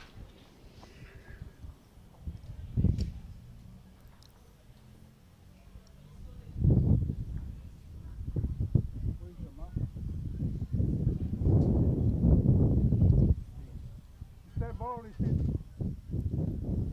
How low is it? Yes, I didn't think he'd even hesitate just to put another one in, but he's asked how far short that is because it might be in his line, but anyway, he's been told it's about half a metre. Yeah, it can be dangerous to take too much time sometimes because now you've had to sort of start again. Yeah. Well, what do I know? This is going to be perfect, John. That's a really good bowls from Wasn't it? Sam. Oh my gosh. Yeah. Classy stuff. So earlier today we were watching that sort of dark patch that we'll have a look at when this bowl goes and point it out to you. So just coming up to that dark patch now, and anything under that, as that is now, we found was just a bit narrow. So around that was, as we saw with Sam's first two, is ideal. But the bowls are finishing well. It's a nice hand. It looks as though it's a nice hand to be playing, and only occasionally are the players moving to the narrower hand. Yeah, nice hand. You can seem to be able to trust it, John. Yeah. Oh, he trusted that. That was It's a big wide, but if he's going Very wide. looking for something a bit over, then that's okay because he's put on a metre past there, so it's a nice bowl for any aggression that Howard might introduce, but it also might be a third shot.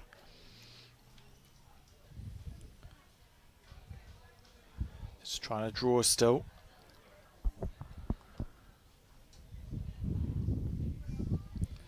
Yeah. So he's made that little green correction. You could see it. And it's going to have a good home here. Well, that's incredible. Yeah, really good home. Oh, He's very, very close to drawing the shot there. here's what the marker didn't really want is who's holding shot? If he's down, Measure? Yeah. Sam will have a go at this. His bowl's touching the blue air. He's going to have a look. Yeah, whistle inside that short blue bowl on the right.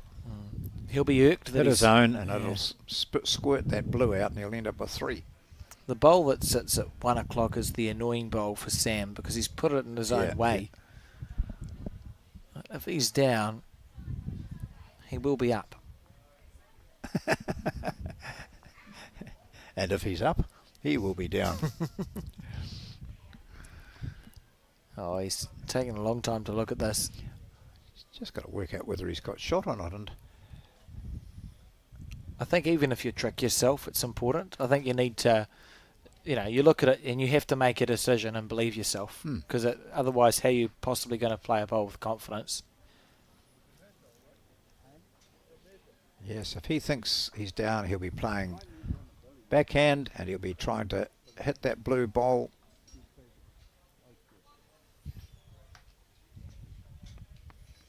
What am I going to do? Okay, I'm going backhand, so it'll be with a bit of weight.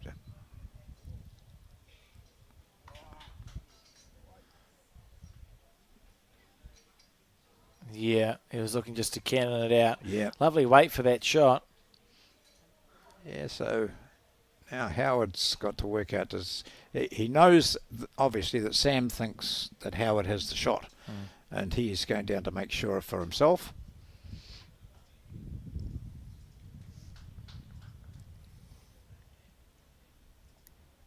You would think That he would play on that forehand side. Oh, And that's probably safer than it looks. yeah. Don't you dare move to your left, Sam.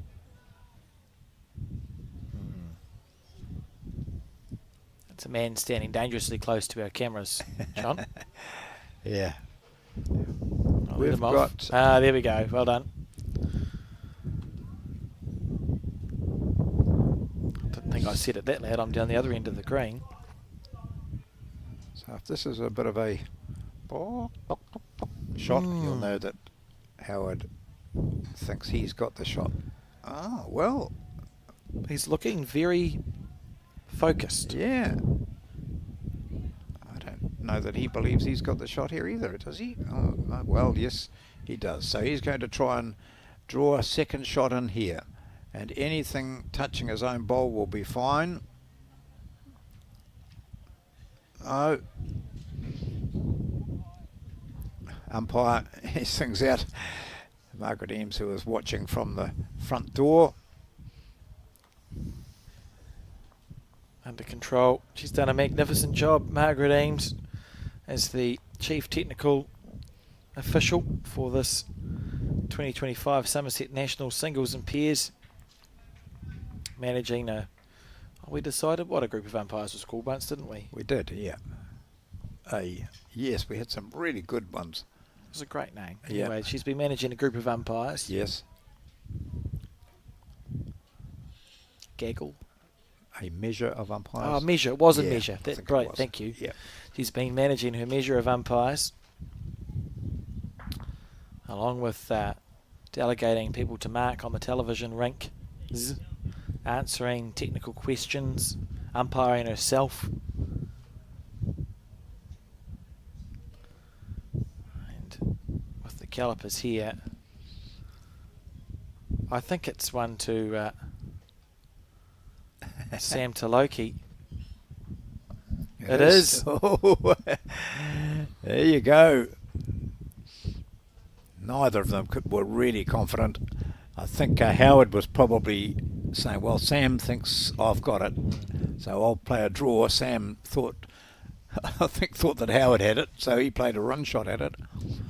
A couple of really good bowls here from Sam, and then just as spectacularly, this one from Howard O'Donnell.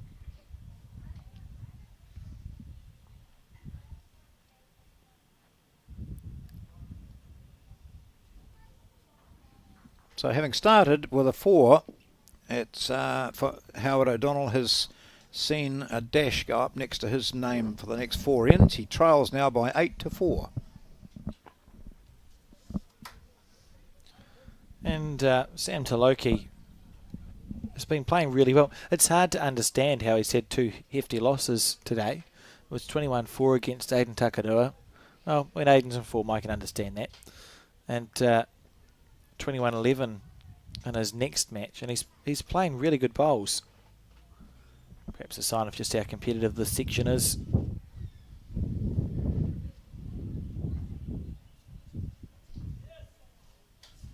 Good line. So Howard is a true blue Clyde person. Been there all his life, works for Fulton Hogan.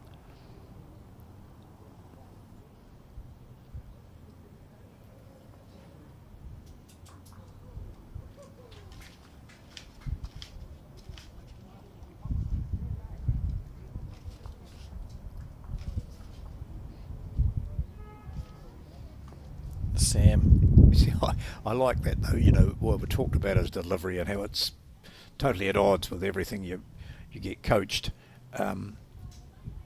It really is where the bowl ends up. Oh, he's figured it out. Doesn't matter a toss really how he gets it there. He's doing it really well. Absolutely.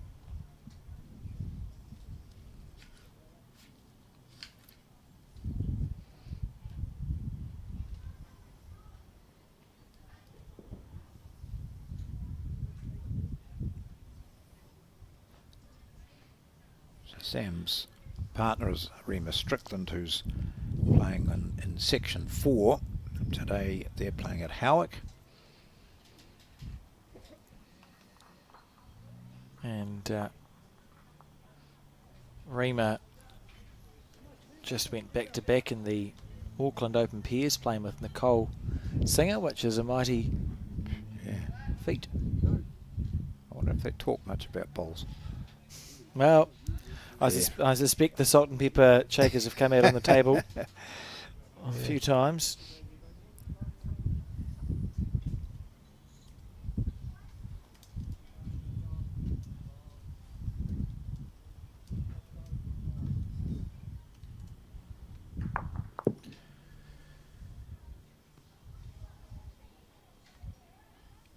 So during this game, we, meaning Alex, will just give us an update on qualifiers and the men's singles after 2 rounds today. So all clubs have finished up their 2 rounds so far today, playing a third. And there were some players that we noticed were having to battle. Always interesting to go through the results. No such thing as an easy section at a national championship. So often lots of very close games.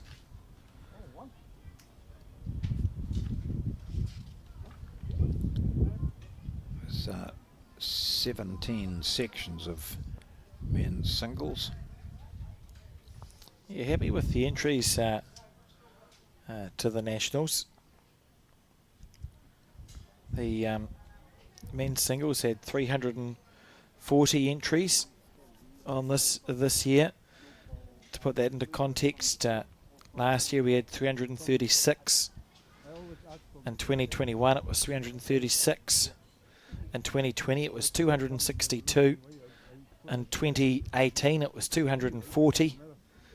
So looking back, the last time we had 340 or more was 2011 in the men's singles. We had 400 people play the men's singles in 2011. Yeah. So the highest number of individual entries in the singles in, how long ago was 2011? Well, 13 years, gosh, or 14. 14 years. It's a fair effort. Good entry. Yep.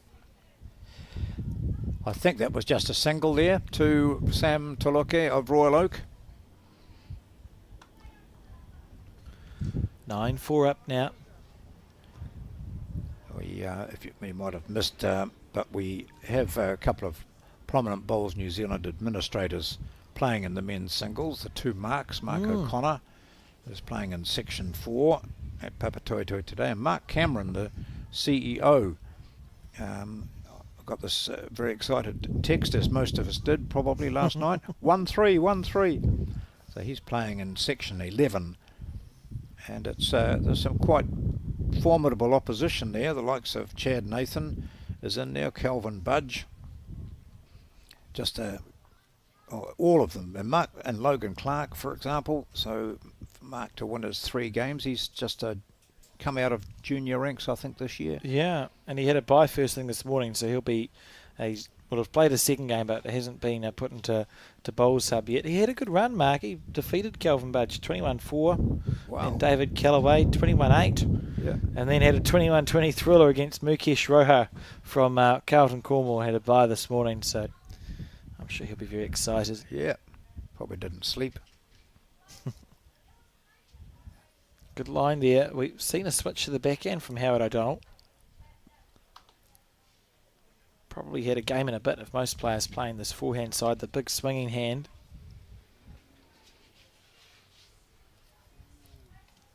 Chatting to Paul Naser, I think it was, who lost his match this morning to Warwick Catchpole. He just said, I just took too long to change hands. I was playing that narrow hand, and that's what can happen. So it's good that Howard O'Donnell at least has had a go on that side. So that'll stay in the memory banks.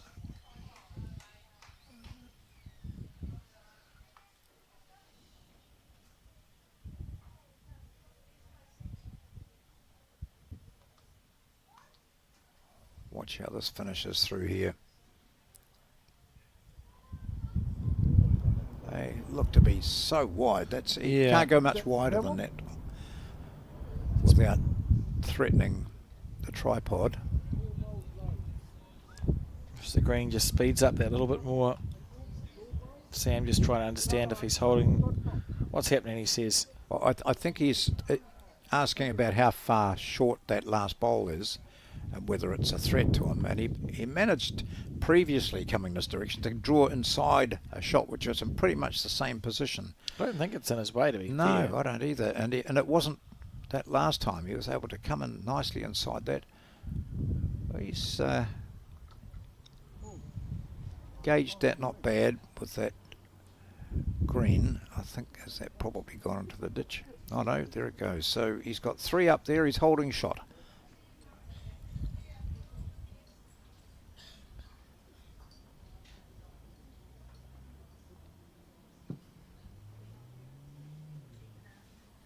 Good line. Yeah, he's brought it in slightly, as viewers would have noticed. It's good line. Oh, great effort. Yeah. Isolating that bowl. So Sam will be quite pleased, I would say, with the back bowl that he has. Oh, someone's taken a lot of green on the rink to our right.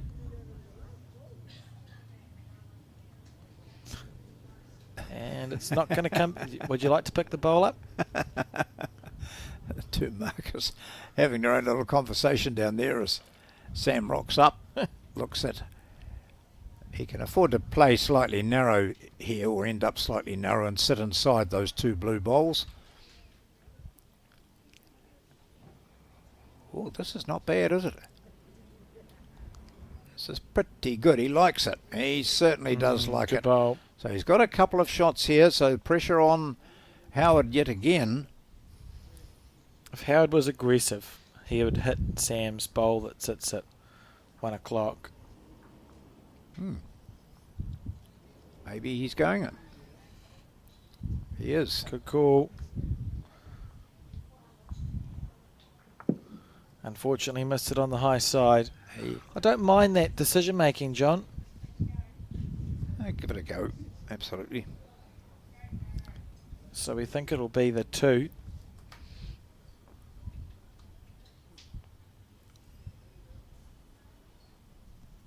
Now listen, this an interesting game.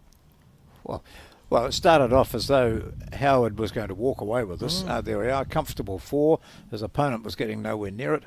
Turn around and we've had a 3, a 2, a 2, a single, a single, a 2. And so from 4-0 down after 1, Sam is up 11-4 after 7.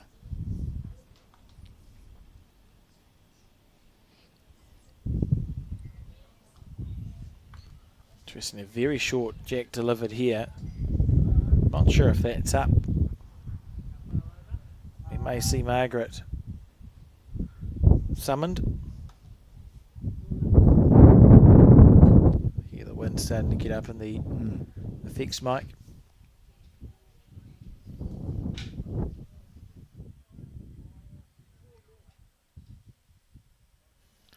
I think they've just agreed that it's okay. Have they? I'm not sure. I thought they're they waiting. had. They're waiting for an umpire.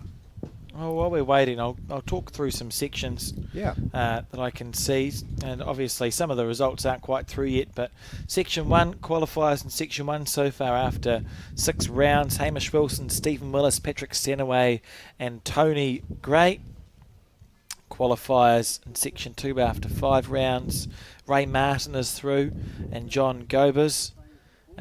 Players like Steve Hoft, Penny Parnapa, Dean Stratford sort of battling away in Section 2. Section 3, I can tell you that Keanu Darby's through, top to section. Nick Thompson has qualified. Frankie Lim has qualified. Hamish Karpe needs to win his last game. Colin Garworth needs to win his last game. Andy Ellis has lost 2 games, so needs to win the rest. Section 3, Kevin Robinson is through. Ryan Hill is through, one of the Hill dynasty. Ewan Wong is through. John Carruthers is through to post-section. A couple of games to go there. Not quite. Finbar McGuigan and Colin Rogan are the ones that are through in Section 5 thus far, with other good bowlers sort of there or thereabouts. Yep. Marty Dixon, Martin Kreft, Alan Stewart and Mike Galloway are through after 6 rounds in Section 6.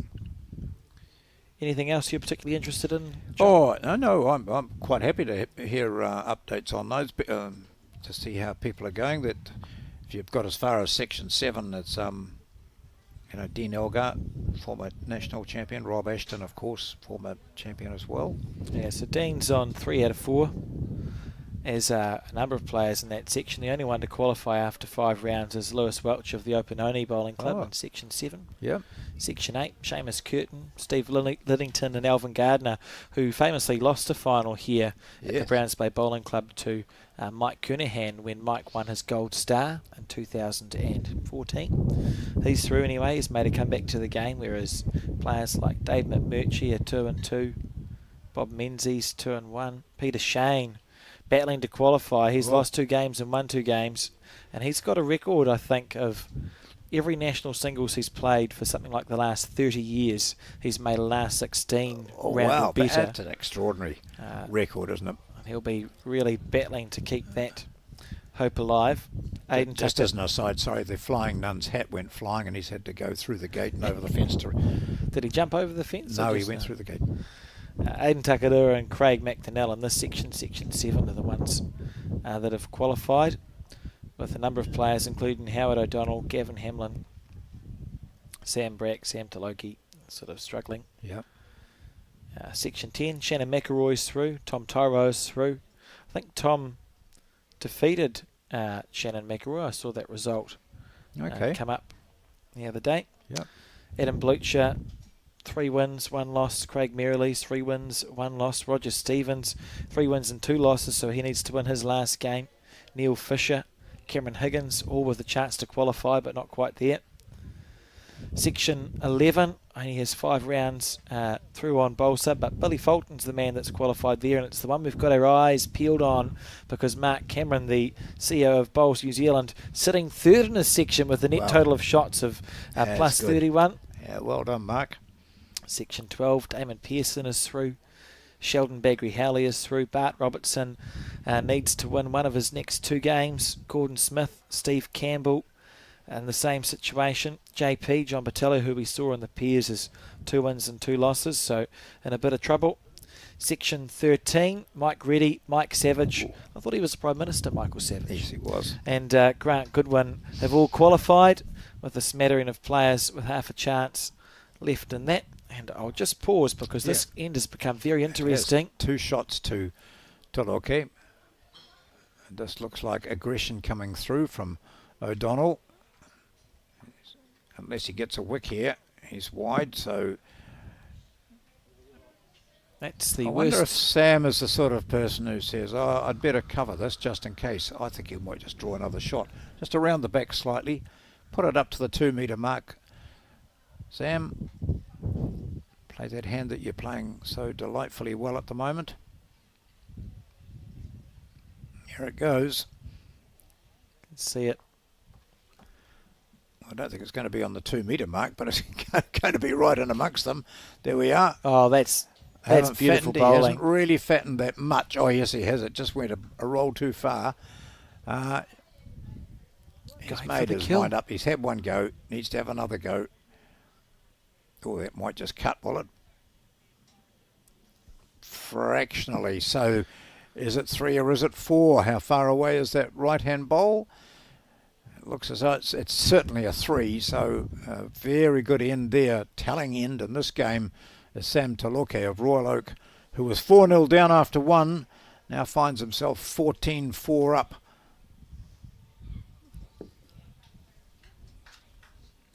Beautiful bowling from Sam. Goodness, he's played well, hasn't he? Yeah.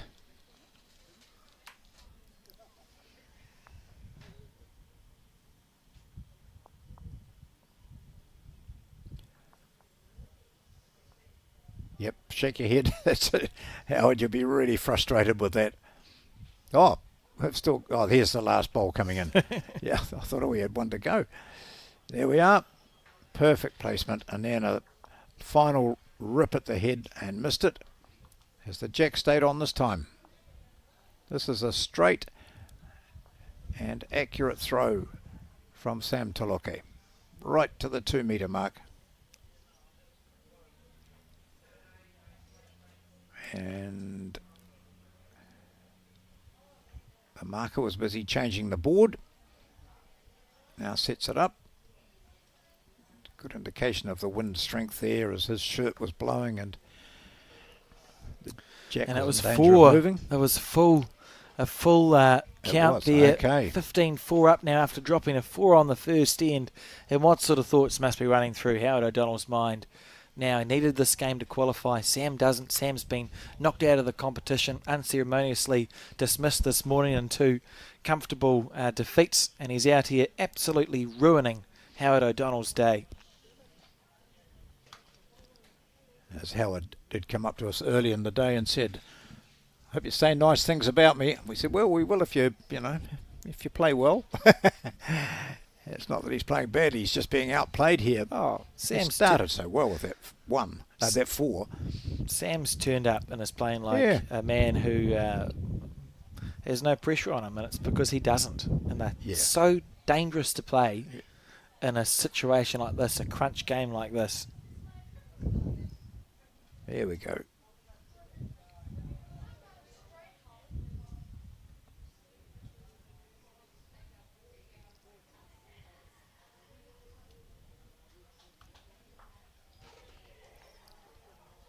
Just taking a bit of time. It's not over yet.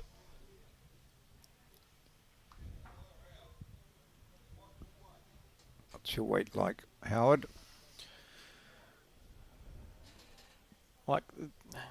There is a way back for Howard. It needs to start with him scoring the shot, and then he can set the length that he wants to play. Sam's playing too well for him to score at the moment.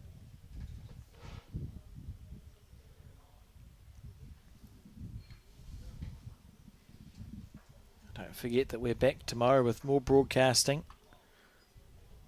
2 games from 11:30 a.m. Oh, stand by. There we go. And depending on the number of women's pairs matches that do qualify, we expect it to be the last 16 in the quarterfinal. But the maths is quite close. If there's more than 32 qualifiers, it'll be like we did for the men, and it'll be a 32 and a 16. It just sort of depends on how it staggers, and I'll let more intelligent people than myself work out who's done what. could just... Yeah, he might just say it's a measure all round. Howard's going, come on, tell me I've got the shot. Please tell me I've got the shot. A measure, yeah. Yeah.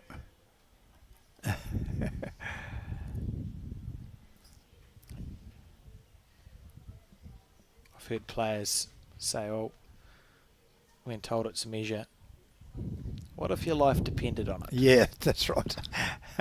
It's a measure, but I favour you. Yeah, yeah. Run it out. Still a measure. Beautiful track. From that angle, I wonder if he was talking about second shot. Because it really does look as though... Oh, no, that's a good angle, eh? I like that. Because it's so deceptive from that camera behind, up on the embankment there. He's going the bowl. He's going the bowl. He's got it. Oh, Look at that. The man who does not care. Beautiful shot. On fire in this match is Sam Taloki. And how heartbreaking would that be for Howard watching that bowl come firing up the rink, John? So what Howard's got to do now is get a couple out of this. He's got an opportunity. Yeah. On the forehand.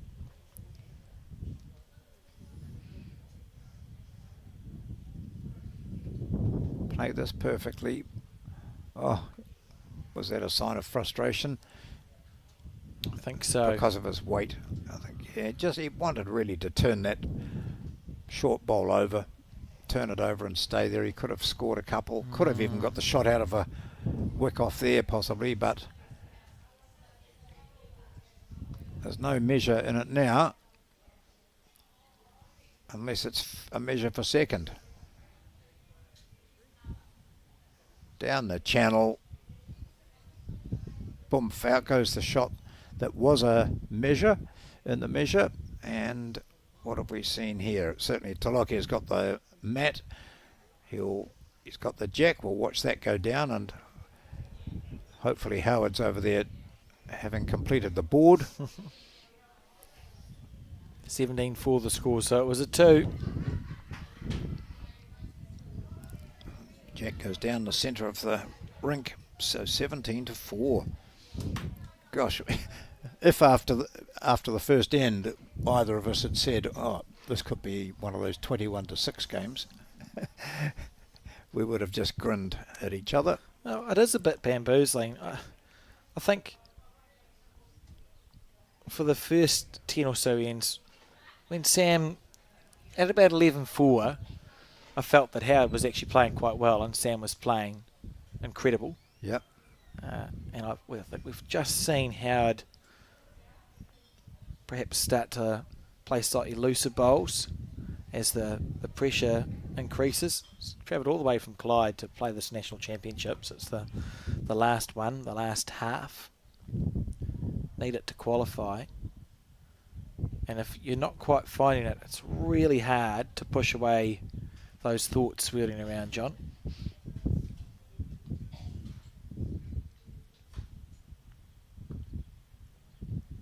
Which is why I commentate. Now I think, oh, that's a big wide there for you, Sam. However, it's still not going to be a wasted ball. It's going to come back to be just past the jack. I think you and Colin should both be entitled to take a championship off and play. One day, Yeah. we'll see. We'll see. It might be very disappointing. I prefer. I pop up occasionally and go okay at bowls. It's people think I'm better than I am because I don't play that much. If I play all the time, I'm the same level. So it's better just to turn up occasionally. Good response here from Howard. Yeah, lovely bowl. We are playing the Taranaki Fours, John. Are you? Yeah, playing with in a team with Mark Cameron and 2 others, and John's got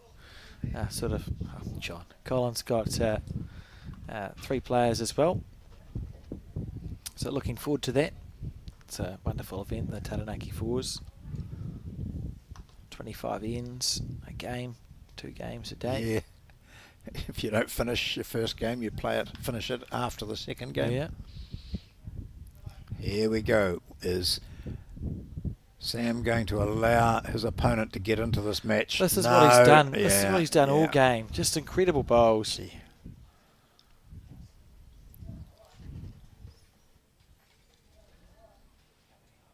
Going to whistle through here.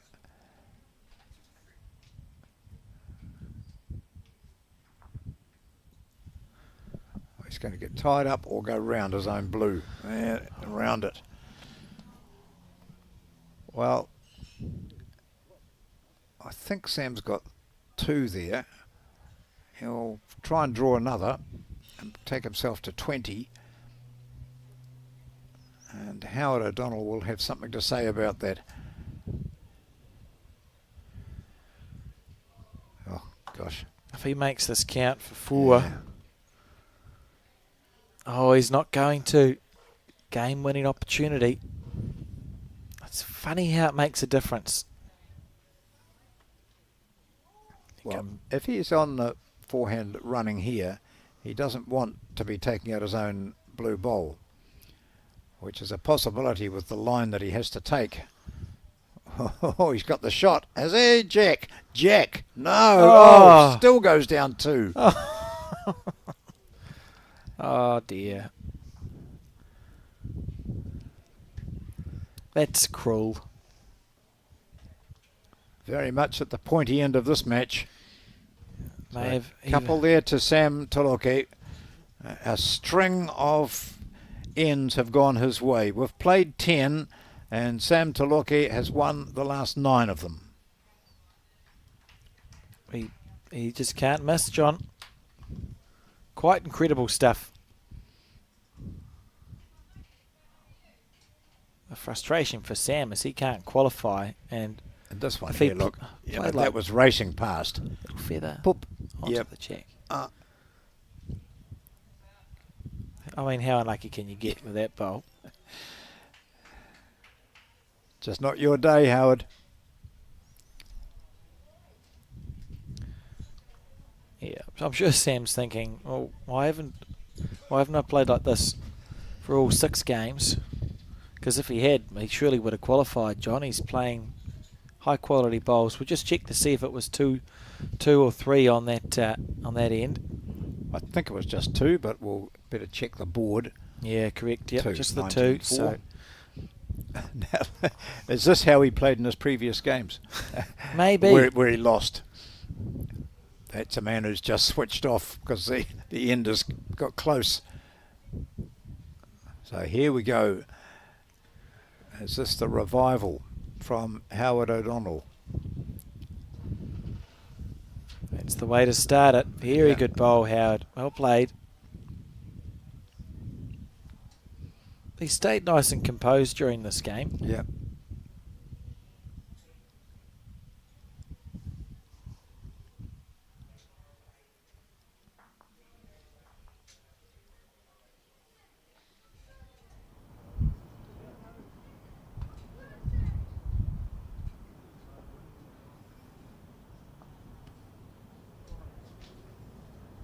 Good correction.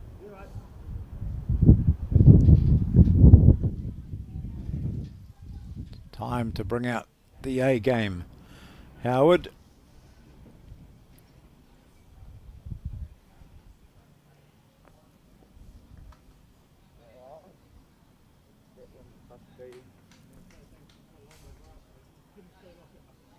Yep. Good stuff. That's really good bowling.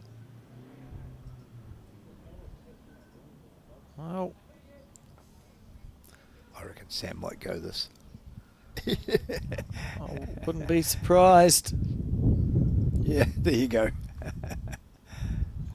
Oh, Surely Jack. not. Surely not. Oh, ooh. my goodness gracious me.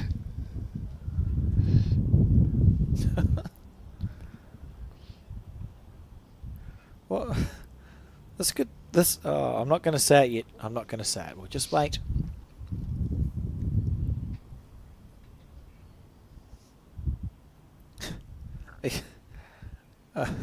He could. Well, we'll just wait. It'd just be ridiculous if he scored 2 4s, John. That's all I'm saying. Yes, yeah. Going it again. Oh. Square. Oh, onto the back to jack. himself. Where'd it go? I think Sam's got the Where shot did out it of go? that. It's in the ditch.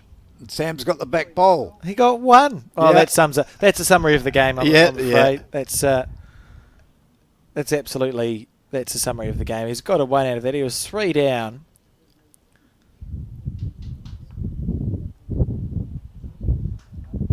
Hit a bowl. He hit a bowl, so nothing could possibly be a toucher. No, Could it? no.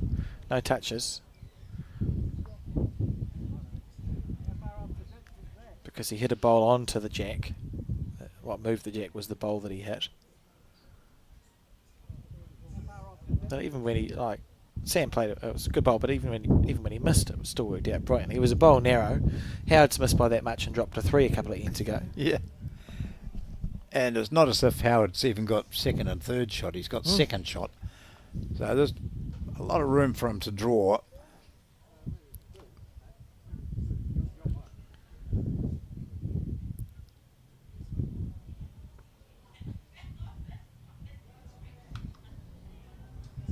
Here we go.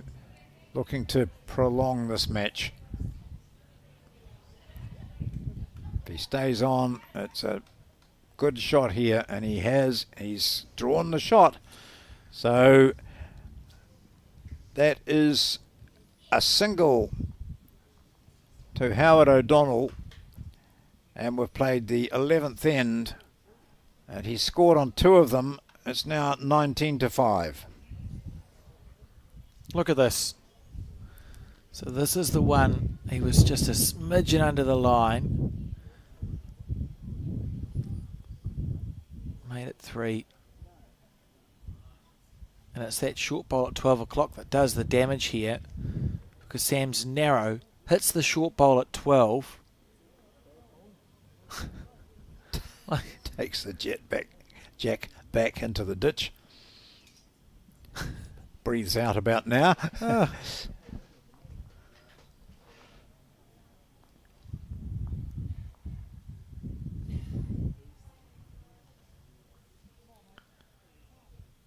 And 5-19 the score. Comeback's got to start somewhere. I thought it might start with changing where the mat is placed or where the jack is delivered. Both quite happy with that. Surprises me a little bit, John. Yep. Just with the way the game's been going, sometimes you go, well, maybe I'll change something quite dramatically and pull the mat right up or deliver a very short jack. Let's see how he starts. That's it. He's managed to draw pretty well on this hand. Is the weight going to be here? It's a good starter, encouraging starter. Down by 19-5, really needs to keep on scoring, of course. So we were looking at some of those who've qualified in the other sections. I think we got up to section 12, Alex. So yes. Section 13's got a few good names in it as well. Yeah, I can tell you that Grant Goodwin, a perennial competitor, is through. Michael Savage is through. Oh, that's right, because I said he was the Prime Minister.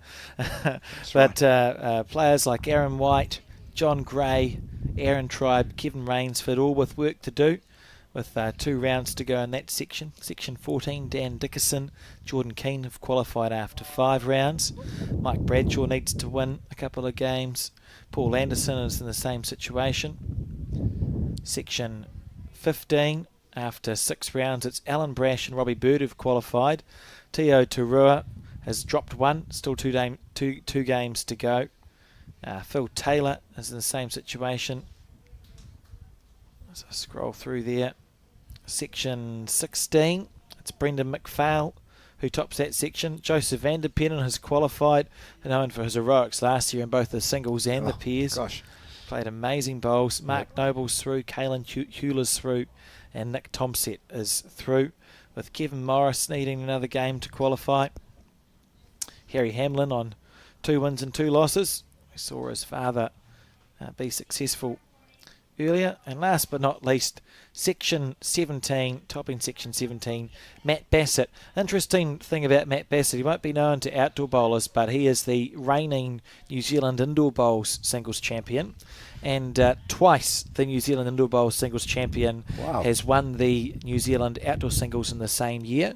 Once in 1954 with Ham Pirrett from Turkau, and the last time was 1989 when Gary Lawson won the New Zealand singles in indoor and outdoor in the same year. Yep. So, I'm just saying, one to keep your eyes on. Matt Bassett is qualified, and he's in contention to draw in that very short list of dual champions. Also, Zoran Bartolovic, Bruce Walters, Hamish Kelleher are through in Section 17. And that's it, I think. Yeah, thanks. Yeah, that's good. Gives people an idea of who's in line to progress, and all the information when it's the final matches are played. You'll be able to find that on the Bowls New Zealand website.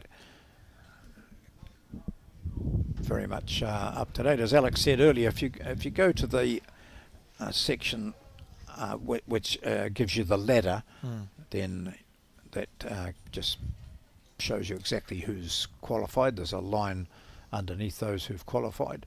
Oh, look, here we go. This is a match at the moment for Sam Taloke. There are two bowls back there on the mat. One of them is blue, and Sam might just wait down that far end and see whether in fact he'll need to go back and play his last. So this to save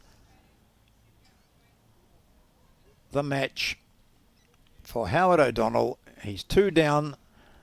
That would give Sam Taloke 21 points.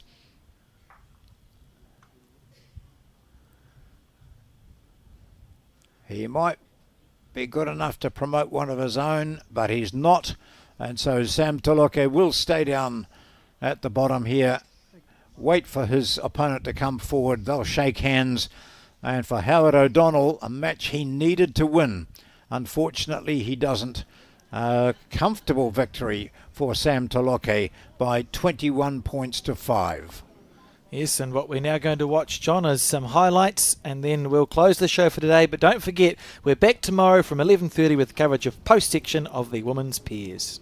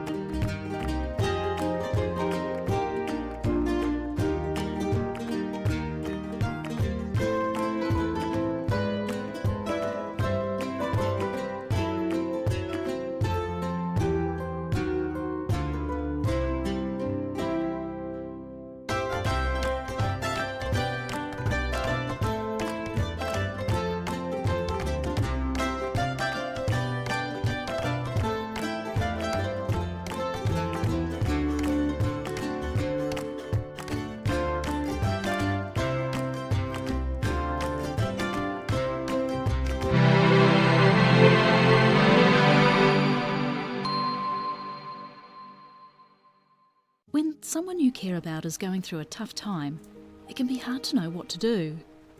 Here's 10 ways you can help someone who is struggling. Listen. You might want to give advice, but most people just want to feel heard. Be there. You don't have to fix their problems or find the perfect thing to say. Just let them know you'll be there when they need you. Let them know you get it. Let them know you get why they're struggling. Give them what they're going through. Knowing their feelings are normal and okay can make the world of difference. Offer practical support. Ask them what you can do to take some of the pressure off. Maybe you could make them a meal or do something to help around the house. Give time. Sometimes simply being there is enough. Hug it out. When appropriate, a hug can bring so much comfort. Talk it out. Offer to be their sounding board and kōrero with them about what they're going through. Remind them how much they matter. Let them know how much you and others care and how important they are. Remind them of their strength. They might not feel strong right now, so remind them of the strength you know they have. Help find them support. Offer to help them find the right services and support they need. For more information and to try an online therapy course, go to justathought.co.nz.